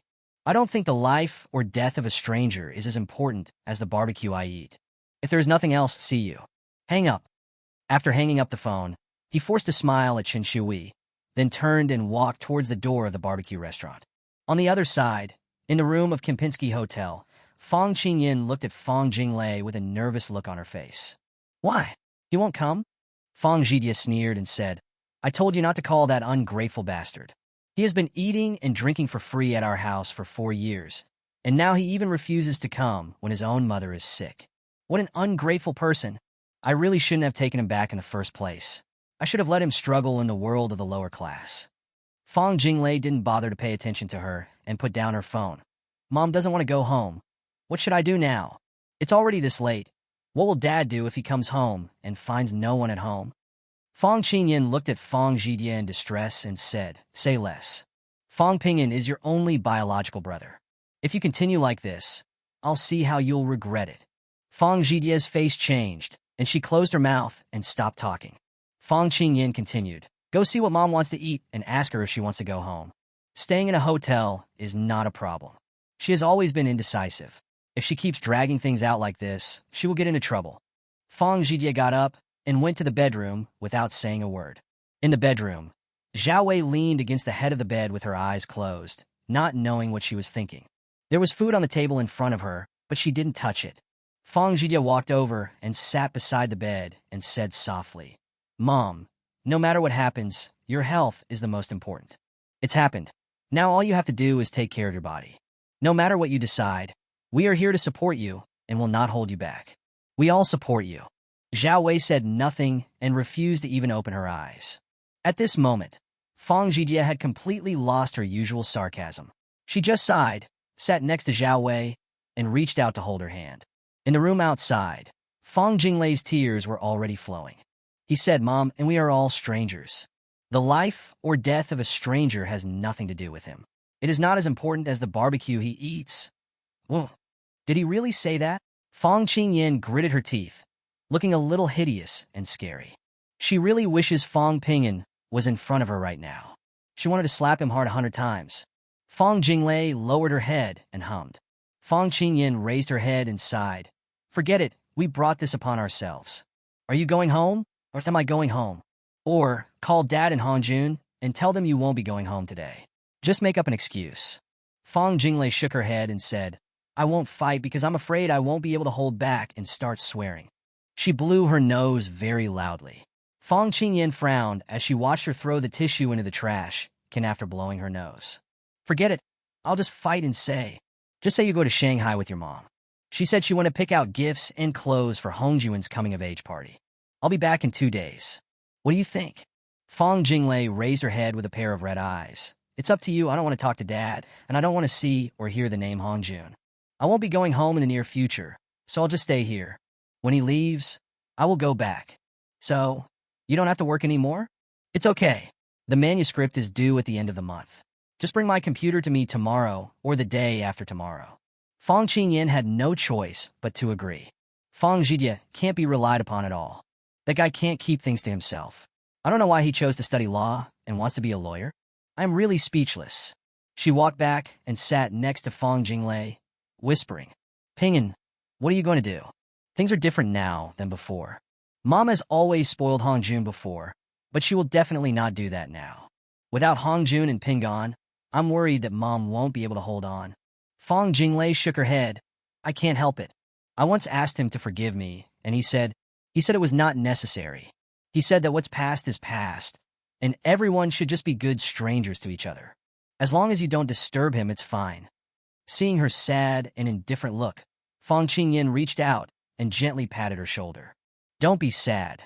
Since it has come to this, you have to persevere no matter what. Regardless of whether Fang Pingyan is willing to come back. Let's first see what Mom's attitude is and find a way to resolve Fang Hongjuan's issue. After saying that, she stood up, picked up her cell phone, walked to the window, and called her father Fang Junhong. The call ended quickly, and Fang Junhong did not show any surprise. In the past, the women in their family would go out shopping together and stay away for a day or two. After Fang Qingyan hung up the phone, she immediately made another call. Hey, I want you to keep an eye on Fang Junhong and Fang Hongjun. Find out where they went tonight and who they met, and take photos. Must have photos. Money? Didn't I give it to you? Okay. I'll transfer it to you later. Just take a few days. If there is still no result, it's over. If necessary, please contact us for a new order. You won't refuse this. Okay, bye. She didn't stop after the second call. Instead, he made a third call. Hey, bye-bye. How's your investigation going for me? Goodbye seemed to have said a long speech. It was 2 or 3 minutes later that Fang Qingyan hung up the phone and sat down with a gloomy expression. Fang Jinglei had been sitting there quietly listening. The eldest sister didn't avoid her, which meant that she could listen to it. Sister, do you think Dad and Hongjun will take this opportunity to meet Qin Balian? I don't know. Fang Qingyan shook her head. The information I hope to get now is that Fang Hongjun knows my life experience. He knew his mother existed and where she lived, and it would be great if there was evidence of the meeting. With this evidence, I can make him leave the house with nothing. Fang Jinglei hesitated. Sister, he is also my father's son. It is unlikely that he will leave the house with nothing. He was originally intended to study abroad, and when the incident broke out, he took the opportunity to go abroad. The matter was left unresolved. Even if my mother is angry, he has already gone abroad, and no one can do anything to him. After all, he still has our father to protect him. Chapter 37, at least I begged him to forgive me. What about you? I even suspected that when Dad said he had found him, he was forced to bring him back. Fang Jinglei's voice was not loud, and her tone was kind of faint, which was very uncomfortable to listen to. Fang Qingyan knew that this was her second sister's self-blame. As your eldest sister, you don't need to bear these things. It's just the appraisal report you produced. There's no way you can get away with it. All I can do is keep watching, try to get more evidence, and protect my mother's interests as much as possible. Otherwise, you know what will happen to Mom after Fang Hongjun gets the inheritance rights. Fang Jinglei finally had some emotional fluctuations. She snorted and said, if he knew everything, then he was able to pretend for so many years until now, which shows that this person is very scary. He is a typical villain in any work. By then, not only Mom, but also us sisters and Ping will not have a good ending. Safety. She quickly picked up her phone and started typing a text message instead of making a call. Ping will definitely not answer the phone if we call again, she said as she typed. He's afraid that we will contact him. I have to tell him that he might be in danger now. Once someone like Fang Hongjun starts to deal with him, I'm worried that he will be in danger. Fang Qingyan followed her thoughts, and her expression soon changed. Although the Fang family in Yunqing is not big, they still have assets worth hundreds of billions. For the sake of these hundreds of billions of assets, Fang Hongjun would definitely do something like killing Pingyan, his only competitor. According to the practices of the Fang family, by that time, there would be almost no problem for Fang Hongjun to inherit the family property. No, just sending a message doesn't guarantee that it will be received. What if he blocked you? It would be safer to go to his house and talk to him in person. Fang Jinglei said without even looking up. He won't block me, but that may not be the case. At least I begged him to forgive me. What about you? What have you done? This is embarrassing. Fong Qingyin's face turned pale. I am now concerned about your Fong Pingin's property and personal safety, and you actually blocked me? She picked up her phone and called Fong Pingin. Sure enough, there was a beep, beep, beep sound coming from the phone. Call again. The number you dialed is busy. Please call again later. Fong Qingyin's face darkened. She sat opposite Fong Jinglei angrily, picked up the already cold teacup, and took a sip. After you send the message, give him a call to let him know the situation. I'm going downstairs to buy some things. Fong Jinglei looked up and asked, What do you want to buy? Sanitary napkins? Do you want them? Fong Qingyin replied unhappily. No, I'm not coming. I'm going to go see how Mom is doing. You go ahead. She also stood up and walked towards the bedroom. Pushing open the door, Zhao Wei was leaning against it with a pale face, and Fong Zhidia was feeding her porridge. Seeing her come in, Fong Zhidia did not stop what she was doing. Mom, are you feeling better now? Fong Jinglei asked softly. Zhao Wei opened her eyes and looked at her, then raised her hand to push Fong Zhidia's hand away. You guys, are you regretting it like Mom does? Zhao Wei started crying again. Tears flowed from the corners of his eyes, along his face and into his collar. Fong Jinglei quickly took a piece of paper from the side to help her wipe away her tears. Yes, Mom, I regret it very much, but there are more important things to do now. You come from a big family. You should know that even if you don't deal with Hongjun, at least Pingin is in danger now. When Fong Zhidia heard this, she almost immediately understood what she meant. Hongjun probably won't do that. Second sister, please stop scaring Mom, she said somewhat unfairly. Although Hongjun is not my biological son, I was raised by him since he was young. How could Mom not know what he is like? Zhao Wei tilted her head to look at her, then looked at Fong Jinglei again. Lei, call Pingin and tell him to be careful. Don't let anyone hurt you.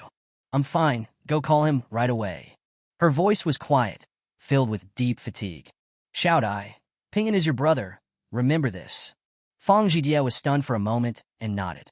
Fong Jinglei held Zhao Wei's hand and said, Mom, I have already contacted him. He knows it too. Don't worry. Pingin is our only younger brother, and no one can change that. Even if he has a grudge against us now, we are blood relatives after all. It is normal to have conflicts, and they will be fine after a while. Don't worry. Zhao Wei moved her hands, sighed, and said, I never thought that the child I raised with all my heart was actually carefully arranged by him. What a shame, what a shame. Well, this is simply a humiliation to me. It has been a continuous humiliation to me and the Zhao family for 18 years. How can I have the face to go back to the Zhao family? Zhao Wei's crying was not loud, but she just couldn't stop her tears. She whimpered and slapped the dining table on the bed. Fong Jinglei winked at Fong Zhidia, and the two of them moved the dining table away and placed it on the carpet aside. Then he came over to comfort her. Mom, it's useless to think about these things now. What you need to do is to decide how to solve this problem as soon as possible. Not only do we have to take care of the Fong family's reputation, we also have to consider the Zhao family's reputation. Zhao Wei gritted her teeth and said, Qin Balian. He has been hiding well for more than 20 years. It was also my own fault that I believed him. Fong Jinglei asked curiously, Mom, do you know that Qin Balian? Not only did she feel strange, Fong Zhidia, who was sitting on the sofa in the bedroom, also looked curious. Zhao Wei gritted her teeth and said, Back then, the Qin family was considered a well-known, wealthy family in Yunqing, but because their backers fell, they fell into decline. At the beginning, Qin Balian met him when she was studying in the capital. At that time, the Qin family was still quite prosperous. Later, your father came here when choosing a market for her. It was at this time that your father met me through the arrangement of his family. If it weren't for the support from my family, what could he have accomplished? Your father is not a business genius. He is not even as good as your sister. Before she finished speaking, Fong Zhidia, who was sitting next to her, couldn't help but speak. Mom, you mean that your father and I were married by arrangement, not a free love relationship? When she suddenly spoke, Zhao Wei immediately lost the desire to continue. She glanced at Fong Zhidia, who was full of curiosity, and said, How can a woman from a wealthy family have the right to choose her own husband? You too. Unless you are willing to completely give up all your interests at home, you can only follow your family's arrangements. Fong Jinglei felt depressed. What's the point of talking about these useless things? It would be better to talk about the story of my father Fong Junhong and Qin Balian. Mom, please continue what you were saying. We never knew that Sheen Balian and my dad had such a past. Zhao Wei shook her head. There's nothing to say. They were in love with each other. There was no love between your father and I. There was only kinship after you were born. Now it seems that this family affection was just my wishful thinking. For him, I desperately want to give birth to a son. Chapter 38. Did Dad do this on purpose? Zhao Wei rarely gets angry. It has only happened twice in my life. Once was when I lost Pingyan, and the other time was this time. Fong Junhong has an illegitimate child outside. This is nothing. She could totally handle it.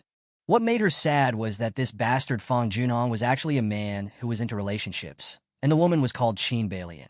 What's even more sad is that this bastard actually took the child back and let her raise him as her own son for 18 years. What a great shame and humiliation this is. 18 years. She finally gave birth to a son, but lost him. She lost her son while she was still in confinement. Fong Junhong saw that she was sad and soon brought back a baby boy. They said he was brought from an orphanage. The scenes from 18 years ago flashed through my mind like slides. It's okay, Wei Wei, it's okay. It doesn't matter if we don't have a son. We already have 4 precious daughters at home. I'm content without a son. When she didn't have a son, she was worried that the Yunqing branch of the Fong family would have no heir, and she was very sad. Fong Junhong often comforts her. Even though his son was lost, he did not show much sadness. Instead, he advised her not to be too sad, saying that it would be harmful to her health. Don't be sad, kid.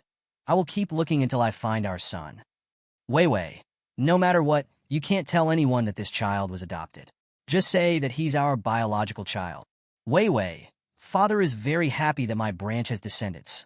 So, that child is his own flesh and blood.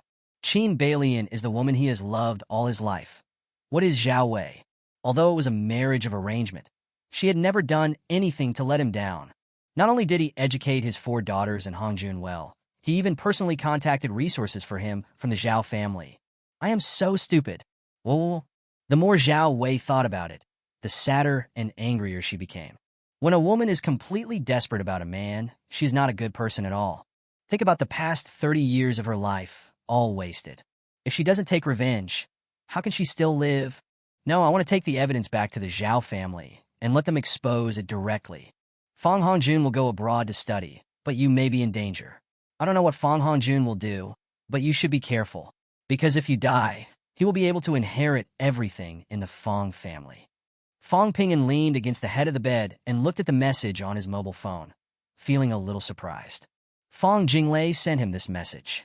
Doesn't it mean that they have confirmed Fong Hongjuan's true identity? And at least we have solid evidence in our hands. Otherwise, why would these brainless women contact him in such a tone? Looking at the date, there's not much time left until Fong Hongjuan's coming-of-age ceremony. In another week, he will call me the day after his coming-of-age ceremony. He even remembered what Fong Hongjun said exactly. My parents held a coming-of-age party for me. I'm worried that you might be upset, so I wanted to ask you out to meet alone so I can explain things to you. Although he was used to being ignored by the Fong family at that time, the coming-of-age banquet did make him sad. Now Fong Hongjuan's identity has been confirmed. Fong Jinglei said on the phone that her mother was ill. Zhao Wei knows. So, now they should discuss together how to solve this problem. But what does this have to do with me? Returning to the Fong family is impossible. He will not go against his oath. I will never step into the Fong family again in this life. I will not contact anyone from the Fong family. However, judging from his 15 years of experience following Fong Hongjun, Fong Junong is really dedicated to training his son. The love for Sheen Balian is absolutely unimaginable for a fool like Zhao Wei. Based on what he knew about the practices of wealthy families, they would basically give Fong Hongjun some money to let him leave the Fong family. Wouldn't it be natural for you to study abroad? However, Fong Jinglei's reminder is also very useful. Fong Hongjun would not let him go. Even if his identity was exposed, he could still inherit everything from the Fong family. But is there no one who is willing to believe that he really doesn't care about anything in the other family? Why can't we, Pingyan, carve out a new world for ourselves? He had experienced how cunning Fong Hongjun was. In the years after his death, I witnessed with my own eyes how he cheated people one after another. If that bastard really wants to attack me, he will never stop as long as I'm alive. What should I do? I can't let my parents and Huihui get involved. This was Fong Pingyan's first thought. The second thought that came to my mind was to kill that bastard. Regardless of whether the women of the Fong family really loved Fong Hongjun, the fact that he wanted to kill her had already happened once. Was there anything else that was uncertain? If Fong Hongjun died, whether those people would be sad or not would have nothing to do with him. But he really didn't know how to kill the other person. In his 2 lives, he was always just an 18-year-old child. The only thing we can do now is to deal with each move as it comes. Killing the other person is just an idea. If you really want to put it into action, there are too many factors to consider. Fong Ping'an leaned against the head of the bed and thought for a long time, until his neck was sore, but he still couldn't make up his mind what he should do to avoid the fate of death in his previous life. Outside in the living room, Lu Qing was watching a TV series, and Chen Xiaohua was sitting beside him watching TV with him. The two of them were living a very happy life. Although their material conditions are not as good as those of the wealthy, they can definitely not be classified as poor. What's more, Fong Ping'an bought so many houses in the name of their only daughter. The rent they collected every month alone exceeded their income from working hard in the restaurant from dawn to dusk. In another room, Chen Shui was doing her homework. This is the standard of a happy family. No matter what Fong Hongjun planned to do, he would not agree. As long as there is no intersection with the other party, the danger will naturally be much less. After getting up and taking a shower, he returned to his room, lay on the bed, and began to read a novel. That kind of unsolved case novel. When Fong Qingyan returned to the hotel, she booked another room. She doesn't plan to go back either. At first, neither Fong Jinglei nor Fong Zhidia heard the doorbell until Fong Qingyan started knocking on the door impatiently. "How's Mom?" When the door opened, Fong Qingyan asked in a low voice. Fong Jinglei closed the door before answering. "I slept for most of the day, and I feel much better now." "What are you going to do, sister?" Fong Qingyan said with a gloomy face. "What else can we do? I thought a lot along the way. Mom has been kept in the dark for more than 10 years. Fong Jinglei interrupted and said, "Qin Balian is Dad's true love. They met in Beijing, and even my parents didn't know each other at that time. After the Qin family got into trouble, Dad was probably forced by his family to marry Mom, and that's how we were born." Fong Qingyan looked incredulous. "Doesn't that mean that Dad did this on purpose?" Chapter 39, Not Only You, I Was Also Blocked. Fong Jinglei nodded and said nothing. Fong Qingyan was stunned for a moment, and suddenly gritted her teeth and said, "If Fong Hongjun knows all this, I will never let him off easily. Isn't this just bullying our mother?" She took off her coat and shoes and walked into the bedroom in her stockings. Zhao Wei has already gotten up and is drinking the tea made by Fong Zhidia. "Mom, what are you going to do?" Fong Qingyan walked into the room and asked. Zhao Wei looked up at her, put down the cup, and said, "Lei, give me the report. I will stay here for one night and go back to the Magic City to find your second uncle at noon tomorrow. This matter is not just about the relationship between me and your father, or Qin Balian. This is the matter between the Fong family and the Zhao family. You should stay out of it and just do what you should do. Also, you go find Ping'an and ask him to come see me tomorrow morning. Mom wants to say sorry to him. No matter what, I am the one who is sorry for him." Fong Qingyan didn't say anything, but just stepped aside to make way for Fong Jinglei. "Mom!" Fong Jinglei was very embarrassed. Ping'an ignored us. Although I haven't seen it with my own eyes, the eldest sister and the third sister have definitely been blocked. Now she has no idea when she will be blocked. I haven't received a reply to the text message I sent, but the phone call is indeed connected. She was about to say that Fong Ping'an might be in danger, when she saw Fong Zhidia's face full of impatience, and she said, "Why is he ignoring us? He doesn't even care about his own mother and sister? I really gave him face. I called him, and you saw how I scolded him. Do you really think that you can get away from the Fong family by not living there or something like that?" Fong Jinglei was too lazy to pay attention to her and just let her be. This third brother is really useless. In terms of character, he is not as good as the fourth brother. "Mom, if this gets out, will Ping'an be in danger? I mean, no matter what, Fong Hongjun is also my father's child." Zhao Wei's face changed, and she suddenly became nervous. "He dares! Whoever touches my son, I will kill him." Fong Zhidia actually called Fong Ping'an, and as expected, she was blocked. She threw her phone aside with anger on her face. Fong Qingyan sighed. "Not only you, I was also blocked. The only person who can contact him now is your second sister, and her number is the only one that has not been blocked." "Why?" Fong Zhidia wanted to say something, but Fong Jinglei raised her hand to stop her. Based on your attitude towards him over the years, I would have blocked you if I were in his shoes. Besides, how many times have you called him in the past 4 years? Didn't you hit him and curse him that time? How did he offend you? Fong Zhijia? Zhao Wei asked hurriedly. Then you told him no? Fong Jinglei nodded and said, I reminded him, but I don't know what he will do. Zhao Wei said, go outside and get my bag. I'll call him. Fong Qingyan obediently went to the outer room, brought in her bag, and handed it to her. Zhao Wei took out her cell phone and opened the address book, but found that she didn't have Fong Pingyan's number at all. When she discovered this fact, she felt an inexplicable pain in her heart. My son, as your mother, I'm really sorry. I didn't even keep my own son's phone number, let alone remember it. The guilt and regret in her heart overwhelmed her, making it difficult for her to breathe. After panting for a while, she suppressed her tears and choked up, I don't have his number.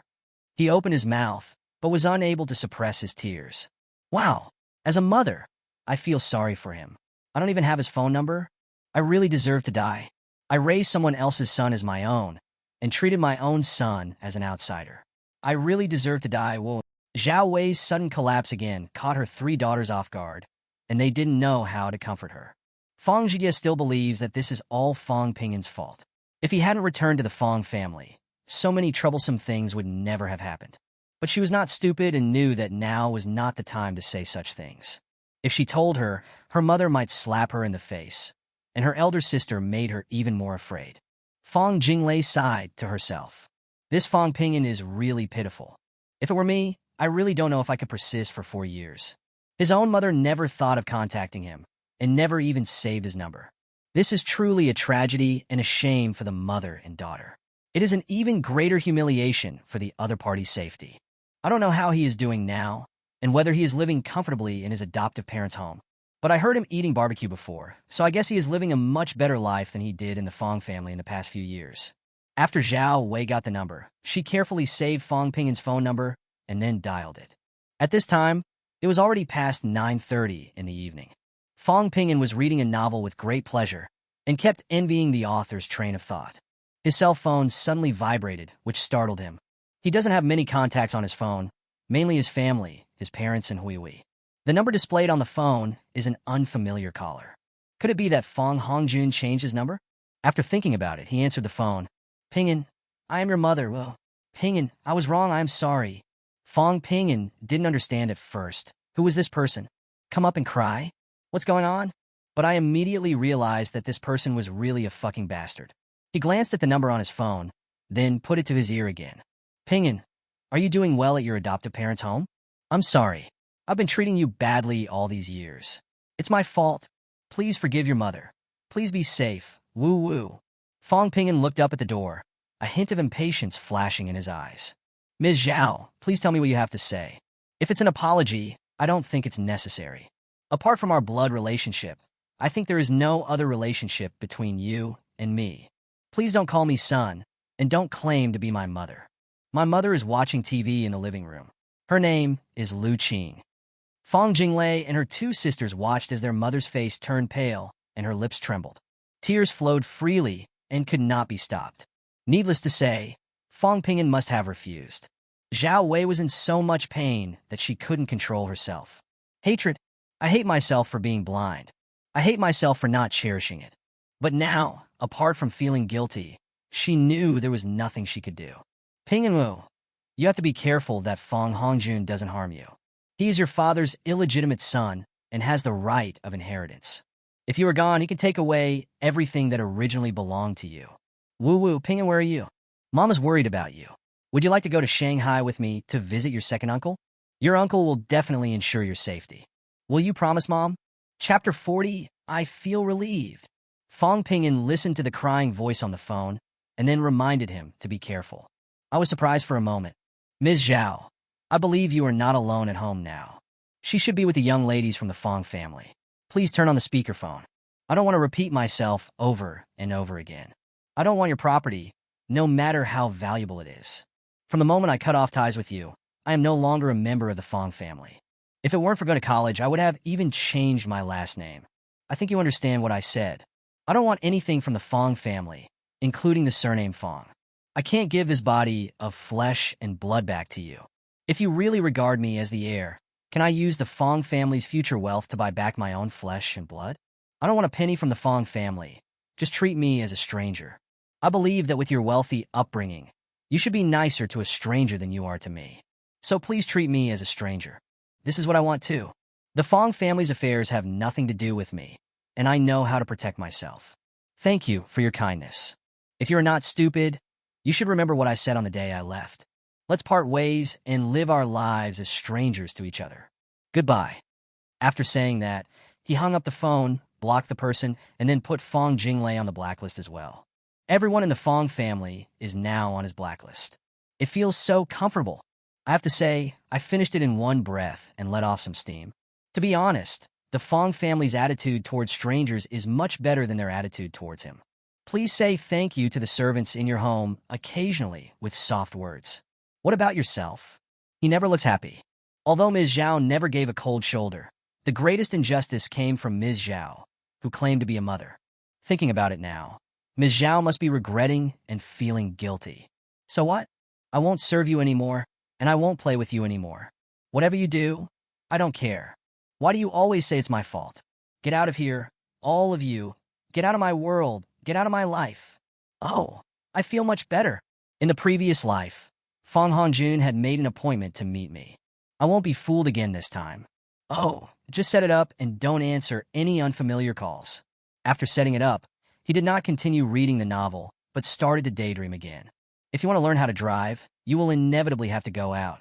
Besides, you can't guard against thieves for 1,000 days. What is coming will eventually come, so just be careful. As long as nothing happens before going to college, we will probably have to wait until Fong Hongjun graduates from college. This seemingly weak guy is definitely not a good guy. As long as he doesn't return to his country, there is a high probability that nothing will happen to him. Besides, it's still unclear whether I will return to Yunqing after graduation. Everything depends on whether Ms. Zhao and the others can resolve this matter quickly and allow that guy to go abroad as soon as possible. The sooner you leave, the safer you will be. Thinking of this, he could only bow his head and continue reading the novel. You know what? The method of committing crimes in that novel is really awesome, but it's not very suitable for the situation of myself and Fong Hongjun. But the story is really great.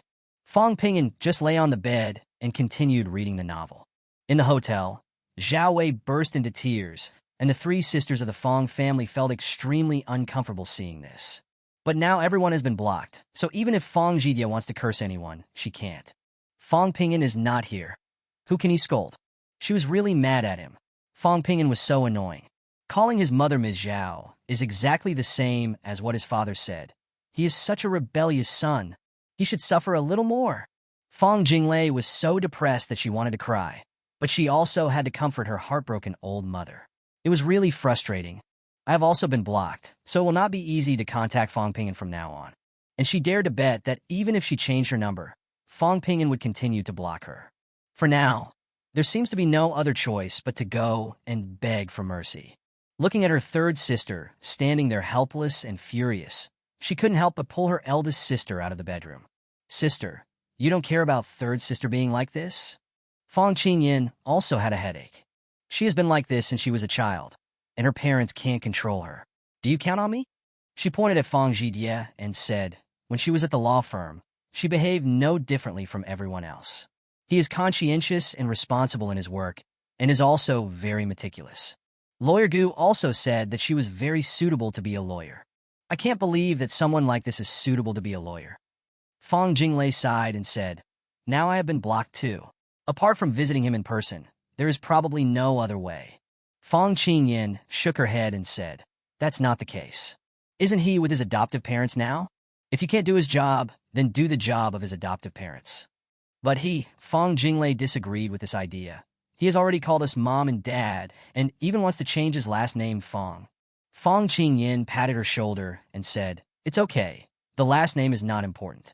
Just change it back when he returns to the Fong family. It doesn't matter. The important thing is that he should be aware of his personal safety now. Both you and Mom have already reminded me of this. I don't think there will be any result if I go to his house and ask for his forgiveness now. Wait, after we solve the problem here, we can ask him to come back. It should be in time. but he's going to Beijing to study in September. Fang Jinglei was a little anxious. I checked secretly and found that he applied to the finance department of Beijing University, the same major as Fang Hongjun. Fang Qingyan nodded and said, "Come in, Xiaodai doesn't know how to coax people. You go and coax mom. Crying like this all the time is bad for your health." Fang Junhong was in the car when he received a call from his eldest daughter. When he found out that all the women in the family were not in Yunqing, he didn't think too much about it. This wasn't the first time, but it was unusual for the boss to go along as well. It seems that they really attach great importance to Hongjuan's coming-of-age party. This is meaningless to ordinary people, but it is very important to wealthy families. After the coming-of-age banquet, you can talk about marriage. For example, for Hongjun, if there is a suitable marriage partner, you can start to cultivate feelings. Of course, Hongjuan's identity has not been made public yet.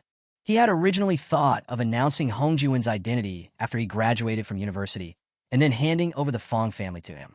As for Fang Pingyan, he felt a little uncomfortable when he thought of this name. He has never paid attention to the child's academic performance, nor has he cared about whether he is the top scorer or not. So what if you are the top scorer in the country? Does your family have enough wealth to send your child abroad for further studies? For wealthy families, the college entrance examination is completely dispensable. But it is still important to Hongjun. He needs to prove his ability. This is also one of the important bargaining chips to convince the old houses in Beijing in the future. Chapter 41. I still have money. I can't spend it all. A dirty wooling car was parked at the gate of Century Garden Area 2 in Haidong District. There were only 2 people in the car. Each one is greasier than the other.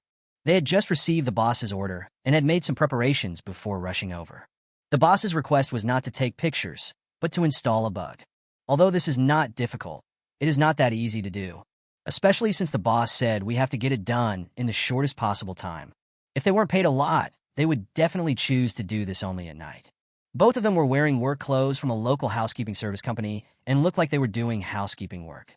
The driver put his arm on the car window, chatted with the security guard, lifted the gear lever, and they drove smoothly into Zone 2. There are more than 30 villas in Century Garden District 2, most of which were purchased by business people. The real noble people do not live in Haidong District.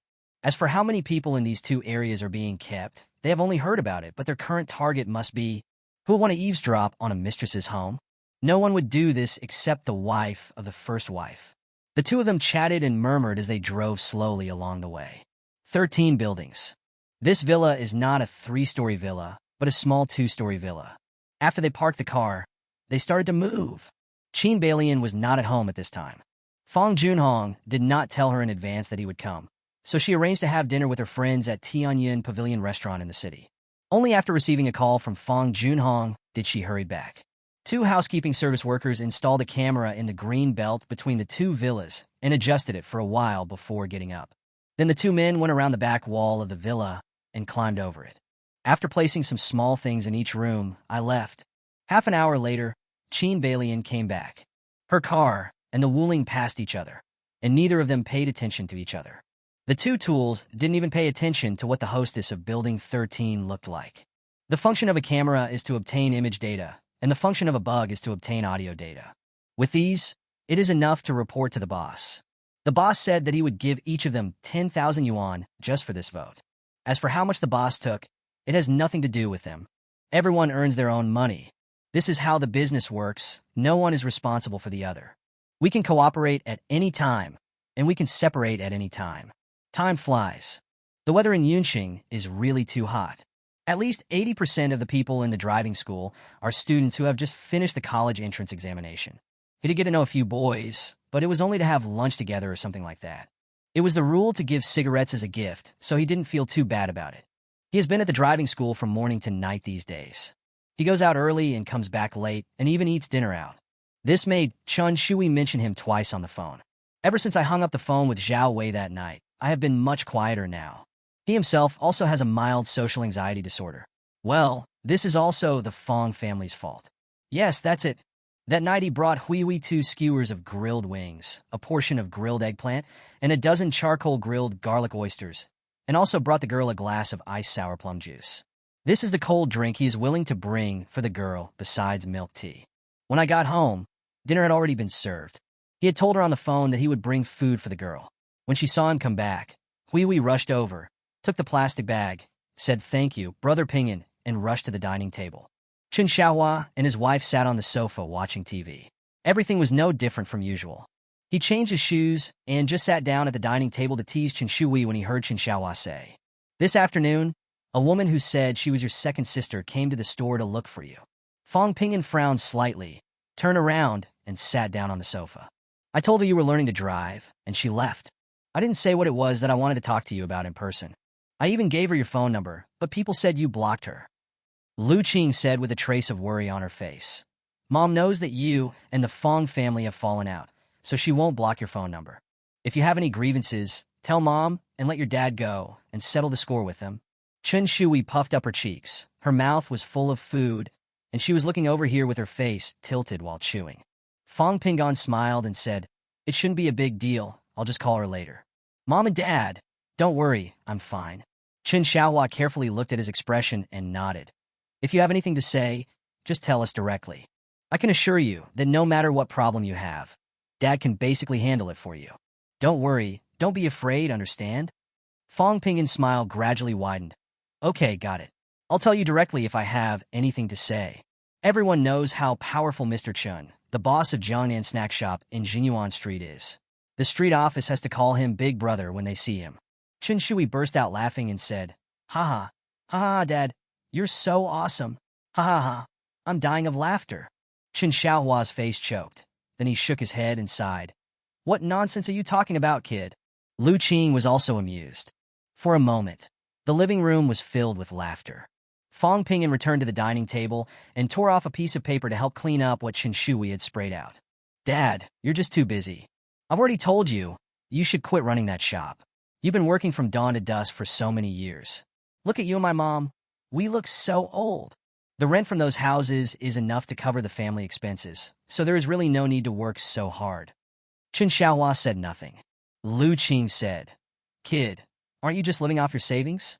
You go to college and find a girlfriend in the future. Won't it cost money? Are you thinking of spending the girl's money while dating her? Will you not need money to buy a house when you get married in the future? We are both in good health, and how can I look old?" Fong Pinyin then realized that he indeed did not buy any supplements or cosmetics for the two elders. This was an oversight on his part. "If I had known earlier, I should have bought them all." Chen Shui said, "Brother, you were just talking nonsense. What's the use of just talking about it? You could just buy it for your mom. Do you think she can afford to buy cosmetics herself?"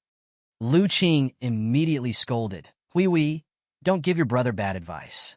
I don't need those things." Chen Xiaohua seemed to have thought of something, and there was a hint of guilt and self-blame in his eyes when he looked at Lu Qing. It was a blessing for Lu Qing to marry him. "Honey, I'll take you to buy cosmetics tomorrow. No matter how expensive they are, as long as we have enough money, we'll buy them." Chen Xiaohua's words were so decisive that Lu Qing actually laughed. "I'm old now, why would I spend that money on those things? I'm fine now and don't feel that old. It's time for you to take some health supplements." Fong Pingon waved his hand and said, "Mom and Dad, leave this matter to me. I still have money. I can't spend it all." Chen Shui immediately raised the chicken wings in her hand and said, "Brother, I want some too." Chapter 42, You Are in Danger. "Miss Fong, have you been to my father's shop?" After returning to the room, he called Fong Jinglei. Strangely, he wasn't angry, nor did he feel he should be angry. He was in a pretty calm mood. Besides, he also wanted to know whether the big news about the Fong family had been revealed. "Pinyin, are you home? I heard from your adoptive father that you were learning to drive. Can I ask my elder sister to give you a car? What kind of car do you like?" When Fong Jinglei heard Chen Xiaohua say that Pinyin was learning to drive, she had already decided to give him a car.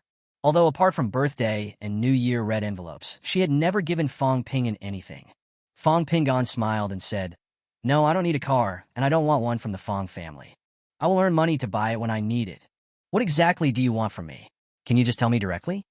Fong Jinglei said, "I have already received the paternity test report, but I didn't have time to tell you last time. Fong Hongjun is our father's illegitimate son. Just like you said, his mother is Qin Balian." Fong Pinyin curled the corners of his mouth, but said nothing. Fong Jinglei seemed to be afraid that he would hang up the phone, and continued in one breath. "Our mother, eldest sister, and your third sister are all in my uncle's house in Shanghai now.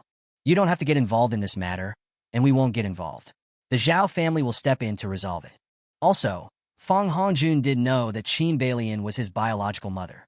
The day before yesterday, he and our father went to see Qin Balian. Now we have not only photos, but also recordings which can prove that this incident is true. Fong Pingon asked calmly, "What does this have to do with me?" Fong Jinglei, "Fong Hongjun and you both said that you have the same inheritance rights. Don't you understand yet? You are in danger." Fong Pingon sneered. "Who wants the Fong family stuff? If Fong Hongjun wants it, just give it to him. I have said this many times. I have no interest in your family affairs. If you have nothing else to do, just hang up. Don't waste your feelings on me. I don't need them either." Fong Jinglei was quiet for a moment. Fong Pingon heard it clearly, and there was a hint of pleading in her voice. "Pingon, you still won't forgive me? It was all our fault in the past. We ignored you and treated you and Fong Hongjun differently. It was all our fault. Now we know our mistakes. I really regret it and feel very guilty. I want to make it up to you and get your forgiveness. Why are you so cruel to yourself?" After a long silence, Fong Pingon said calmly, "Because when I decided to give you one last chance to choose, you all chose Fong Hongjun without exception. And at that time, you didn't know that he was an illegitimate child. The only reason you chose him is because in your eyes, he is more important than me. All of you chose Fong Hongjun, not me. From the moment I stepped out of the Fong family, all of you are no longer family in my eyes. It's me who doesn't want you anymore. No matter how you try to make amends, it's useless. I will not accept your apology, and I will never forgive any of you. I know I might be in danger, but it has nothing to do with you. I have my own parents and family, but they don't include you. From now on, don't bother my parents again, or don't blame me for being rude to you." Thinking back to his 4 years at the Fong family, especially what happened that night, Fong Pingon's heart grew cold again. He didn't think he had done anything wrong. As far as he knew, the only blood relationship that bound him was to support his parents. As for Fong Junhong and Zhao Wei, neither of them needs a support, and even if they do, they don't have much money. It doesn't put any pressure on yourself. So, that's it.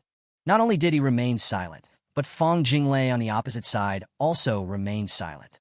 Fong Pingon didn't know what the person on the other side was thinking, and he didn't care.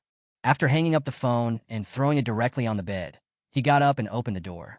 A little head was standing at the door, listening attentively. Fong Pingon was suddenly at a loss whether to laugh or cry, and reached out his hand and hit him on the head. "What are you doing? You're such a grown-up, and you're still eavesdropping? Ouch, that hurts, brother!" Chen Shui covered her head and started screaming. Fong Pingon said with a smile, "I'm already out. Why aren't you leaving? Have you finished your homework? How many points can I get? Is there any hope of being in the top 3 in the grade? Or are you able to skip a grade?" The series of questions made Chen Shui dizzy. Chen Shui was smart enough to raise her hands and surrender and said, Okay, I'll go back to my room to do my homework. I don't know how many points I will get. I can't get into the top 3, and my teacher won't allow me to skip a grade. If you have any other requests, just tell me and see if I can answer them." After watching her turn around and run back to her room and close the door, Fong Pingon walked to the living room and poured himself a glass of water and drank it. Chen Xiaohua and his wife have returned to their room to rest. They had to get up at 3 in the morning, so they went to bed early. There is a small light on in the living room, which is kept on for convenience in drinking water at night. Fong Pingon walked to the sofa and sat down. "I'm going to Shanghai to find my uncle. It seems like I can't let this matter go easily. Although this is normal." Zhao Wei did not face Fong Junhong directly, but handed all the evidence to the Zhao family. It seems that Zhao Wei has a deep hatred for Fong Junhong. If the Zhao family comes forward, they will definitely not confront Fong Junhong directly. They will probably go to the capital to ask for an explanation from the Fong family's old residents. I just don't know what will happen to Fong Hongjun and Qin Balian. To Zhao Wei, Fong Hongjun is an illegitimate child. But to the Fong family, Fong Hongjun is the heir, and regardless of his background, he is indeed an outstanding young talent. No one knew that guy was also a murderer. The deceased had been with him. In this life, even if the Zhao family intervened, Fong Junhong would probably be fine. At most, he would just give some shares to Zhao Wei. Apart from this, he couldn't think of any other outcome. According to the current situation, Fong Hongjun must go abroad. Neither the Fong family nor the Zhao family could kill him, at least not openly. Going abroad is an explanation to everyone. Going with his mother, as long as he promises never to come back, Zhao Wei will not be able to say anything against it. Unlike staying in the country in the previous life, there may be new changes after going abroad. Once he goes abroad, then in Fong Pingin's world, the villains will change the map, so wouldn't future events change? In other words, if you can survive, you will face a brand new future. Just like if I hadn't died in the previous life, I would be facing a completely new experience as myself. Unpredictable. Well, this is all written in the novel. Fong Pingin suddenly thought of this, and a smile appeared on his lips. So in my world, I am the protagonist. No matter who the opponent is, I am the protagonist. Even if I am a supporting role in other people's world, to me, I am the center of this world. Live for yourself. Chapter 43, I raised his mistress's child for 18 years, brother. 43. Let's go back a few days. Magic City. Zhao Yuankai, the deputy minister of commerce, turned down all invitations for tonight. His only sister, Zhao Weiwei, came to see him with her two nieces. There hasn't been frequent contact over the years. When Zhao Weiwei married Fong Junhong, he was just a section chief, and this position was only achieved with the help of his family. Right now, he can't be said to be omnipotent, but it's almost there. As long as you don't make any mistakes, you can basically see what the next few years will look like. Now he has reached the top and is just waiting to be transferred to other provinces. His wife Tang Yin is the daughter of a local wealthy family. He was lucky enough to meet her at Shanghai University of Finance and Economics, and he had no idea about Tang Yin's family background at that time. It was not until the two of them fell in love that they revealed their family backgrounds. It's funny, at that time, the two of them almost said at the same time that they were just ordinary people. Their two children are all abroad. One of the couple is working hard to make progress, while the other is concentrating on running their own chain of beauty salons. They are rich and powerful, and their life is too comfortable. Zhao Weiwei didn't say much on the phone, which made him not think much about it. It was only when he arranged for his secretary to take her home that he discovered that Zhao Weiwei's eyes were red and swollen. Tang Yin is on a business trip and not in Shanghai, so we don't have to meet. Tang Yin looked down on Zhao Weiwei, a vase who was cowardly and extremely easily satisfied, so the two stopped contacting each other soon after they met. Where are Qin Yin and the others? When Zhao Yuankai saw that Zhao Weiwei was the only one there, he started to ask. Zhao Weiwei shook her head and said, "They went to the hotel. Don't worry about them." Zhao Yuankai stared into her eyes. It was obvious that she must have been crying for a long time. He nodded calmly. "Okay, come in first." Zhao Yuankai's family had no nanny or servants. The couple cooks everything themselves or just eats out. Tang Yin was not there, and he had no time to cook, so the brother and sister sat in the living room. "Can I tell you now?" Zhao Yuankai poured a cup of tea and placed it in front of Zhao Weiwei. Zhao Weiwei couldn't help but start crying again. "Brother, that beast Fong Junhong deceived me for 18 years. Hong Jun is the child he brought back. I raised him as my own son, but only now did I find out that Hong Jun is actually the son of Fong Junhong and that bitch Xin Balian. Brother, I raised his mistress's child for 18 years, brother." Zhao Yuankai was completely stunned by these words. Zhao Weiwei. Oh, Zhao Weiwei, how stupid are you to have been kept in the dark for 18 years? He couldn't even control the expression on his face. After Zhao Weiwei took out the appraisal report from her bag, Zhao Yuankai was indeed a little angry. Although Zhao Weiwei is stupid, she is still a member of the Zhao family after all. Neither of their brothers had ever bullied her, so how could it be the Fong family's turn to bully her? Looking at the appraisal report placed in front of him, Zhao Yuankai picked it up, read it once, and then put it down lightly. "What result do you want?" he asked without hesitation. "Tell me your idea. If it's feasible, I'll tell my brother." Let Big Brother go directly to the Fong family's old house and ask their old man Fong. Zhao Weiwei was still crying, but her face immediately turned grim after hearing this. "I want Qin Balian to die with that evil creature." The way she gritted her teeth made Zhao Yuankai feel a little toothache. "What are you thinking about? We live in a country ruled by law, and even though the child is an illegitimate child, he can still inherit the family property. You want someone to die? How should he die? My brother and I will go and kill him." Zhao Weiwei didn't say anything, but just shed tears silently, looking extremely pitiful. Zhao Yuankai thought for a moment and said, "Well, you go back to the hotel and fly to Beijing tomorrow. I'll call my brother and tell him about this. It is impossible for you to want the mother and child to die. At most, you can drive them out of the country. The other thing is that you get some compensation and your family gives you some. I guess that's about it." Zhao Weiwei cried and talked from time to time, which gave Zhao Yuankai a headache. To be honest, it was Zhao Weiwei who was stupid, and he didn't have much sympathy for her. The only thing he thought about was how much benefit this incident could bring to himself and the Zhao family. If he were the eldest brother, he would probably only meet Zhao Weiwei once, and after finding out all the facts and evidence, he would not care about her anymore. I'm already 50 years old, and my life is like this. Who can I blame? If you want to blame your family, that is absolutely not possible. After Zhao Weiwei left, Zhao Yuankai immediately called his elder brother Zhao Yuanlong. This matter is over with him. Zhao Weiwei was still hungry when she returned to the hotel. The comfort Zhao Yuankai gave her was equivalent to nothing, and it made her very dissatisfied. How could this be possible? He treated his own sister in such a professional manner, which really made her angry.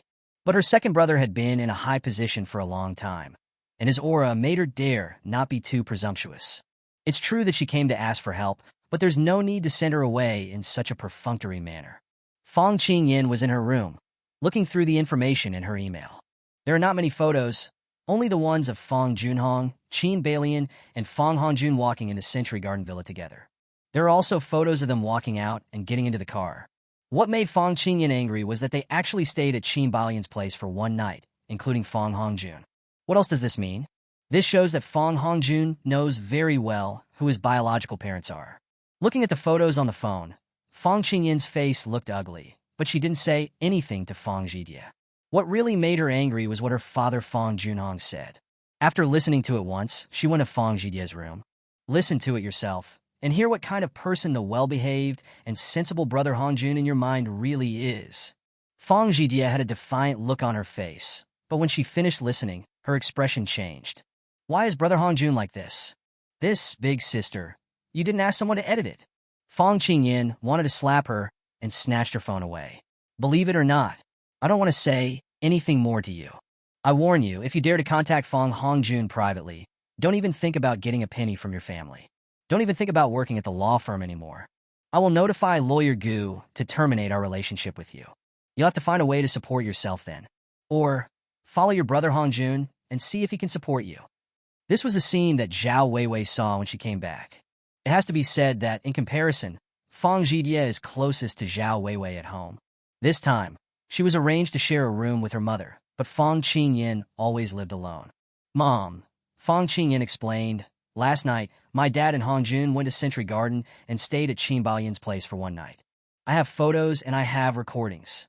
Zhao Weiwei angrily said. Send it to me and I will pass it to your second uncle. Chapter 44, I will be there on time. Zhao Wei cried again. After Fong Qingyin sent the photos and audio files to her, she then sent them to Fong Jinglei. Lele, see if you can meet with Fong Pingyan and let him listen to this recording. It would be best if he could remove us from the blacklist. Otherwise, if you can't find him when something happens in the future, it will be very dangerous. Fong Jinglei received the document and started to get anxious after listening to it. No matter what Fong Hongjun was going to do, at least Fong Junhong knew it. This is what Fong Qingyin and Fong Jinglei find most terrifying. When two men were fighting each other, he actually supported one of them. Do you really think this is a change of dynasty and a fight for the throne? Not only is it infuriating, it's also ridiculous. So starting from the next day, Fong Jinglei went to Chen Xiaohua's house and knocked on the door, but no one was home. Fong Pingyan was learning to drive at a driving school at this time. So she ran to Jiangnan snack shop to find Chen Xiaohua and his wife to inquire about Ping An's news. Regardless of what Zhao Wei and Zhao Yuankai thought, or whether the Zhao family in Beijing really went to the Fong family's old house, for Fong Pingyan, these had nothing to do with him. He just stared blankly for a while after finishing his phone call with Fong Jinglei, and then let the matter go. He really wanted to know whether Fong Hongjun would attack him again, as he did in his previous life, if he was prepared. It has been 3 days, and Zhao Wei and the others have not returned home yet. This made Fong Hongjun feel inexplicably palpitating.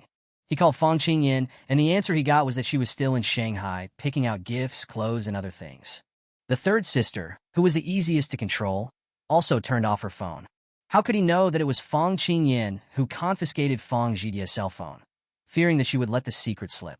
According to Gu Baibai, Fong Zhijie is a good person at work, but even at home, he really speaks without restraint and has a very bad temper. Neither Zhao Wei nor the others planned to contact him now. Only Fang Jinglei kept her phone turned on to ensure that she could receive Fang Pingin's call. So, when Fang Hongjun called her cell phone, Fang Jinglei took a long time to prepare before answering the call. Second sister, are you with mom and eldest sister? Fang Hongjun's voice was as gentle as usual, but at this moment, Fang Jinglei just felt a little scared. Yeah, what's wrong? Is there anything? Fang Hongjun asked. Oh, nothing. It's just that the house is so empty all of a sudden. I'm not used to it. Isn't Dad home? We'll be back in a few days. You are the only one at home. Please help us take good care of Dad, okay? Fang Jinglei couldn't think of anything to say and could only follow his lead. I dare not say a single word more. She carefully controlled her emotions, afraid of letting even a little bit of them leak out. She knew very well how sensitive her brother Hongjun was. Fortunately, Fang Hongjun didn't talk for long and hung up the phone quickly. Fang Jinglei put down her phone, leaned back on the sofa in the hotel, and pinched her brows. What she didn't know was that Fang Hongjun actually called Fang Pingin at this moment. When he received the call, Fang Pingin had just finished practicing driving and replaced the car with a young girl. He drank some water while taking out his cell phone. Fang Hongjun? A smile appeared on Fang Pingin's face. It's finally here. Hello. He answered the phone. Brother Pingin, where are you? Fang Hongjun's voice still sounded so disgusting. What's wrong? What happened? Fang Pingin would not tell him where he was, so he asked back. Fang Hongjun stood in front of the floor-to-ceiling window in his room, watching the servants taking care of the flower beds in the yard. How did you do in the college entrance examination? Fang Pingin was stunned for a moment. No way. Didn't you hear about being the top student in the province in science when you went to school to pick up your transcript? Not bad, about the same as expected. How about you?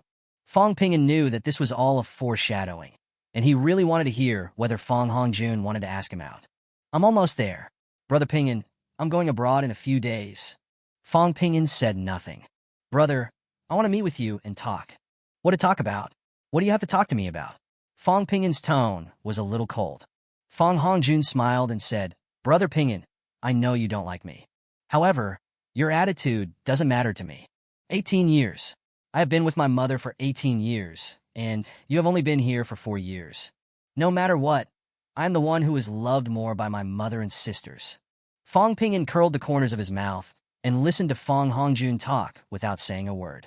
He knew that it was possible that Fang Hongjun already knew that his identity had been exposed and was trying to be tough with him. You know what, Fang Pingin, from the first day you came home, I knew you were no match for me. Even if you were my biological child, so what? No one in your family likes you. Not a single one. Everyone hates you, including your own mother. Do you know why? Fang Pingin calmly interrupted. Could it be that you are the one who did something bad in the middle? Fang Hongjun laughed a few times. That's not the case. At most, I'll just frame you, say something bad about you, or make up a rumor or something. Because even if I don't need my whole family to stand on my side, you are still no match for me. I can handle it myself. Fang Pingin raised his eyebrows, took a sip of water, and looked at the young people who were laughing because the little girl started the car and it jumped up and down. Oh, what are you going to do to me? I have nothing to do with the Fang family now, and I don't care about them. Even if I had some opinions about you in the past, there is no need for that now. I am doing very well now. Fang Hongjun turned around and returned to his chair, with his feet up and placed on the table. He smiled. Forget it. You have completely lost your fighting spirit. There's no point in bothering you anymore. I think it was more fun in the past. Looking at you like a dog, wagging its tail and begging for mercy, longing for your family to pay more attention to you. Now, I feel it's meaningless. If you have time, come out and sit together. I'll be going abroad in a while, so I don't think we will have a chance to meet again. Fang Pingin laughed. What? You're not coming back after you go out? Don't forget, the Fang family has so much property. I don't want it. So, do you not want it either? I remember that Mr. Fang Junhong and Ms. Zhao Wei have always wanted to train you to be the heir of the Fang family. If you don't come back, who will you give all this property to? Fang Hongjun chuckled and said, It's mine, you can't take it away. If it's not yours, no matter how hard you try, it's useless. Fang Pingin paused before replying. Okay, where shall we meet? Give me a time and place, and I'll try to be there on time. About 10 o'clock at night. My parents and sisters are not coming back today. You can relax a little. Did you know about the July Flower Bar? I'll meet you at the back door of the July Flower at 10 o'clock sharp. Fong Pingon smiled silently. I'm curious about what you want to tell me in person. 10 o'clock, right? I'll be there on time. Chapter 45, wanting to make Fong Hongjun suffer a big loss. In the previous life, although it was not this day, Fong Hongjun's attitude and tone were the same as today. Of course, because Fong Pingin's answer was different from that in his previous life, Fong Hongjun used different words. Similarly, this was the first time Fong Hongjun spoke frankly about his disdain for himself. In my previous life, because I was extremely eager to be recognized by my family, I had never considered the concept of family property, but I was still angered by Fong Hongjun's attitude and tone. Go to the appointment without hesitation. Oh, in the previous life, the place for the appointment was also July Flower, and Fong Hongjun made the call in the bar. And I started from home. However, when Fong Hongjun suggested that they meet in the alley behind the bar, he became furious and went there without thinking much. It was in that alley that he was put in a sack. This time, not only was the call time brought forward, but I was also not at home. He didn't know where Fong Hongjun was now, but he would definitely go there. What he needed to confirm was whether Fong Hongjun would appear in the bar around 10 o'clock in the evening. If so, then there is no doubt that it is exactly the same as in the previous life. Today is the day when something bad will happen to me. It seems that no matter whether Fong Jinglei and the others really think they are in danger, at least this reminder is well-intentioned. After hanging up the phone, Fong Pingin stood there and slowly drank the water in the bottle. He has used up all his opportunities to practice driving today, and he probably won't have a chance to go for a second round. After thinking about it, he simply said hello to the other students and went home directly. The bar is far away from his driving school, and it takes at least 40 minutes to get there by taxi. If you leave from home, it only takes less than 20 minutes. Today is Saturday. When he returned home, Chen Shui was happily playing games on her tablet. Fong Pingin took a shower and returned to his room, thinking about countermeasures for a long time. He originally wanted to ask Chen Shui to help call the police, but he didn't want to put the girl in danger. After thinking it over, he finally took out Fong Junhome's phone number and set it to button 1. After thinking about his plan again, he went out to prepare dinner with peace of mind. It was just past 5 o'clock and not yet time for dinner, but he was indeed hungry. My parents were still the same and refused to close the shop. The girl is playing games at home, so I might as well cook for myself. Although my cooking skills are average, it's edible. Chen Shui was curled up on the sofa and napping happily. She only put down her tablet when she saw Fong Pingin walk into the kitchen and start picking vegetables. Brother, do you want to cook for yourself? The little girl put on her slippers and ran over to look at him. Well, I don't want to go out to eat today, so I'll just make myself a bowl of noodles. Do you want to eat? Fong Pingin took out a handful of Shanghai greens and planned to learn how to make stir-fried noodles. Chen Shui shook her head vigorously, and her ponytail swung back and forth at the back of her head. No, brother, can you treat me to a barbecue? The girl stared at him with longing eyes, looking a little cute. A first-year high school student should be more mature, right? Why does this girl still look like a child? Fong Pingon put down the vegetables in his hand and asked with a smile. I wanted to, but it's still early. Why don't you play for a while? Can I take you there at 7:30 or 8? But my parents will be back by then. Chen Shui pouted and said, it's okay. Let's go eat early and then call mom and dad to let them know. Otherwise, brother, why don't you tell dad now? Fong Pingin reached out and scratched her nose. Barbecue is delicious, but it's not healthy. You should know this. Chen Shui took a half step back and said, it's not like I eat it every day. I can't even count it as once in a while now, okay?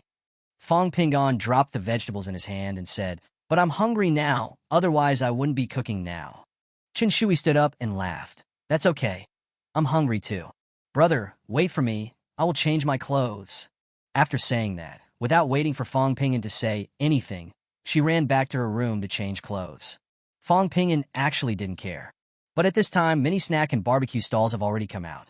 Barbecue is probably not available yet, but various snacks have definitely started to be sold. The girl likes all kinds of snacks, just like other little girls. Fong Pingin didn't say anything. He just washed his hands and waited. After a while, the girl changed into a short-sleeved t-shirt and denim shorts, revealing her straight legs. She looks fresh and pretty. What a pretty girl. She stuffed her phone into her hip pocket. Brother, I'm ready. Let's go. The process of eating with the girl on the street is quite enjoyable, and there are indeed many long and white legs strolling in the snack street. Fong Pingin thinks Yunxing is great. There are beauties everywhere. Although he didn't have any ideas, he just simply liked looking at beautiful women. But in fact, he was quite anxious. Why does time go so slowly? He was a little impatient to make Fong Hongjun suffer a great loss. As for whether he would kill the little silver coin, he had no confidence at all. But at least I can earn some interest. He deliberately changed into a pair of running shoes, a pair of looser sweatpants, a black short-sleeve top, and a baseball cap. The cell phone was in his trouser pocket, but he was carrying a small crossbody bag with 2 cans of Coke in it. He didn't understand much else, but he knew that if he swung this thing and hit someone, the effect would be just right. What he is most worried about now is that he will be put in a sack when he is alone. If he and Fong Hongjun were kidnapped together, he would not be afraid at all, because he wouldn't let that happen. Chen Shui was full and continued to play games very comfortably. When Fong Pingyan went out, Chen Xiaohua and his wife had not returned yet.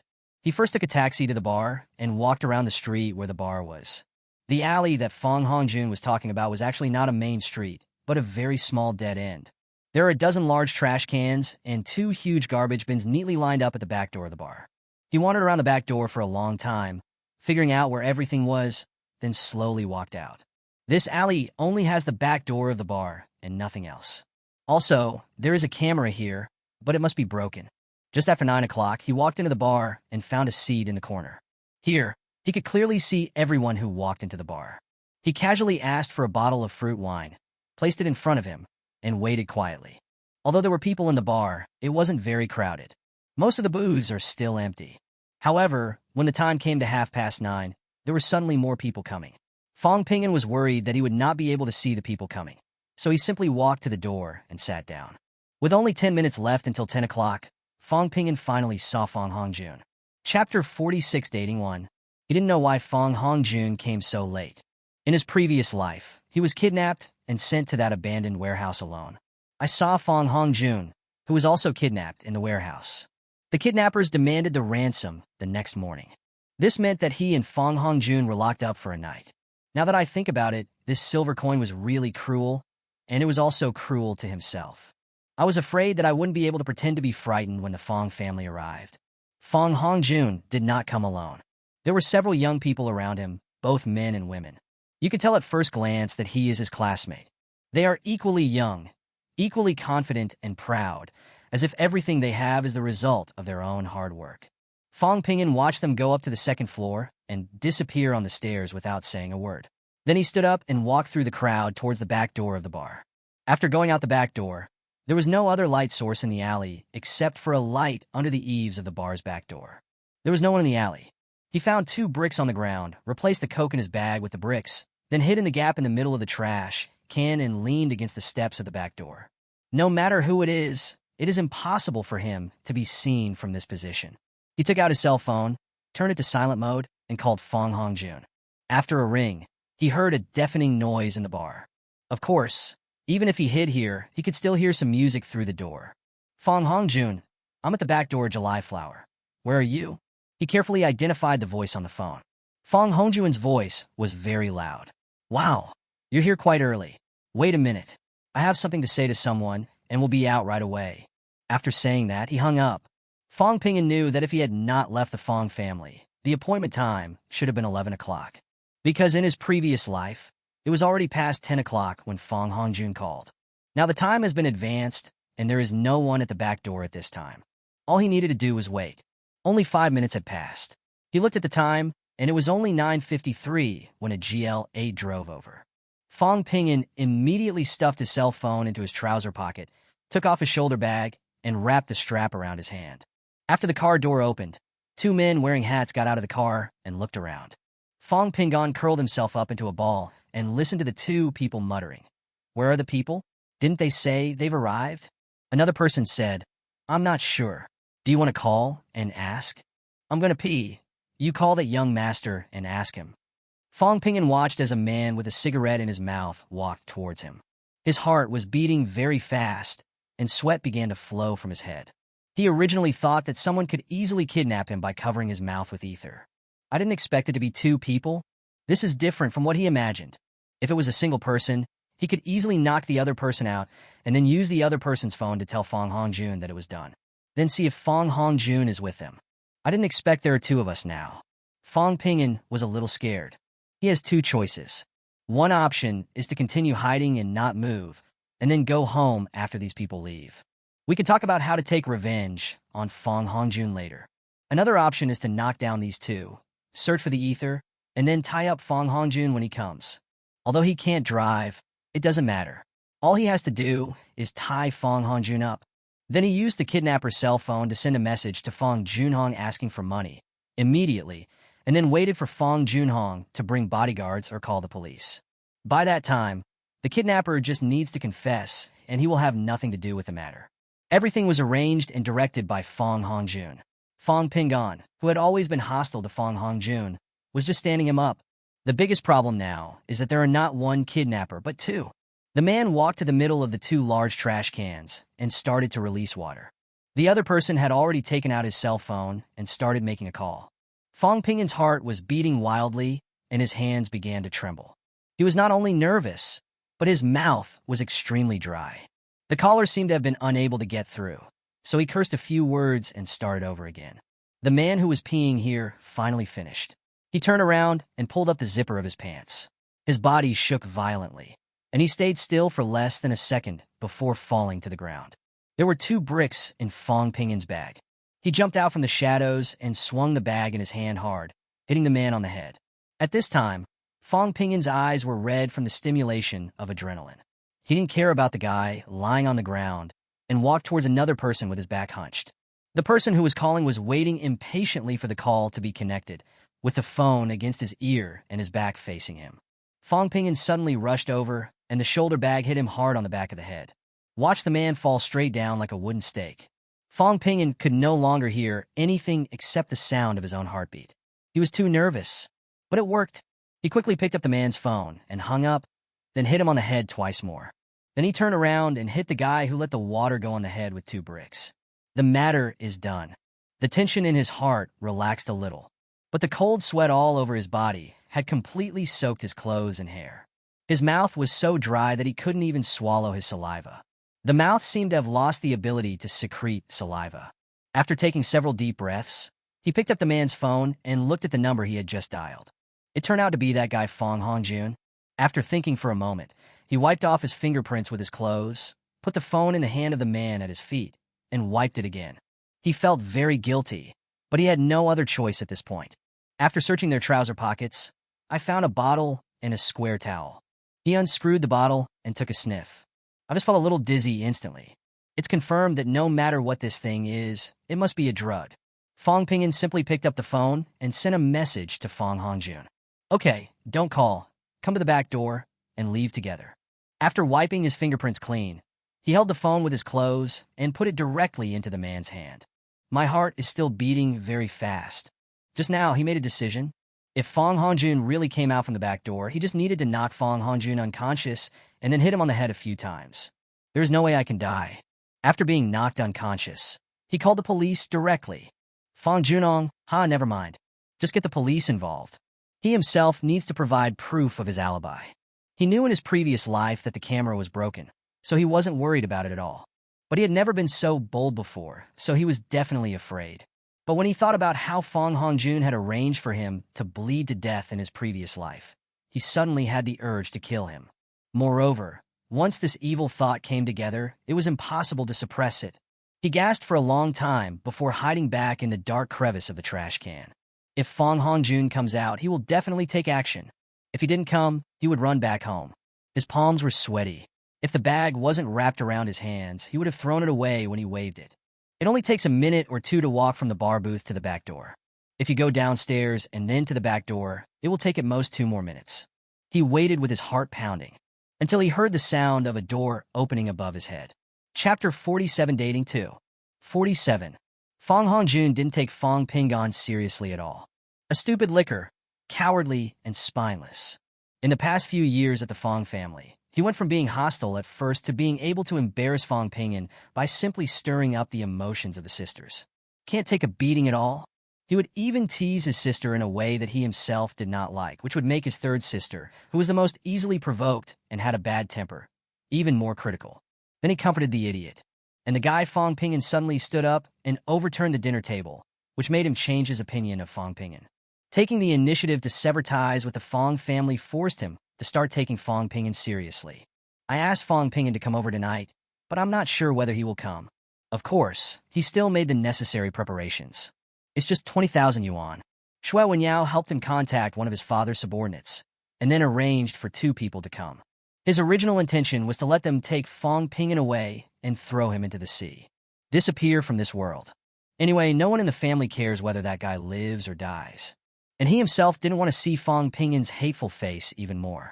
He was still a little surprised when Fong Ping'an called him and told him that he had arrived. I didn't expect this guy would actually dare to come. After hanging up the phone, he notified the people who were heading this way and asked them to speed up. I didn't expect that I would succeed in just a few minutes. Just now he left the cell phone on the coffee table and went to the bathroom. When he came back and saw the text message, he became happy. I just tried it casually, and unexpectedly it succeeded. Fong Ping'an, Fong Ping'an, you are really obedient. He casually took out 20,000 yuan from his bag and threw it on the coffee table. I have something to do, so I have to leave first. You guys continue to have fun. Tonight's expenses will be on my account. But that's all. They all save money. Let's get together again before I go abroad. Great. Brother June is awesome. Mr. Fong, where are you going? What if the flowers are too big? Mr. Fong, if you leave, we won't have a good time tonight. Brother June, we sisters don't want you to leave either. Ha! The men and women were flirting with each other. Fong Hongjun smiled and said, Okay, I really have something to do, so it's not convenient for me to bring you along. After saying that, he turned and left. Several young men and women in the room were still shouting, Master Fong won't take you with him. Who told you guys not to serve him well? Then came the laughter and scolding of several girls. Fong Hongjun left the private room, and the wild and deafening music from downstairs immediately reached his ears. As he went downstairs, he glanced at the bustling dance floor. The DJ was standing on the stage, twisting his waist and buttocks wildly. The piece of cloth that barely covered the key parts was also swaying with the rhythm. The men and women below swayed and twisted wildly to the rhythm. Fong Hongjun stared at DJ's twisting slender waist, suppressed his anger, and walked downstairs. The rhythm of the music made his heart beat wildly, which was uncomfortable. He lit a cigarette and walked towards the back door through the aisle beside the dance floor with the cigarette in his mouth. After going down the stairs, turn around and you will see the passage leading to the bathroom. After the bathroom, continue to the end and turn right to reach the back door. There are 2 doors in the back door. The purpose is to reduce the disturbance of noise to the outside world. There are sound-absorbing structures all over the walls. He opened the door and walked out. A not-too-big platform, about 20 square meters, with a row of trash cans next to it.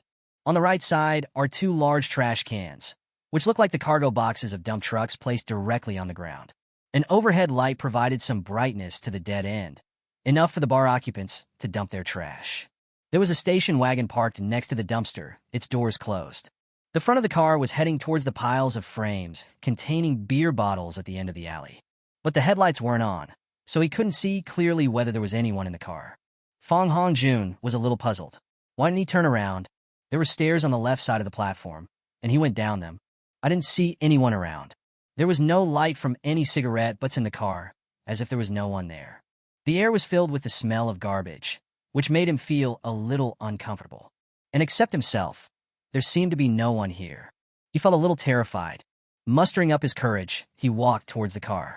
As I reached the first trash bin, I felt a gust of wind, and then my mouth and nose were covered by a strong hand. The sudden panic made him forget to fight back. He struggled hard. He could feel his mouth and nose being covered tightly by something wet. My head started to feel dizzy. Anesthetic drug. These words flashed through his mind, and a deep fear welled up in his heart. The person I asked you to kidnap was Fong Ping'an, not me. Fuck. The person behind him said nothing and covered his nose and mouth tightly. Fong Hongjun made a humming sound. His consciousness became increasingly blurred, and then his body slowly went limp. Fong Ping'an, sweating profusely, didn't dare to let go. He held his breath and covered Fong Hongjun's mouth and nose tightly. He didn't let go until he felt Fong Hongjun had completely softened. Sitting on the ground, Fong Ping'an was gasping for breath. Tension and fear, and the rapid secretion of adrenaline, caused his clothes to be completely soaked with sweat. The sweat on his head was flowing crazily, and it made him feel very uncomfortable when it flowed into the corners of his eyes. His heart was beating like a drum, and he even felt that he could hear his own heartbeat. Sitting on the ground, Fong Pingyan wiped the sweat off his face and panted heavily. After catching his breath for a while, he got up and hit Fong Hongjun hard on the head with a few bricks. Damn it, I'll let you show off. You are always in a weird mood and full of tea. Let you frame me. You kidnapped me. He finally vented his anger after banging a few bricks. Looking back, I saw two guys lying in the gap between two big trash cans. He used all his strength to drag these two out and threw them next to Fong Hongjun. Wiping the sweat off his forehead again, he looked at the bloodstains and dragging marks on the ground, muttering to himself. He didn't know if he would expose himself, but I can't care about that now. The brick was thrown into the trash can. The shoulder bag was stained with a lot of blood. After thinking about it, he simply flipped in and buried the shoulder bag in the huge trash can. Now he not only smelled of sweat, but also of garbage. The smell made him almost vomit. It smells really bad. Now that everything was done, Fong Pingyan began to feel a little scared. He was worried that these three guys would be beaten to death by him. If you inhale too much of something like ether, will you die? If Fong Hongjun died, it would be a homicide. The police will never let go. No one ever comes to this dead end because no one would come there anyway. He tightened his hat and left quickly. When he reached the street, he lowered his head and quickened his pace towards the nearby night market. Chapter 48: Regret and Fear. The nearest night market is on Dahong North Road.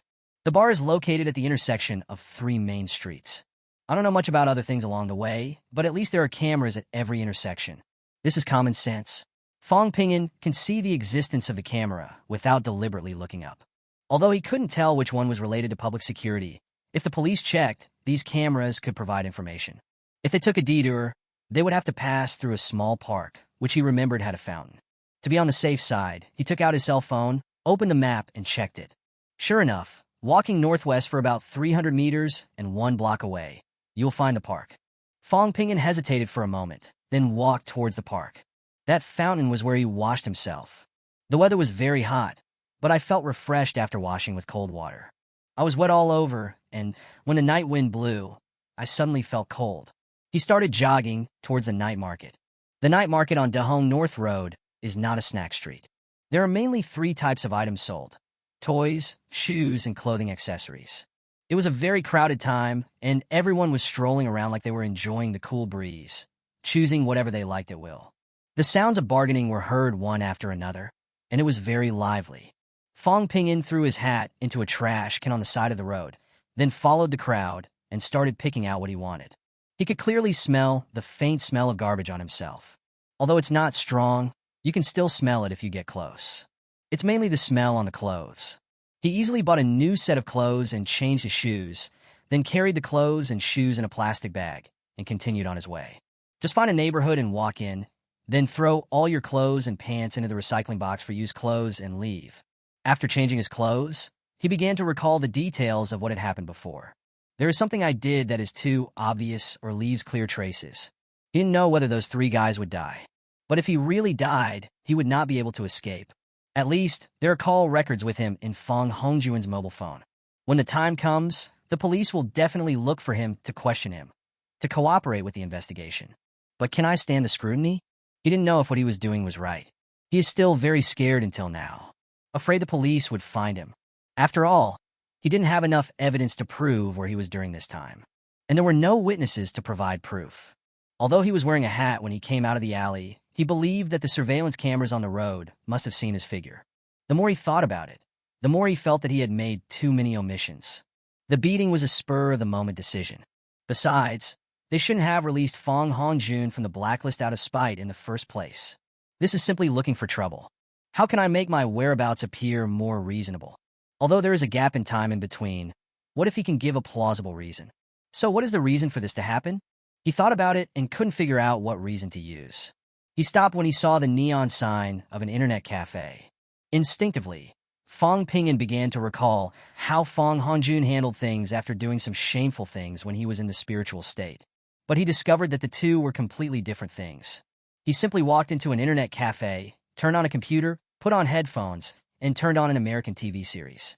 But his mind was not on the plot at all. After thinking for a long time, he felt a little regretful. I should have hidden in the gap between the big trash can and the backdoor platform, until those 2 people couldn't wait any longer and just left. Anyway, as long as I don't show up, there is basically no danger. Using this method, it can also be confirmed whether Fong Hongjun has arranged for someone to kidnap him, like in his previous life. As long as you can hear the sound of them making a phone call, you can basically confirm it. But what if Fong Hongjun continues to attack me in a different way because I didn't come? For example, the most common one is to go to the hospital and find a person who is driven crazy by money to hit him with his car. Or maybe find someone who wants to die and stab him directly on the street. These possibilities are not non-existent, but very high. The more Fong Ping'an thought about it, the more likely it seemed. Therefore, it shouldn't be wrong for me to take the initiative. But the bad thing is that we don't know whether Fong Hongjun is dead or alive. If I get involved because of his death, my life will be ruined. Haven't started college yet. I still have an unlimited future. With his photographic memory, he should have a bright future. All of this has become a suspense. The more he thought about it, the more scared he became. When he thought of his family, he remembered to tell his parents. I picked up my phone and saw that there were indeed several missed calls. He quickly took off his headphones and went back. Chen Xiaohua had already begun to comfort Lu Qing at this time. She didn't know where her adopted son was now, and he didn't answer her phone calls. She didn't know if something had happened to him. When he thought of his family, he remembered to tell his parents. I picked up my phone and saw that there were indeed several missed calls. He quickly took off his headphones and went back. At this time, Chen Xiaohua was patiently comforting Lu Qing. She didn't know where her adopted son was now, and he didn't answer her phone calls. She didn't know if something had happened to him. After hearing the phone ring, he glanced at the screen and quickly said to Lu Qing, Okay. I called back safely. I said he was busy and might not have heard it. After saying that, he answered the phone. Lu Qing finally breathed a sigh of relief, but her eyes were still fixed on her husband. Hey, Ping'an, where are you? Dad, I'm watching American TV series in the internet cafe. I'm not going home tonight. Fong Ping'an tried his best to make his voice sound calm. It's like nothing happened. Chen Xiaohua frowned slightly. You're not coming back? Are you planning to stay in the internet cafe all night? Not going to sleep? Fong Ping'an explained. Dad, I'll go back after I finish watching it. After turning on the hands-free function, Chen Xiaohua asked, Are you planning to sleep directly in the internet cafe? If you don't come back, please be careful about your safety and don't get into conflicts with others. Internet cafes are a messy place. Fong Ping'an agreed repeatedly. Well, don't worry. Yeah, I know, don't worry. I will be back early tomorrow morning. Lu Qing sat aside without saying a word. She was very relieved about Ping'an. When he was young, the child was very obedient. When he went out to play occasionally, he would tell them where he was going, who he was with, etc. The child is grown up now and has been living in the Fong family for the past 4 years, and he is not happy there. Now that the college entrance examination is over, it's okay for children to let loose a little. So she said nothing. He stood up and poured water to wash his feet. As soon as Fong Ping'an hung up the phone, he asked for a night away. I just called my family, and I seem to be in a much better mood and not as nervous anymore.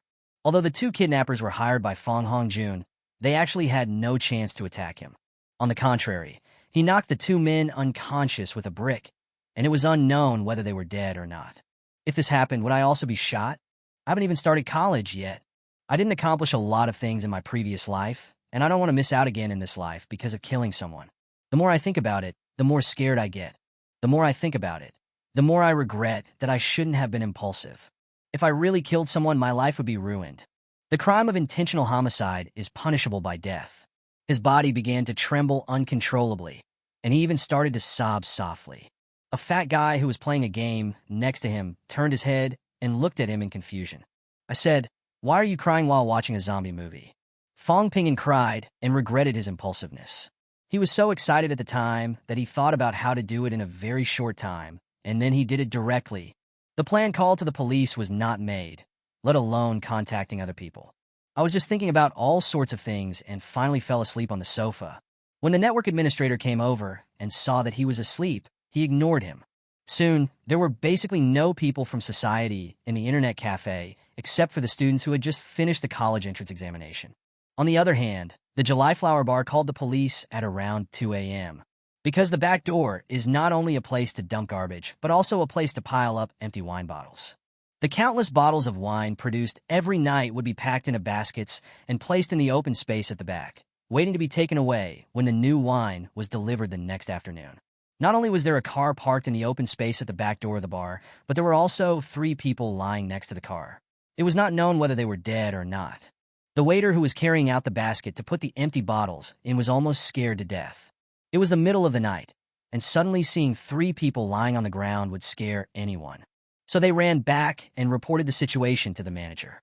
Then, the manager stood on the stage, looked at the situation, and called the police directly. In order to avoid getting the bar into trouble, they didn't even touch the 3 people or the bodies lying on the ground. 3 police cars arrived at the scene quickly. The ambulance also rushed over with a ziwa ziwa sound. The 3 people didn't know whether to live or die. It could be a big case. The duty chief of the police station has arrived. The scene looks quite grand. The manager of the July Flower Bar finally breathed a sigh of relief after confirming that no one had died. Although the camera on the back door had been broken for a long time, at least he had done what he could. He didn't even inform the big boss. Based on experience, this matter doesn't require the big boss to step in. No one died, so the bar doesn't need to close. That's good. He didn't care who was on the ground outside.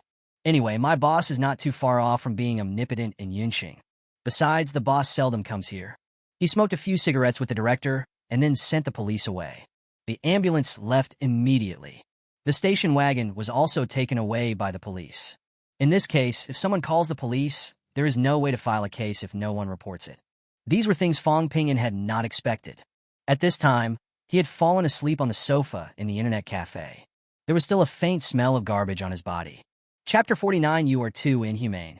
When Fong Hongjun woke up, it was already the 3rd day. He was a little confused and couldn't remember many things. In other words, he forgot a lot of things because of the blood clot in his head. Fong Junong was shocked and angry. After seeing the last call record was from Fong Pingyan, he immediately believed that Fong Pingyan was the murderer.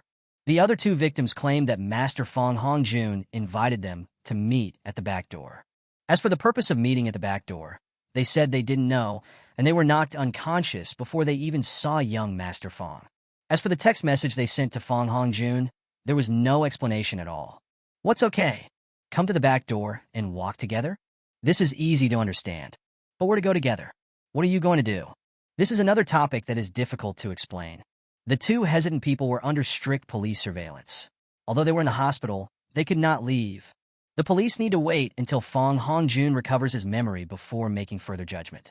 The hospital's diagnosis was that the 3 people suffered blunt force trauma to the head and had severe concussions. The youngest, Fong Hongjun, had blood clots in his head and needed major surgery. Fong Junhong made a big fuss in the police station, and then Fong Pingyan was taken to the police station. Chen Shui didn't know about this because she was at school, but Chen Xiaohua and his wife were completely shocked. What's going on? My family pinged and was involved in a case involving serious injuries?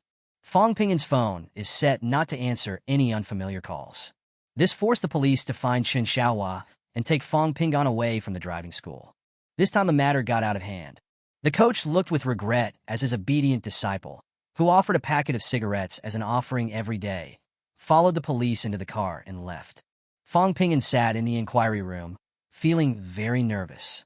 But he can still control his facial expressions. I was just nervous. My heart was beating fast and sweat was on my forehead. It's nothing. Those policemen were also sweating. The weather is too hot. Fong Pingyan, where were you between 9:30 and 10 last Saturday night? The 2 police officers who were questioning looked calm and not stern at all. Fong Pingyan pretended to be thinking, then simply said that he went to the July Flower Bar. It was around 10 o'clock. I left the bar, walked around the street, and then went to an internet cafe to watch the latest season of the American TV series Mr. Black. This was the most appropriate explanation he could think of, because the surveillance cameras inside the bar definitely had footage of him. He couldn't deny it. I just admitted it generously. What time did you go to the bar? And what time did you leave? Fong Pingyan clearly felt that the police officer's tone had become a little harsher. It's probably around 9 o'clock. I didn't notice the exact time. It was probably around 10 o'clock when we left. Fong Pingyan lowered his head and answered. Recording can usually only be done with the presence of 2 police officers at the same time, one taking notes and the other asking questions. Fong Pingyan knew this. He answered in a very calm tone. Why did you go to the bar? Fong Hongjun asked me to meet him at the back door of July Flower Bar at 10 o'clock. I had never been to that bar. That was my first time there. Because I was a little worried, I went early. Later, I went to the back door to take a look and felt that the place was not safe, so I called him, but he asked me to wait in a dark alley behind the bar. I got scared, so I stood him up and left. Why do you feel unsafe? Why are you afraid? The two policemen looked at each other and continued asking questions. Fong Pingan looked up at the two police officers and said seriously, I'm afraid he'll hire someone to do me a favor and take away my inheritance.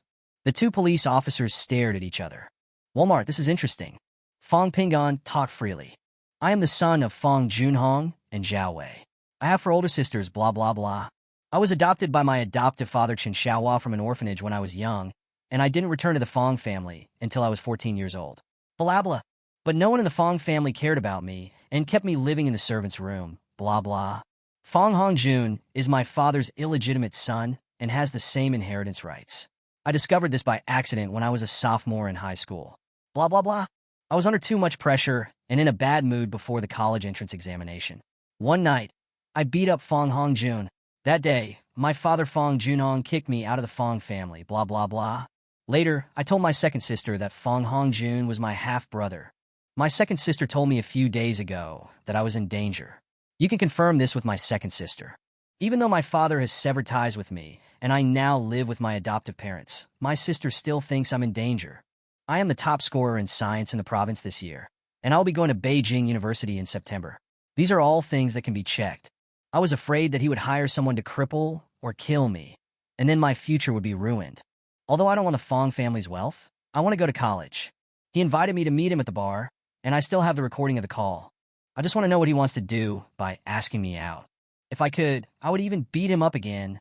Bala bala, blah blah. The two policemen were delighted. We were asking here, and ended up eating such a huge melon? The Fong family also has such a thing? A wealthy family is indeed a wealthy family, exactly the same as in TV dramas. Illegitimate children and the like are the best. Oh, in this phone recording, Fong Hongjun is indeed blatant. Oh, so when you were in your second year of high school, you followed Fong Hongjun and wanted to beat him up, but you found out that he was an illegitimate child? Fong Pingan, you are very, very unlucky. While eating melon, he wrote furiously. When have the two policemen ever heard such a big first-hand news? Oh shit. Oh shit. Your mom and sister don't like you? TSK, TSK, TSK. Poor little thing. What? You are the one who won the straight lottery? Holy crap, you're so rich. Fong Pingan, you can do it. Being so rich, he really doesn't care much about the Fong family's property. This is credible to a certain extent. No, that was before you got rich. Little Fong Pingan, it seems that you are still a suspect in this matter. What? No one can help you prove you were not at the crime scene between 9:50 and 10? Oh, Fong Pingan, this is difficult to deal with. Although we sympathize with your situation, the law is here. You are a major suspect. Fong Pingan lowered his head. Oh, I knew there was no way out of this. Fong Pingan was thus listed as a major suspect. This made Chen Xiaohua, who was waiting at the door of the police station after hearing the news, so anxious that he turned around in circles. Lu Qing was crying her heart out and kept urging him to contact the capital. On the other hand, the two kidnappers were even more unlucky. Fong Hongjun had no way to provide them with proof.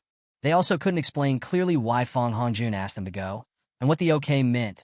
The two were kept in the hospital, and even after they recovered, they were not allowed to leave Yunqing, and had to wait for news at any time.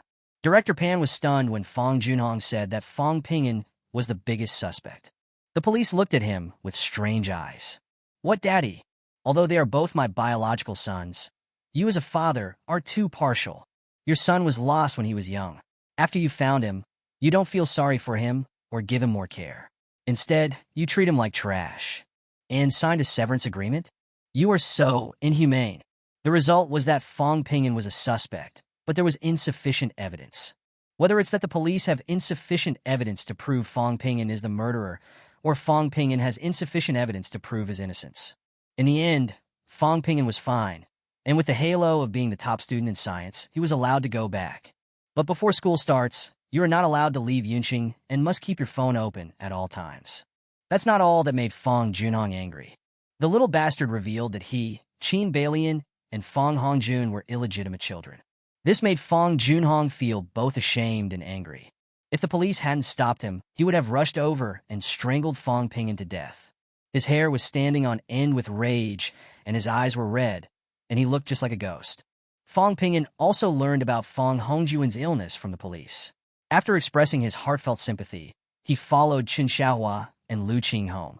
Fong Junhong pointed at him and cursed him, and Qin Balian, who was standing next to him, had a face full of resentment. But without sufficient evidence, there is no way to file a case. There are too many strange things in this matter, and the police are not sure what happened. Director: Poor kid, his biological parents and family members didn't love him. He endured for 4 years, and finally had the courage to leave.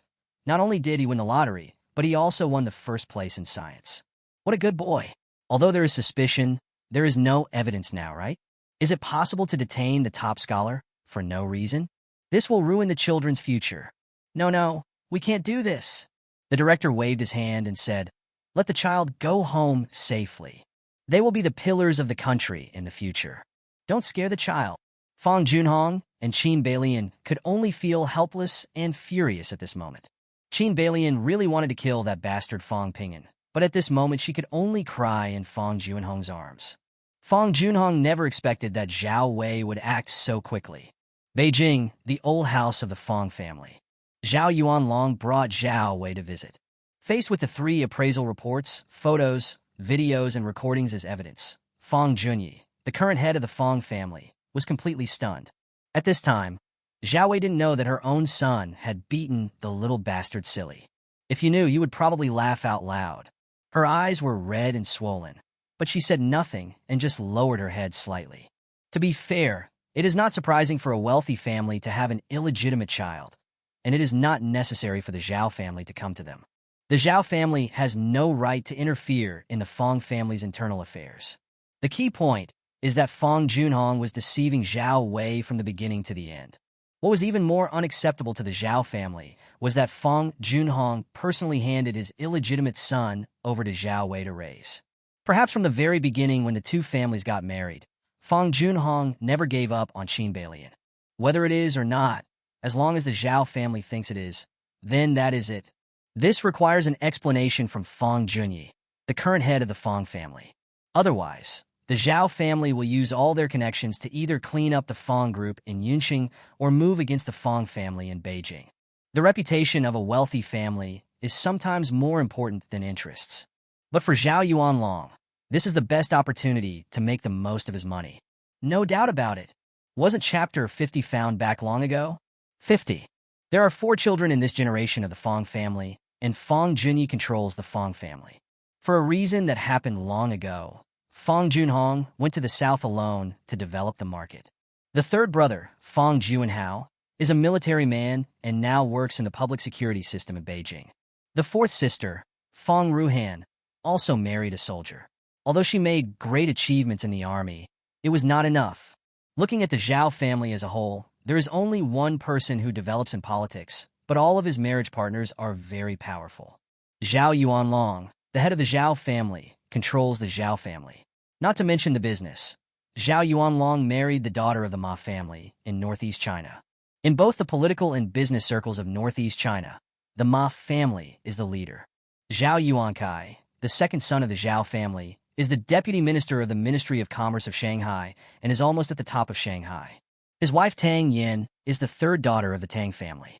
Backed by the Tang family, the richest family in Shanghai, not to mention the Tang family's connections in the political arena.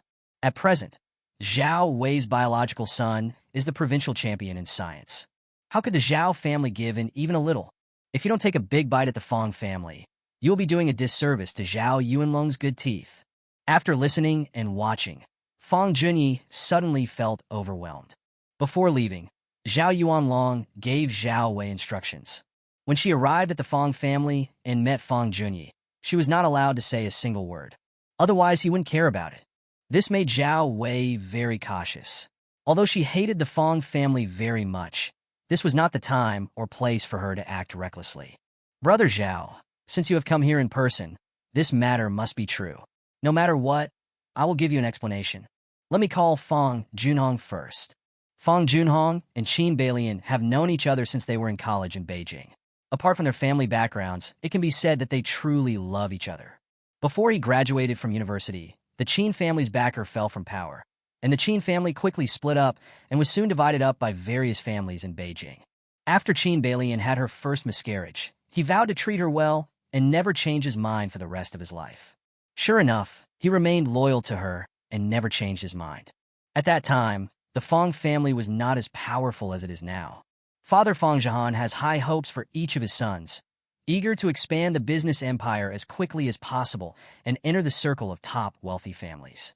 After he brought Qin Beilian home, he was directly rejected by Fong Jihan. Not only his father, but even his mother looked down on Qin Beilian.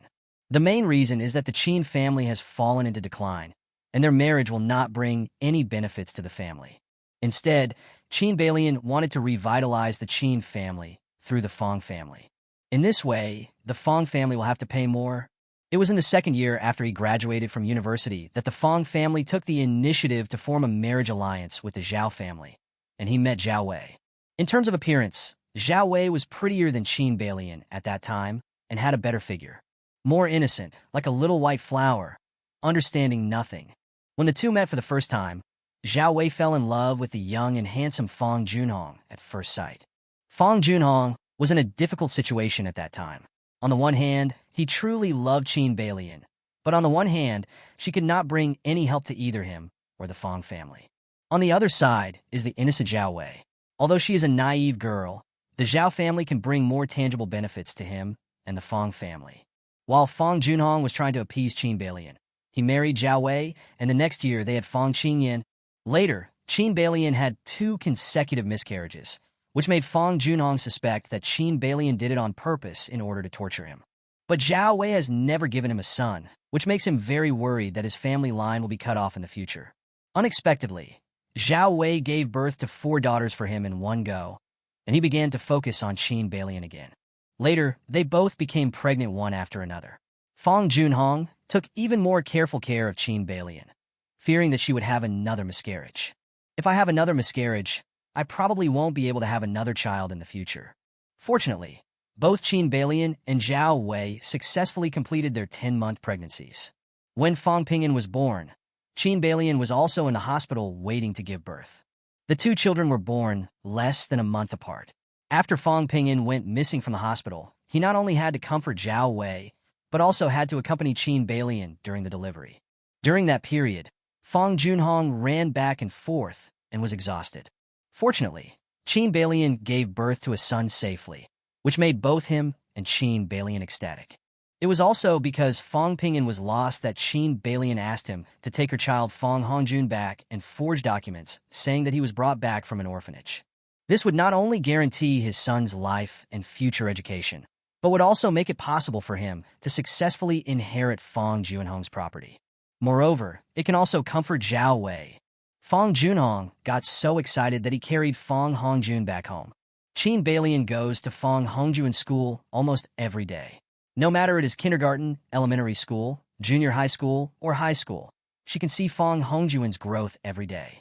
And now, her only child was lying in the hospital. How could she not want to kill Fong Pingyan? By the way, she hated Zhao Wei to the core. Fong Junhong was comforting Qin Beilian in the hospital and swore to take Fong Hongjun to Country M for surgery. Qin Beilian cried so hard that he felt extremely distressed. When his cell phone rang, he answered it without even looking at it, feeling extremely annoyed. "Hello?" Fong Junyi heard his impatient tone and didn't say anything more. "Mr. Zhao Yuanlong, the head of the Zhao family, is sitting with me now, along with Zhao Wei. No matter what happens to you, bring your illegitimate child with you and return to the capital today. I will wait for you at the old house." After saying that, he hung up the phone. When I looked up, there was a smile on my face. "Brother Zhao, how about this? I don't know the specific situation, and I can't do anything to my second brother with the things you brought. Otherwise, you and your sister-in-law should go back first. When that bastard arrives tomorrow, I'll take them to apologize. What do you think?" Qin Beilian was still crying, but when she saw Fong Junhong's face change drastically, she dared not cry anymore. "Junhong, what's wrong? Who's calling?" Fong Junhong looked at Qin Beilian, whose face was still covered with tears, and helplessly put down his phone and sighed. "My elder brother asked me to take Hongjun to Beijing. Zhao Wei knows about you and Hongjun's affair." Qin Beilian's expression also changed. She didn't find out for so many years. How come she suddenly knows now? Fong Junhong shook his head, glanced at Fong Hongjun lying on the bed, and whispered, I have to book a ticket now, fly to Beijing this afternoon or evening, and come back in a few days. Take good care of Hongjun here. If there is anything, call me. Fong Junhong was so busy that he had no time to rest. What he didn't know was that back in Beijing, Zhao Wei had already found her eldest brother with her daughter. Zhao Yuanlong is not only Zhao Wei's elder brother, but also the head of the Zhao family. One day ago, your second brother told me your thoughts, Zhao Yuanlong said while drinking tea. But little sister, you have to know, it is normal for families like the Fong family, the Hua family, the Chen family, and our family to have a few illegitimate children. If you want the mother and child to die, that is definitely not possible. We really can't do anything to help you with your request. It would be easier if you didn't have a son yourself. Zhao Wei understood immediately after listening. She has been thinking a lot these days. In any case, killing is not okay. This is not an option, either at home or abroad, especially since the Zhao family is not involved in organized crime and has no such connections abroad. But she was just very angry. She was angry that Fong Junhong had concealed the fact that Fong Hongjun was his illegitimate son, and had let her raise him for 18 years as if he were her own son. Her anger came more from the fact that she had given 18 years of hard work to an illegitimate child. If he was really just an adopted son, she probably wouldn't be so angry. I'm just angry. Fong Junhong lied to me for 20 years. It's also possible that he was lying to me and our Zhao family from the beginning when he married me. Brother, I can't swallow this breath. Zhao Yuanlong also saw it clearly. Fong Junhong will arrive in Beijing tomorrow, and that old fox Fong Junyi will bring him along tomorrow. As for the illegitimate child, there is no need to see him again. Qin Balian and her son were sent abroad, and you were given more shares of the Fong family in Yunqing. This matter was handled like this, and it should be an acceptable result for everyone. As for the matter of defrauding my Zhao family, the Fong family will naturally give up some of their interests. Otherwise, Fong Junyi wouldn't have said that he came to apologize. What do you think? Zhao Wei shook her head and said, Brother, since you have come forward in this matter, it is useless for me to be dissatisfied. I am 50 years old. I still have 4 daughters, and Pingyan has severed ties with us. She began to cry and sob again. Zhao Yuanlong frowned and asked, Fong Pingyan? I have never seen this child. How is he? Zhao Wei continued to shake her head. I have always taken better care of Hongjun. We have lived together for 18 years. I have raised him from a baby to the present day. Emotionally, I am more inclined towards him. Zhao Yuanlong raised his eyebrows and asked, Didn't you find it back a long time ago? Could it be that after Pingyan was found, you still favored Fong Hongjun? Zhao Wei cried, It's my fault. Not only me, we are all closer to Hongjun. Pingyan is a child that looks cowardly and timid. His adoptive parents are also ordinary citizens, and they didn't raise him well. Shut up. Zhao Yuanlong found it unbelievable. I have found my son, so I should at least compensate him. You should give him more compensation, both emotionally and materially, to make up for the mistake of losing him. Not only that, but he also had to make up for the parental love he had been missing for more than 10 years. What about you? No wonder the kid cut ties with you. From what I can see, that child is not a coward at all. On the contrary, he is much stronger than you. An 18-year-old child could do something like severing ties with you. You can imagine how desperate that child was at the time. Zhao Wei just cried and didn't dare to talk back. She knew she was wrong, terribly wrong. He even lost his only son. But isn't this because Fong Junhong lied to her for 18 years? No longer. Fong Junhong must have never been separated from Qin Balian. They must have been together long before Fong Hongjun was born. Otherwise, Fong Hongjun would not have been born. Moreover, Fong Junhong asked her to raise his illegitimate child. This was really vicious. The more I thought about it, the more I felt wronged, and the more I felt that Fong Junhong deserved to die. When Zhao Yuanlong saw her lowering her head and tears dripping, his heart softened. Forget it. You go out and let Xinyan come in. I have something to ask her. Zhao Wei stood up and looked him in the eyes. Brother, I'm not going back to Yunqing. I'm staying in Beijing. Pingyan is the top scorer in science in Yunnan province this year. I asked his school teacher, and he applied to study finance at Peking University. I want to stay in the capital and accompany him. Chapter 51. I did it. It's up to you. The house at home is big enough for you to live in. When this is over, you can pick out a house or a yard for yourself. Zhao Yuanlong doesn't care about a house or a yard. I don't care how wrong Zhao Wei is. All he cares about is how much benefit the Zhao family can get from this matter. Fang Qingyan is still very afraid of her uncle. She sat in front of her uncle with her head slightly lowered. Zhao Yuanlong took a look at this niece whom he hadn't seen for many years and asked calmly, Fang Pingyan, is this year's top scorer in science? Yes, uncle. Fang Qingyan was stunned for a moment and immediately answered, and he is not in a key high school. Zhao Yuanlong tapped the table lightly with his index finger. He didn't say anything else, his mind quickly thinking about how to use this matter. Fang Qingyan guessed what her uncle was thinking. If Fang Pingyan could catch the eye of his uncle, then returning to the Fang family, or even staying in the Zhao family, would also allow their family to be reunited. She had no doubt about this. Fang Pingyan hates Fang Hongjun, his father. The women, just cared less about him. Mother Zhao Wei is just partial and cares more about Hongjun than Pingyan. Uncle, we didn't care enough about Pingyan before, and we were also biased towards Hongjun. This was our fault. As Pingyan's eldest sister, I have the greatest responsibility. Now he doesn't want to see any of us.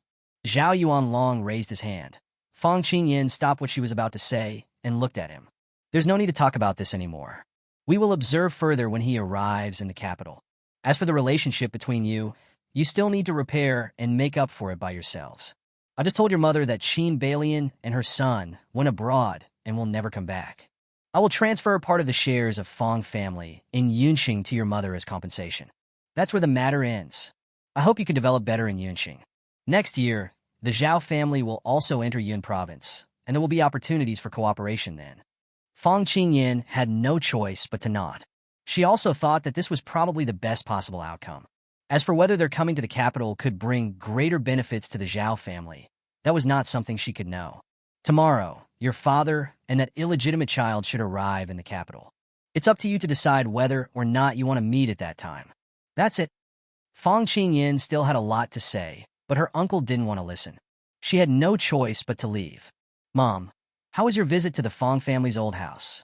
What did your uncle tell you? Fang Zhijie looked at Zhao Wei and asked. Nothing. Your father and his illegitimate son will arrive in the capital tomorrow. Just wait until tomorrow. Zhao Wei looked listless and didn't really want to talk. When she went to Fang's house, she was full of resentment, but had no chance to vent it. When she returned home, she was also disappointed with her eldest brother's attitude. Brother, I am thinking more about the interests of the Zhao family. This is nothing wrong. However, he didn't consider her feelings at all. Although she married into the Fang family, her surname is still Zhao, right? Xiao Dai, I know you and Fang Hongjun are closest.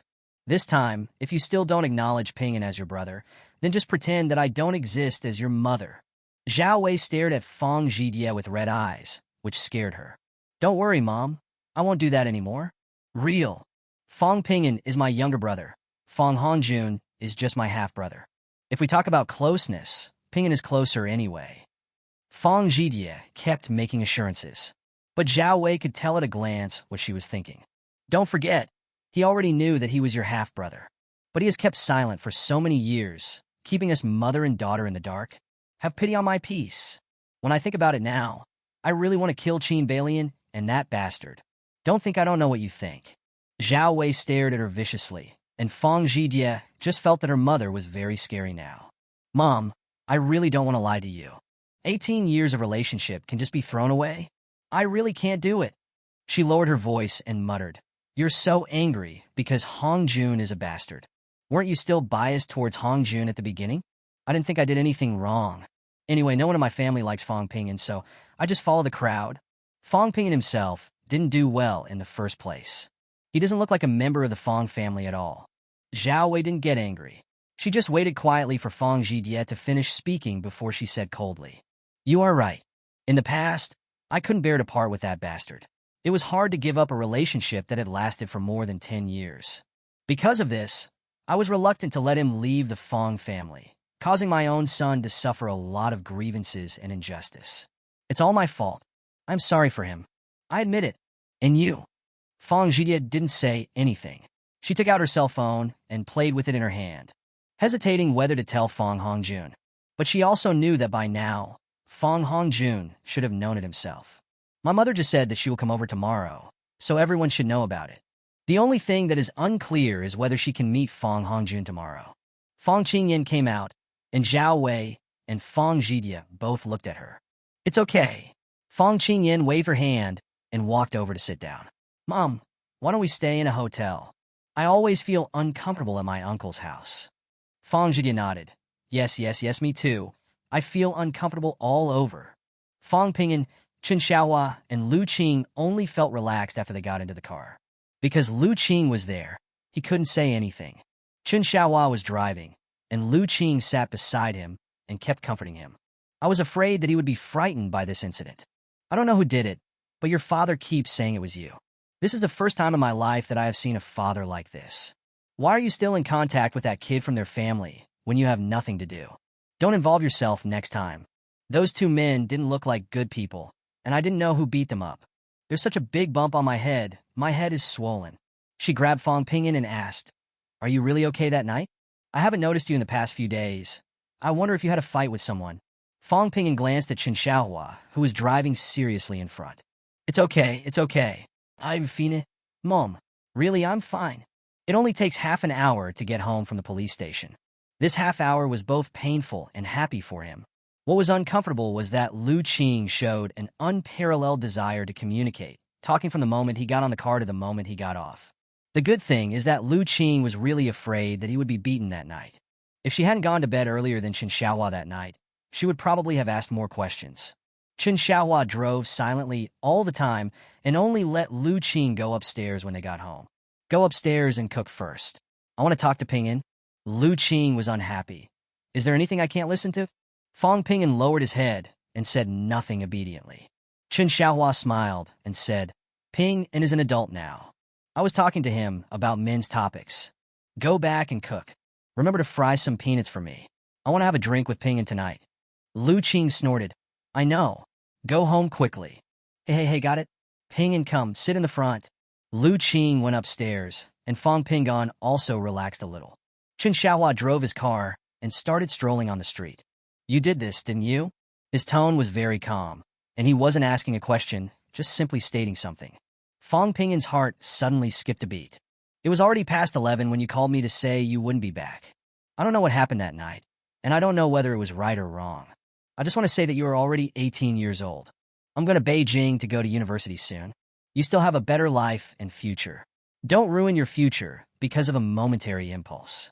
The fact that you can get the top spot in the exam shows that your IQ is definitely sufficient, so I believe you should know what is the right thing to do. You should be able to make the best choice. But no matter which path you choose, your mother and I will not be able to accompany you all the way. If you can't protect yourself, how can we trust you? Fang Pingyan lowered his head, his heart beating like thunder.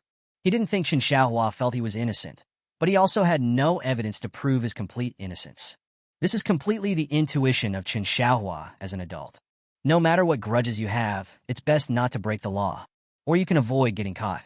Chen Xiaohua, who seemed to be talking to himself, finally looked at him. Fang Pingyan met his gaze, without any fear or discomfort, and looked at him calmly. Chen Xiaohua seemed to be stunned for a moment, then returned his eyes to the road and continued driving. I did it. Fang Pingyan spoke. Those two were hired by Fang Hongjun to kidnap me.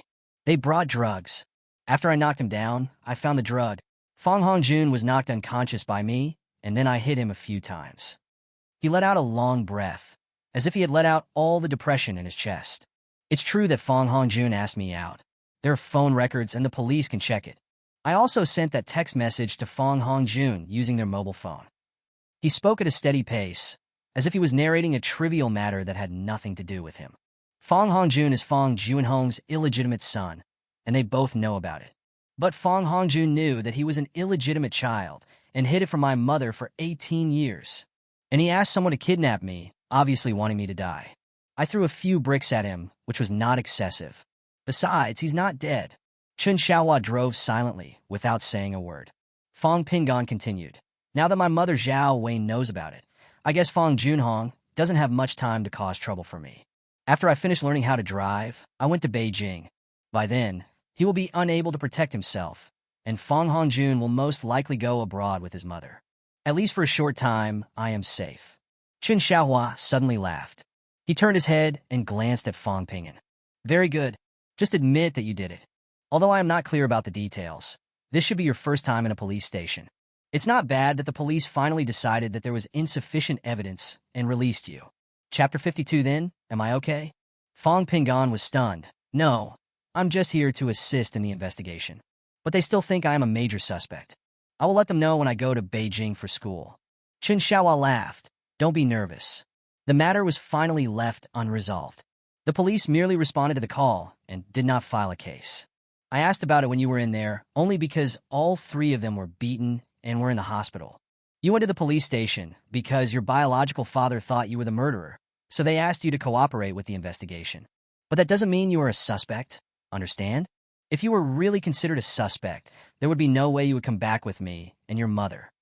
Fong Pingan's eyes lit up, and he said, Then I'm fine, right? Chen Xiaohua nodded. If the news of Fong Juanhong's illegitimate child came out, I guess your biological mother would not live with him, but she wouldn't divorce him either. Because divorce is not a good thing for either family. So the illegitimate child must have gone abroad with his mother. Then it was like it never happened. Life goes on as usual, but you still have to be careful. If you beat someone up, even if the police think it wasn't you, sometimes some people think it was you, and they don't need any evidence at all. As long as they believe that you did it, they will try every possible means to deal with you. So you should be in more danger now than before. Take care of yourself, and don't go out unless necessary. Fong Pingan hummed and said no more. He knew that he lacked experience, but he didn't know why Chen Xiaohua looked so experienced. But it's not easy to ask. In the past few days, whenever he had free time, he kept reviewing every detail of that night. Fortunately, he doesn't have to worry about the bricks or the shoulder bag now. Although that kind of big trash is big, there is more trash in the bar, so it will be cleaned once every 2 days at most. So the satchel has disappeared into some landfill or power plant. He himself couldn't even remember which neighborhood he was in when he saw the clothes and shoes. Even if they investigate, it will be meaningless unless the police confirm that he is the real murderer. Once we came out of the alley, he would definitely be visible on the surveillance cameras on the street. He couldn't explain clearly what he was doing in the short 10 minutes before he came. This is his only suspicion. However, he still didn't know whether the police had filed a case. Since Dad said the police haven't filed a case, then there isn't one. There's no need to lie to him. Only then did he feel at peace. But he also knew that even without any evidence, Fong Hongjun would still believe that he did it. Therefore, even if Fong Hongjun went abroad, that kid would never let him go. It doesn't matter. He will be more careful. Tomorrow, I will sign up for a sauna training class, and I will continue practicing when I get to Beijing. Chen Xiaohua saw him with his head down in deep thought and did not disturb him. He took him for a walk and then took him home. Chen Shui didn't know anything about this at all. After coming back from school, she was chattering as usual, and the whole house was filled with her voice. While he was having dinner with his family, Fang Jinglei was sitting alone in the Western restaurant on the second floor of the Kempinski, eating alone. In a few days, she had obviously lost a lot of weight. She didn't know about the progress in the capital, nor did she know that Fang Hongjun had been beaten. Just after dinner, when she returned to her room to read a novel, she received a call from her elder sister, Fang Qingyan. Lele, have you gone home yet? No, I'm still staying in the Kempinski Hotel. I just returned to my room after dinner. When Fang Qingyan heard that she had not returned home yet, she briefly told her about the situation in the capital, and also said that her father Fang Junong would take Fang Hongjun to the Fang family's old house in the capital tomorrow. Then, together with a person in charge of the Fang family in Beijing, they visited their uncle. I even told her what the final result would be. After Fang Jinglei finished listening, she asked, "How is Mom now?" "Mom is much better now. This matter is no longer under my control. You also know that when something like this happens between two families, it is nothing more than an exchange of interests. The result is just as I told you. I heard from my mother that this is roughly what my uncle meant. But we still have to see how our dad and his friends talk to our uncle when they arrive tomorrow." Fang Jinglei thought for a moment. Is Mom planning to stay in Beijing? She will definitely go to Beijing before school starts safely. Fang Qingyan smiled and said, "Yes, Mom will definitely not go back to Yunqing. Even if I go back, I should pack my luggage. My third sister, and I will not be involved in those things tomorrow. We plan to return to Yunqing tomorrow. Can you pick us up?" Fang Jinglei responded, "Okay, I'll pick you up tomorrow. Just send me the flight information." After hanging up the phone, Fang Jinglei felt the urge to go find Fang Pingan. But she would rather go find him after knowing the specific results, so that she can get closer to Fang Pingan. At least we have a chance to meet and talk. As long as she could ease the relationship with Fang Pingan, she didn't mind visiting him every day.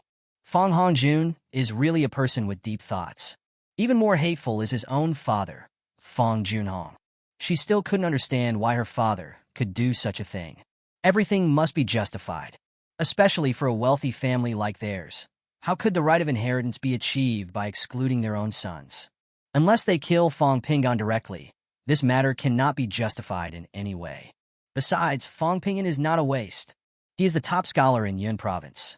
If he can get such high scores in an ordinary middle school like number 38 middle school, doesn't that prove his excellence? You are already in your 50s. Do you still care so much about your childhood, sweetheart? As the head of the Fong family in Yunqing, shouldn't you focus all your energy on your career? She had been thinking about it for days, but still couldn't understand it. As for Fong Hongjun, her opinion of him has completely changed since she found out that Fong Hongjun understood her life experience. This is a very scary person. Thinking back on the past decade or so, every detail made her shudder. Regardless of whether he was taught by his father or not, at least while he was enjoying the doting of his mother and a few others, he was discussing with his biological mother and father how to force Fong Pingan to death. If Fong Pingan hadn't suddenly exploded and severed ties with the Fong family, he would have faced even more severe suppression in the future. This is not something an ordinary child could come up with. But his father supports him so much.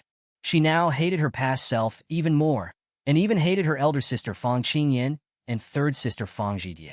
She hated Fong Zhidie's mindless rage, which was all directed at Fong Pingan. She hated her eldest sister for setting a very bad example as one of the pillars of the family. He is the president of Fong Group, but he listens to Fong Hongjun when it comes to family matters. I have no opinion of my own. I have read so many novels, and I am a screenwriter, but I have ignored so many details. She regretted it to death. Tomorrow, no, now I'll go find Fong Pingan. Can't wait any longer.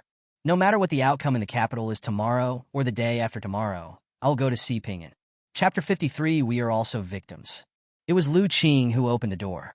Looking at the beautiful woman standing outside the door, she recognized her immediately. This is the woman who came to the store a while ago and said she was Ping and second sister. Pingan, someone is looking for you. Without waiting for Fong Jinglei to speak, she turned around and shouted, then turned back to Fong Jinglei and said, "Please come in." After saying that, he moved aside. Fong Jinglei quickly said, "No, Annie, I won't go in. I want to talk to Pingan about something important. Can you tell him we can talk outside?" Fong Pingan walked out of the room, wearing a pair of large shorts and a round-neck sweatshirt. When he saw it was her, his face immediately fell. "Second Miss Fong, are you going to force me to move?" Fong Jinglei looked embarrassed, which made Lu Qing slap Fong Pingan lightly. "How you talk like that? You have no manners at all. Miss Fong, please come in and talk." Fong Jinglei blushed and said, No, thank you. I still want to ask Pingan to come out and talk to him." She bowed slightly to Lu Qing in gratitude, and the other party said safely, "Pingan, I have no other way to contact you. It's not that I want to disturb you and your uncle and aunt." As they were talking, Chen Shui came out of the room to watch the fun. She was also wearing a pair of large shorts, the same round-neck sweatshirt, and holding a pen in her hand. I guess he was doing his homework and ran out when he heard the noise outside. After seeing Fong Jinglei, the little girl opened her eyes wide. What a beautiful sister. Fong Pingan looked back at her and scolded, "Go do your homework." Chen Shui made a face at him and turned back. Chen Xiaohua just stood up from the sofa without saying a word. Fong Pingan once told him everything he had experienced in the Fong family. Standing at the door of her house was the second daughter of the Fong family. Fong Pingan said coldly, "Don't come in. I'll just grab my phone and come out." He turned around and went back into the house to get his cell phone.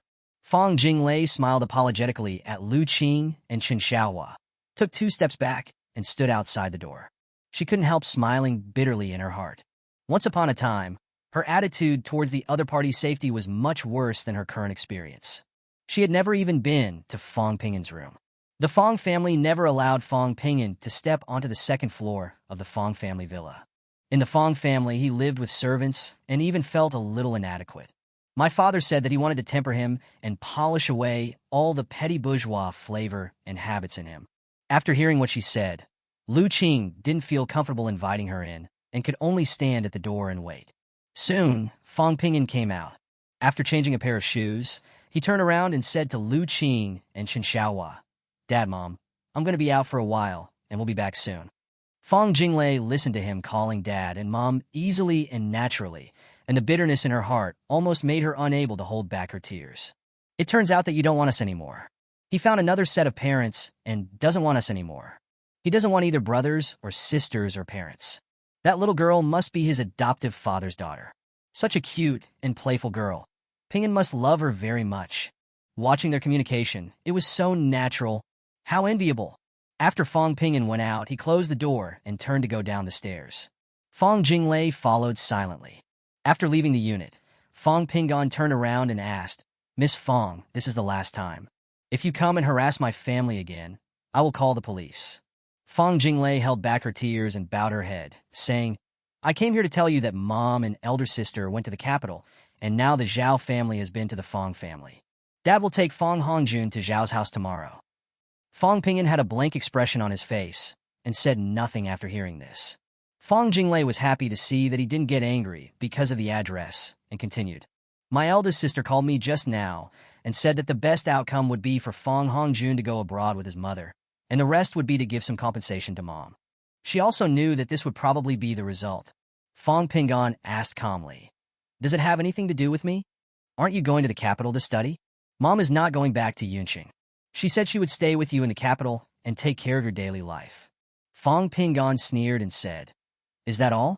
If you have nothing else, go back. I have no interest in the infighting within your Fong family. I really don't know what you were thinking. Do you think I would be happy? Or do you think that I will return to the Fong family because of this? Do you think I've been kidding you guys?" Fong Jinglei waved her hands in panic and explained, "No, it's not Ping'an. That's not what I meant. I just want to thank you for telling me about Fong Hongjuan's background.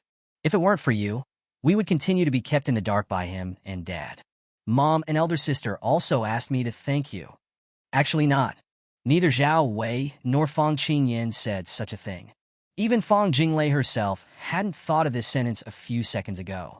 The sudden inspiration made her speak it out, as an effort to help ease the relationship between them and Fong Ping'an. But Fong Ping'an's next words made her feel cold all over again. "Don't thank me. I just want to make fun of your Fong family. Since you chose him that night, you brought all of this upon yourselves. I have 2 words for you and your whole family. You deserve it." Fong Ping'an said this with a smile, and then looked up at the lights in his home. "It's all right, I'm going home." He turned around and was about to enter the unit. When Fong Jinglei heard those 2 words, she finally cried. "Ping'an, are you really so cruel? Mom, like the rest of us, was kept in the dark by Dad and Fong Hongjun for 18 years. Is all this our fault? We are victims too, just like you." The voice was a little high with a crying tone. Fong Ping'an stopped and walked several steps to the side. "From a certain perspective, you are also victims, and that makes sense. However, the ones who made you suffer are your father and Fong Hongjun. And the one who harmed me was your whole family, including your mother, your sister, your younger sister, and you. And I admitted it. I'm a victim. Can't I just admit it? Since I can't warm your hearts with all the methods I've tried, can't I just give up? I just started living a peaceful life, and you came to my house to harass me. What do you want from me? Will you be punished for sharing with me your biological father and his illegitimate child? I don't think so. You seem to be asking for credit from me. You want to express your gratitude and want me to empathize with Fong Hongjun like you do. Feel sorry. I can't do it. You and I are no longer family. I'm going home. Miss Fong, please go back and don't come here again. Next time I come here, I will call the police directly."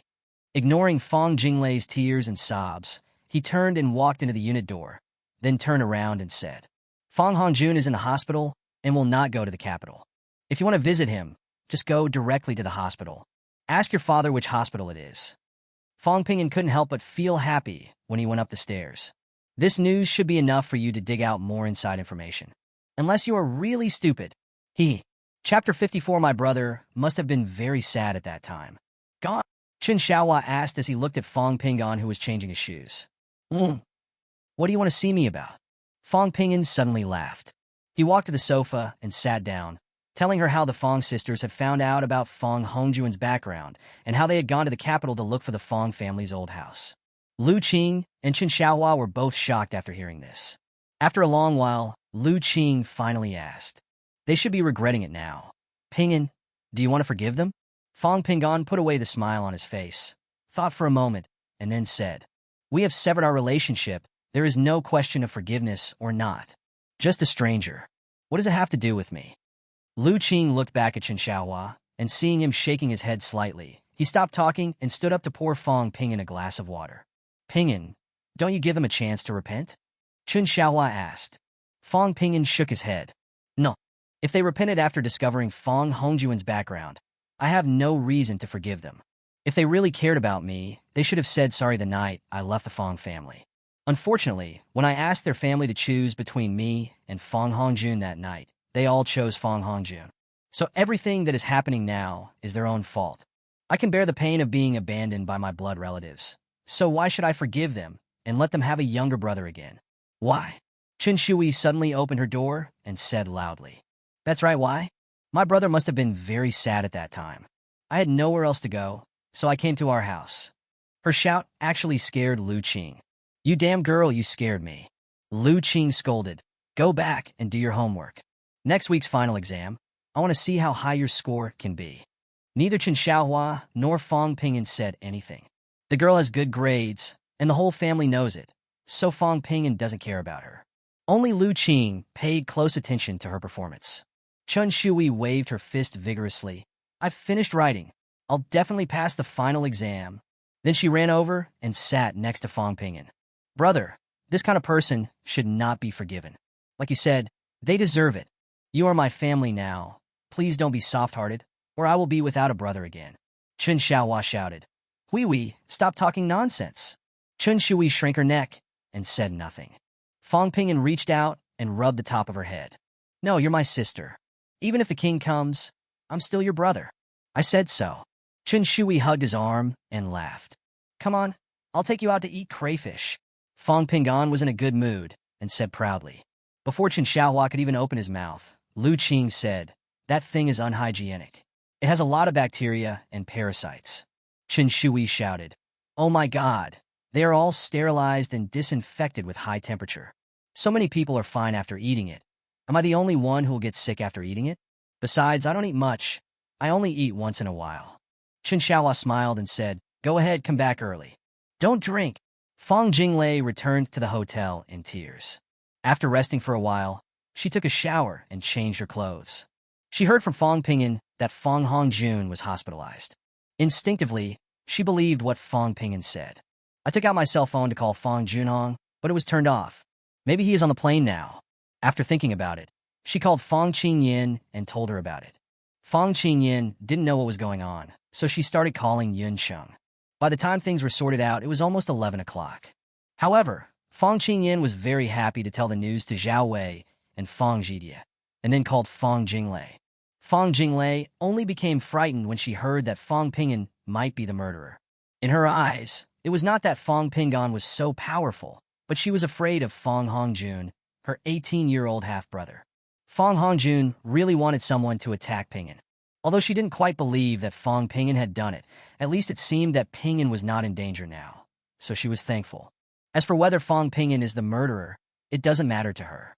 Once upon a time, she never doubted Fong Hongjun, and all the mistakes were Fong Ping'an's fault. She herself didn't even notice this psychological change. Fong Junhong took a nearly 4-hour flight to Beijing. He wasn't angry when he found no one was there to pick him up after leaving the arrival hall. He knew exactly what kind of person his elder brother Fong Junyi was. If it weren't for his eldest brother, he wouldn't have been forced to leave the capital and finally choose Yunqing to develop.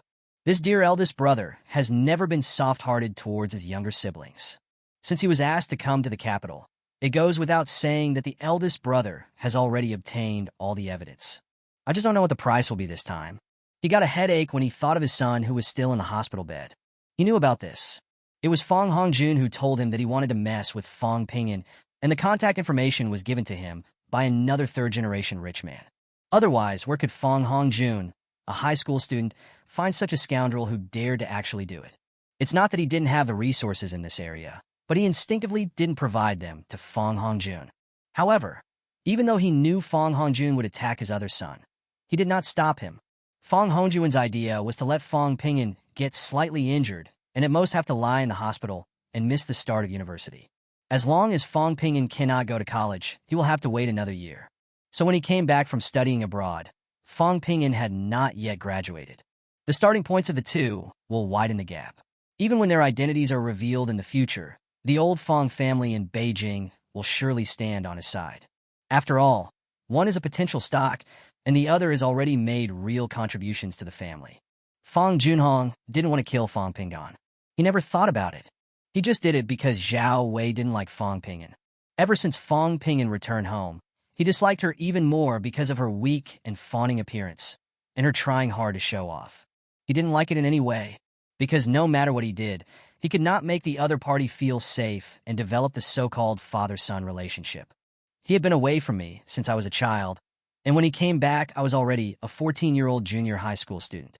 Not only does his living habits not fit in with the Fong family, he also shows no confidence at all. How can someone like that become the heir of the Fong family? It's not even worth cultivating. Not only he felt this way, but the whole family felt this way. So, no matter which child bullied Fong Pingan, he turned a blind eye.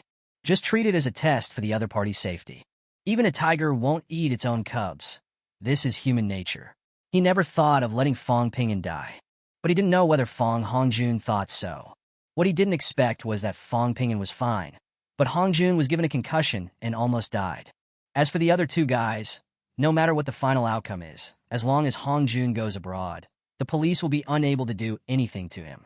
So this matter didn't have much impact on Hongjun. But judging from the results, this matter was obviously aimed at the son. There couldn't be anyone else except Fong Pingan. How could this be the result? But no one knows who revealed Hongjun's background, which means that Alien's identity has also been leaked. It really is like when it rains, it pours. The airport was so crowded that Fong Junhong, with a gloomy face, queued for a taxi and headed straight for the hotel near the Fong family's old house. He didn't want to face his elder brother, that old fox, tonight. He thought about several possibilities on the plane. I was also prepared to be bitten hard by the big brother. Everything is about profit. He had given up on brotherly love 20 years ago. Chapter 55 Fong Junyi. Brother, I'm in Beijing. Fong Junhong called Fong Junyi in the car. Hong Jun was in the hospital, and I didn't bring him with me. I'm very tired these past few days. I won't go to the old house tonight. I'll stay in a hotel first. Fong Junyi didn't say anything on the phone. Things still need to be discussed face to face. There is no point in talking on the phone. Is Fong Hongjun sick? He asked simply. Well, Fong Junhong didn't want to explain too much. He was beaten, and there is some bruise on his head. I will take him abroad for treatment in a few days. Fong Junyi didn't expect it to be so serious. Okay, come over tomorrow morning and have breakfast together. After hanging up the phone, Fong Junhong silently found a hotel close to the Fong family's old house and checked in. After taking a shower, he called Qin Balian. Alien, how is Hongjun now? Qin Balian has been in tears these days, eating and sleeping in the hospital ward. She doesn't want to leave her son for even a minute. I just came out of the hyperbaric oxygen chamber. Qin Balian spoke with a strong nasal tone. Fong Pingan, that bastard, I will not let him go. My Hongjun, now he can't even call me mommy. Whoa. Fong Junhong just felt overwhelmed. Okay, stop crying. I didn't tell you before I left, but the reason I came to Beijing this time is because Zhao Wei already knows Hongjun's identity, and she also knows about your existence. I don't know what evidence they have now, but the matter has already been reported to my eldest brother. It was my elder brother who asked me to come here. Qin Balian stopped crying immediately and asked nervously, how did that bitch know? Junhong, what should we do? Fong Junhong sighed. It's okay. I just want to tell you in advance. You know my eldest brother's temper. This time, I'm afraid I'll be hurt. Qin Balian thought of the equally handsome and cold-faced young man from more than 20 years ago. All she could think of was that pair of cold and sharp eyes, as if they could see through all her disguises at a glance. Brother, what will your brother do? Me, Junhong. What is he going to do with me? Suddenly, she started crying again. It's all your fault. It's all your fault. If you had been able to withstand the pressure from your family back then, I wouldn't have had to follow you without any status for so many years. And now Hongjun has become like this? Whoa. Fong Junhong, you are such a heartless person. For you to carry on the family line, I had so many miscarriages and still risked my life to give birth to Hongjun for you. Enough. Fong Junhong shouted in a low voice, scaring Qin Balian. You should be very clear about what happened back then. Your Qin family has been defeated. Don't you know who my father and brother are? If I leave the Fong family, I am not afraid of hardship. Can you do it, my eldest daughter of the Qin family? Can you come with me to set up a stall or to farm with me? If you hadn't married Zhao Wei, would you be living the life you have today? Without the support of the Zhao family, would my father agree to invest in us? If I had taken you away back then, do you know how many years it would take to reach the heights we are at now? I tell you, think clearly about who is supporting you. Have you earned a penny in all these years? Fong Juanhong's voice involuntarily became much louder. If I hadn't taken the initiative to admit defeat and give up the position of successor to the head of the family, would I have been alive until now? I'm afraid he has been sealed off at some construction site for a long time. I'm not afraid to tell you that Hong Jun was beaten like this because of Fong Pingan. If Hong Jun hadn't had the idea of killing Fong Pingan, the result wouldn't have been like this. Those two people brought drugs with them. Wasn't it your good son who ordered them to kidnap Pingan? Do you think Fong Pingan would have a good ending if they really succeeded? Do you really think your son is a good person? On weekdays, I don't pay much attention to him and let Zhao Wei take care of him. I wonder if his current temper is due to the idea of killing my other son that you instilled in him. Qin Balian was so frightened by his roar that she dared not say a word. Fong Junhong lowered his voice again and said, "Alien, if I didn't really love you, would I have stayed with you all these years? With my wealth, can I find him 10 or 8 college students aged 18 or 20? But have you ever seen me being unfaithful over the years? Apart from Zhao Wei, I only have you and my son. You take good care of Hongjun. I am in Beijing, and not only do I have to face my eldest brother, but I also have to face Zhao Wei and her brother Zhao Yuanlong, that old fox. I'm under a lot of pressure, really a lot." Qin Balian responded with a crying voice. "Junhong, please stop talking. I know you're good to me, but Hongjun is like this now, and you're not around. I really don't know what to do. Don't be angry with me. I was confused and just said nonsense. Don't take it to heart." Fong Junhong said a few words of comfort and then hung up the phone. The night in the capital is very prosperous. The world of feasting and revelry means nothing to someone like him. He was thinking all the way about the acceptable outcome, but the decision-making power is not in his hands at all. Unless the strength of the Fong family in Yunqing exceeds that of his own family, he will always be an expendable pawn. This is why he has no scandals other than Qin Balian. He puts all his energy into his work. The purpose is to break away from the status of chess piece and become the person playing chess during one's lifetime. The next morning, Fong Junhong got up early, washed up, and took a taxi directly to the Fong family's old house. The so-called old house is actually a courtyard with 5 entrances. The value of this house alone is over 500 million yuan, not to mention the other wealth accumulated by 4 generations of the Fong family. Most of the heads of wealthy families in Beijing live in courtyard houses, as if this is the only way to highlight their status and low-key luxury. Fong Junyi was sitting on the sofa, holding a teapot. When he saw him come in, he stood up and looked him up and down. "Let's go to the study and talk." He first walked towards the study. Fong Junhong followed him into the study without saying a word. "This study used to be my father Fong Jahan's study, and the furnishings inside have not changed at all." The eldest brother not only inherited the Fong family, but also perfectly inherited the Fong family's old-fashioned, cold, and profit-seeking character. Back then, if he hadn't been so reluctant to part with Qin Balian, this study would most likely have belonged to him. Fong Junhong believes that his business abilities are not inferior to his elder brother. But because of the Qin Balian incident, his father Fong Jahan thought that he was too sentimental and was not suitable to be the head of the Fong family. So he drove him out of the capital to expand the territory for the Fong family. The condition is that when his contribution to the family reaches a certain level, he can set up his own business. This is also the most fundamental reason why Fong Junhong works so hard. He never told anyone about this condition. The only ones who knew about it were my grandfather, father, and eldest brother. As for my 3rd brother and 4th sister, one is an official in the Beijing public security system, and the other is married to a soldier and now holds an important position in a certain military unit. It can be said that the development of every child in the Fong family is quite good. Looking at the painting Still Waters Run Deep, he couldn't help but look at it a few more times. After the two of them sat down, the butler brought in some tea and then left. At this point, there were only 2 brothers in the study.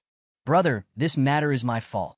Fong Junyi held the teapot and took a sip, but he didn't open his mouth. Seeing that his elder brother didn't say anything, Fong Junhong could only admit his mistake first. Second brother, Fong Junyi, did not lose his temper. On the contrary, he acted very calmly. "What's wrong with Fong Hongjun?" Fong Junhong immediately changed the subject and said, "Hongjun was beaten up and suffered a concussion and cerebral hemorrhage. He is now receiving treatment in Yunqing. When I get back, I will take him abroad for surgery. He will start school in September and can't be delayed. Chapter 56 Conditions. Fang Junyi gently placed the teapot on the priceless Wang Wali desk. Yesterday, Zhao Yuanlong brought Zhao Wei here. Not only did he tell me, but he also took out the paternity test report between you and Fang Hongjun. In addition, there are photos and recordings of you and Fang Hongjun meeting Qin Balian. Now Zhao Yuanlong asked me to give an explanation to the Zhao family. What do you think I should give him? Fang Junyi didn't respond to his words at all and went straight to the point. He had no intention of reminiscing about the past, let alone giving him much face. Fang Junhong smiled and said, I will bear the losses of the family. The rest are my family affairs, and I can handle them myself. I will try my best to satisfy the Zhao family. What he meant was clearly that no matter how much the Fang family gave up to the Zhao family, he would make up for it. But brother, don't ask for too much. According to his estimation, at most the Fang family would give the Zhao family some benefits in commercial projects, or make certain concessions in projects in other places. The overall value will not exceed 300 million yuan, and may even be solved with 200 million yuan. Because having illegitimate children is not a big deal in the mansions of wealthy families. What needs to be compensated is actually that he made Zhao Wei raise his illegitimate child for 18 years, which in itself is equivalent to a humiliation to the Zhao family. Whether it is compensation or concessions, they are all directed at the Zhao family. As for Zhao Wei, she has no say in this matter at all. When we return to Yunqing, won't we have the final say? Fang Junyi hesitated for a while before saying, Okay, but are you sure you can satisfy the Zhao family's conditions? There is also the issue of the Fang family's reputation. How much are you going to give up? Fang Junhong was shocked. Brother, what you mean is? Fang Junyi picked up the teapot and took a sip, then said as a matter of course. You gave birth to a bastard, which in itself is nothing. At most, it's your family affair. Even if the truth were revealed, the Zhao family wouldn't come and cause trouble. But you deliberately brought the illegitimate child home and let Zhao Wei raise him until now. For the Zhao family, this is unacceptable. Moreover, Fang Hongjun himself knows that you are his biological father. You want to see Qin Balian with him, which can only mean that the three of you had agreed to deceive Zhao Wei for 18 years. It is also equivalent to deceiving the Zhao family for 18 years. But you let Zhao Wei get the evidence? Well, what the Zhao family wants is an explanation for this matter, not an explanation for the fact that you have an illegitimate child. I think you should be aware of this. In other words, when the two families got married, you deceived the Zhao family and even your father. For the Zhao family, it was the Fang family who deceived them. Fang Junhong was silent.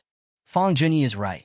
No matter who comes to power, they will at least say this, and there is no way to get around it. Back then, my father didn't agree with you and Qin Balian. But did you have the courage to leave the Fang family and agree to marry into the Zhao family? Later you will be together with Qin Balian. Now I have to bear the consequences on behalf of the Fang family. Tell me, why should I bear the consequences and infamy for you? Fang Junhong closed his eyes and took a few deep breaths. I'm here this time. I'll stay for 3 days at most. Then I'll go back and take Hongjun abroad for treatment. Just tell me how much you want. I will agree to anything I can agree to. If you can't do it, just ask Zhao Yuanlong and Zhao Wei to come to me. Fang Junyi seemed to have no reaction to his anger, and his tone remained calm. When my father asked you to go to Yunqing to develop, his original intention was to let you expand the territory for the family. Your family holds 15% of the shares, and the Zhao family holds 18%. You have to give up another 5%, 3% of which will be given to me, and the remaining 2% will be given to the Zhao family. As for Zhao Wei, her family will compensate the Zhao family. Qin Balian and Fang Hongjun should go abroad and never come back. And Fang Hongjun cannot inherit the family property. Publicly disclose Fang Pingin's identity as the heir. That's all I can think of. If you agree, I will take you to the Zhao family after dinner to talk it out in person. We'll see how much we can get then. If not, I don't care. If the Fang family withdraws their investment, your request to start your own business will also be invalidated. From now on, you have no relationship with the Fang family. I will announce this news publicly. I will not get involved in the life and death of Qin Balian and Fang Hongjun. I will just pretend that these two people never existed. Fang Junhong stood up and said angrily, What do you mean? Fang Junyi grinned, but there was no trace of smile in his eyes. That's what it means. I believe I have made myself clear. The fear in Fang Junhong's heart slowly rose. He doesn't believe it. He didn't believe that the Zhao family would dare to take action against the Lin and Hong Jun. 5%, that is close to 1 billion in market value, and it is a permanent loss of 5%. If the investment is withdrawn, it will be close to 1/3 of the Yunqing Fang Group. If the shares are given to other people, then, taking into account the circulating market value in the secondary market, he will lose his voice. The results of nearly 30 years of hard work are now being given away. He couldn't accept such a loss. How can this be considered a serious injury? It's clearly beheading and breaking the waist. 3% is to satisfy the Zhao family. Designating Fang Pingan as the heir was to satisfy Zhao Wei. That 2% is to satisfy your own selfish desires, brother. Fang Junhong let out a long breath. Although the scale of Yunqing's company cannot be compared with that of the Fang and Zhao families, but it took me nearly 30 years to accomplish this. 5% is too much. I only agree to give you 3% to split with the Zhao family. Alien and Hong Jun were planning to go abroad anyway, so that was no problem. But the matter of designating an heir has nothing to do with you. It is my private matter. Who will inherit the Fang family of Yunqing in the future depends on their own abilities. Brother, you'd better stop worrying about this. I believe that the Zhao family won't mind either. At least until now, I have never been short of dividends from both of your families. That's all I can agree to. If it works, it works. If not, the Zhao family doesn't have to go. I will return to Yunqing immediately and wait for you to withdraw your investment. He knew very well that there was only one chance to bargain, both for him and his elder brother. In one round, show your fangs and bottom line directly, otherwise it will be even worse. To withdraw investment, to put it bluntly, means giving shares to others in order to damage his business. He also didn't believe that they were willing to give up the Fang family of Yunqing, the hen that laid golden eggs. Although the company's market value is not high, it is not easy to bring it down through equity. He stood there with a scowl on his face. However, he was thinking about how to buy back some shares from the secondary market to ensure his position as the actual controller. Fang Junyi stared at him for nearly 10 seconds before nodding slightly. It seems that this is your bottom line. Okay, haven't had breakfast yet? Come eat something together, and then come with me to Zhao's house. How could it be possible to pass so easily? Fang Junhong felt alarmed, but observing his elder brother's expression, it didn't seem fake. Good, he agreed calmly. Although I don't know what Big Brother is up to, it doesn't matter. Stick to your bottom line and don't give in. The worst that can happen is that you end up breaking up. By then, Zhao Wei won't get any benefits. As for Alien and her son, he has made preparations and can ensure they're living in Country M for at least the next 10 years. After dinner, the two got in the car. Sitting in the back row, there was no conversation between the two. Fang Junyi seemed to be confident, but also seemed to be bluffing. When you can't control me, what else can you do? Fang Junhong leaned back in his seat with his eyes closed, while Fang Junyi opened his tablet and started reading today's news. The two brothers didn't say a word. Chapter 57, You have a really good appetite. Fang Junyi didn't expect that Zhao Yuanlong had arranged for the housekeeper to wait at the gate of the yard early in the morning.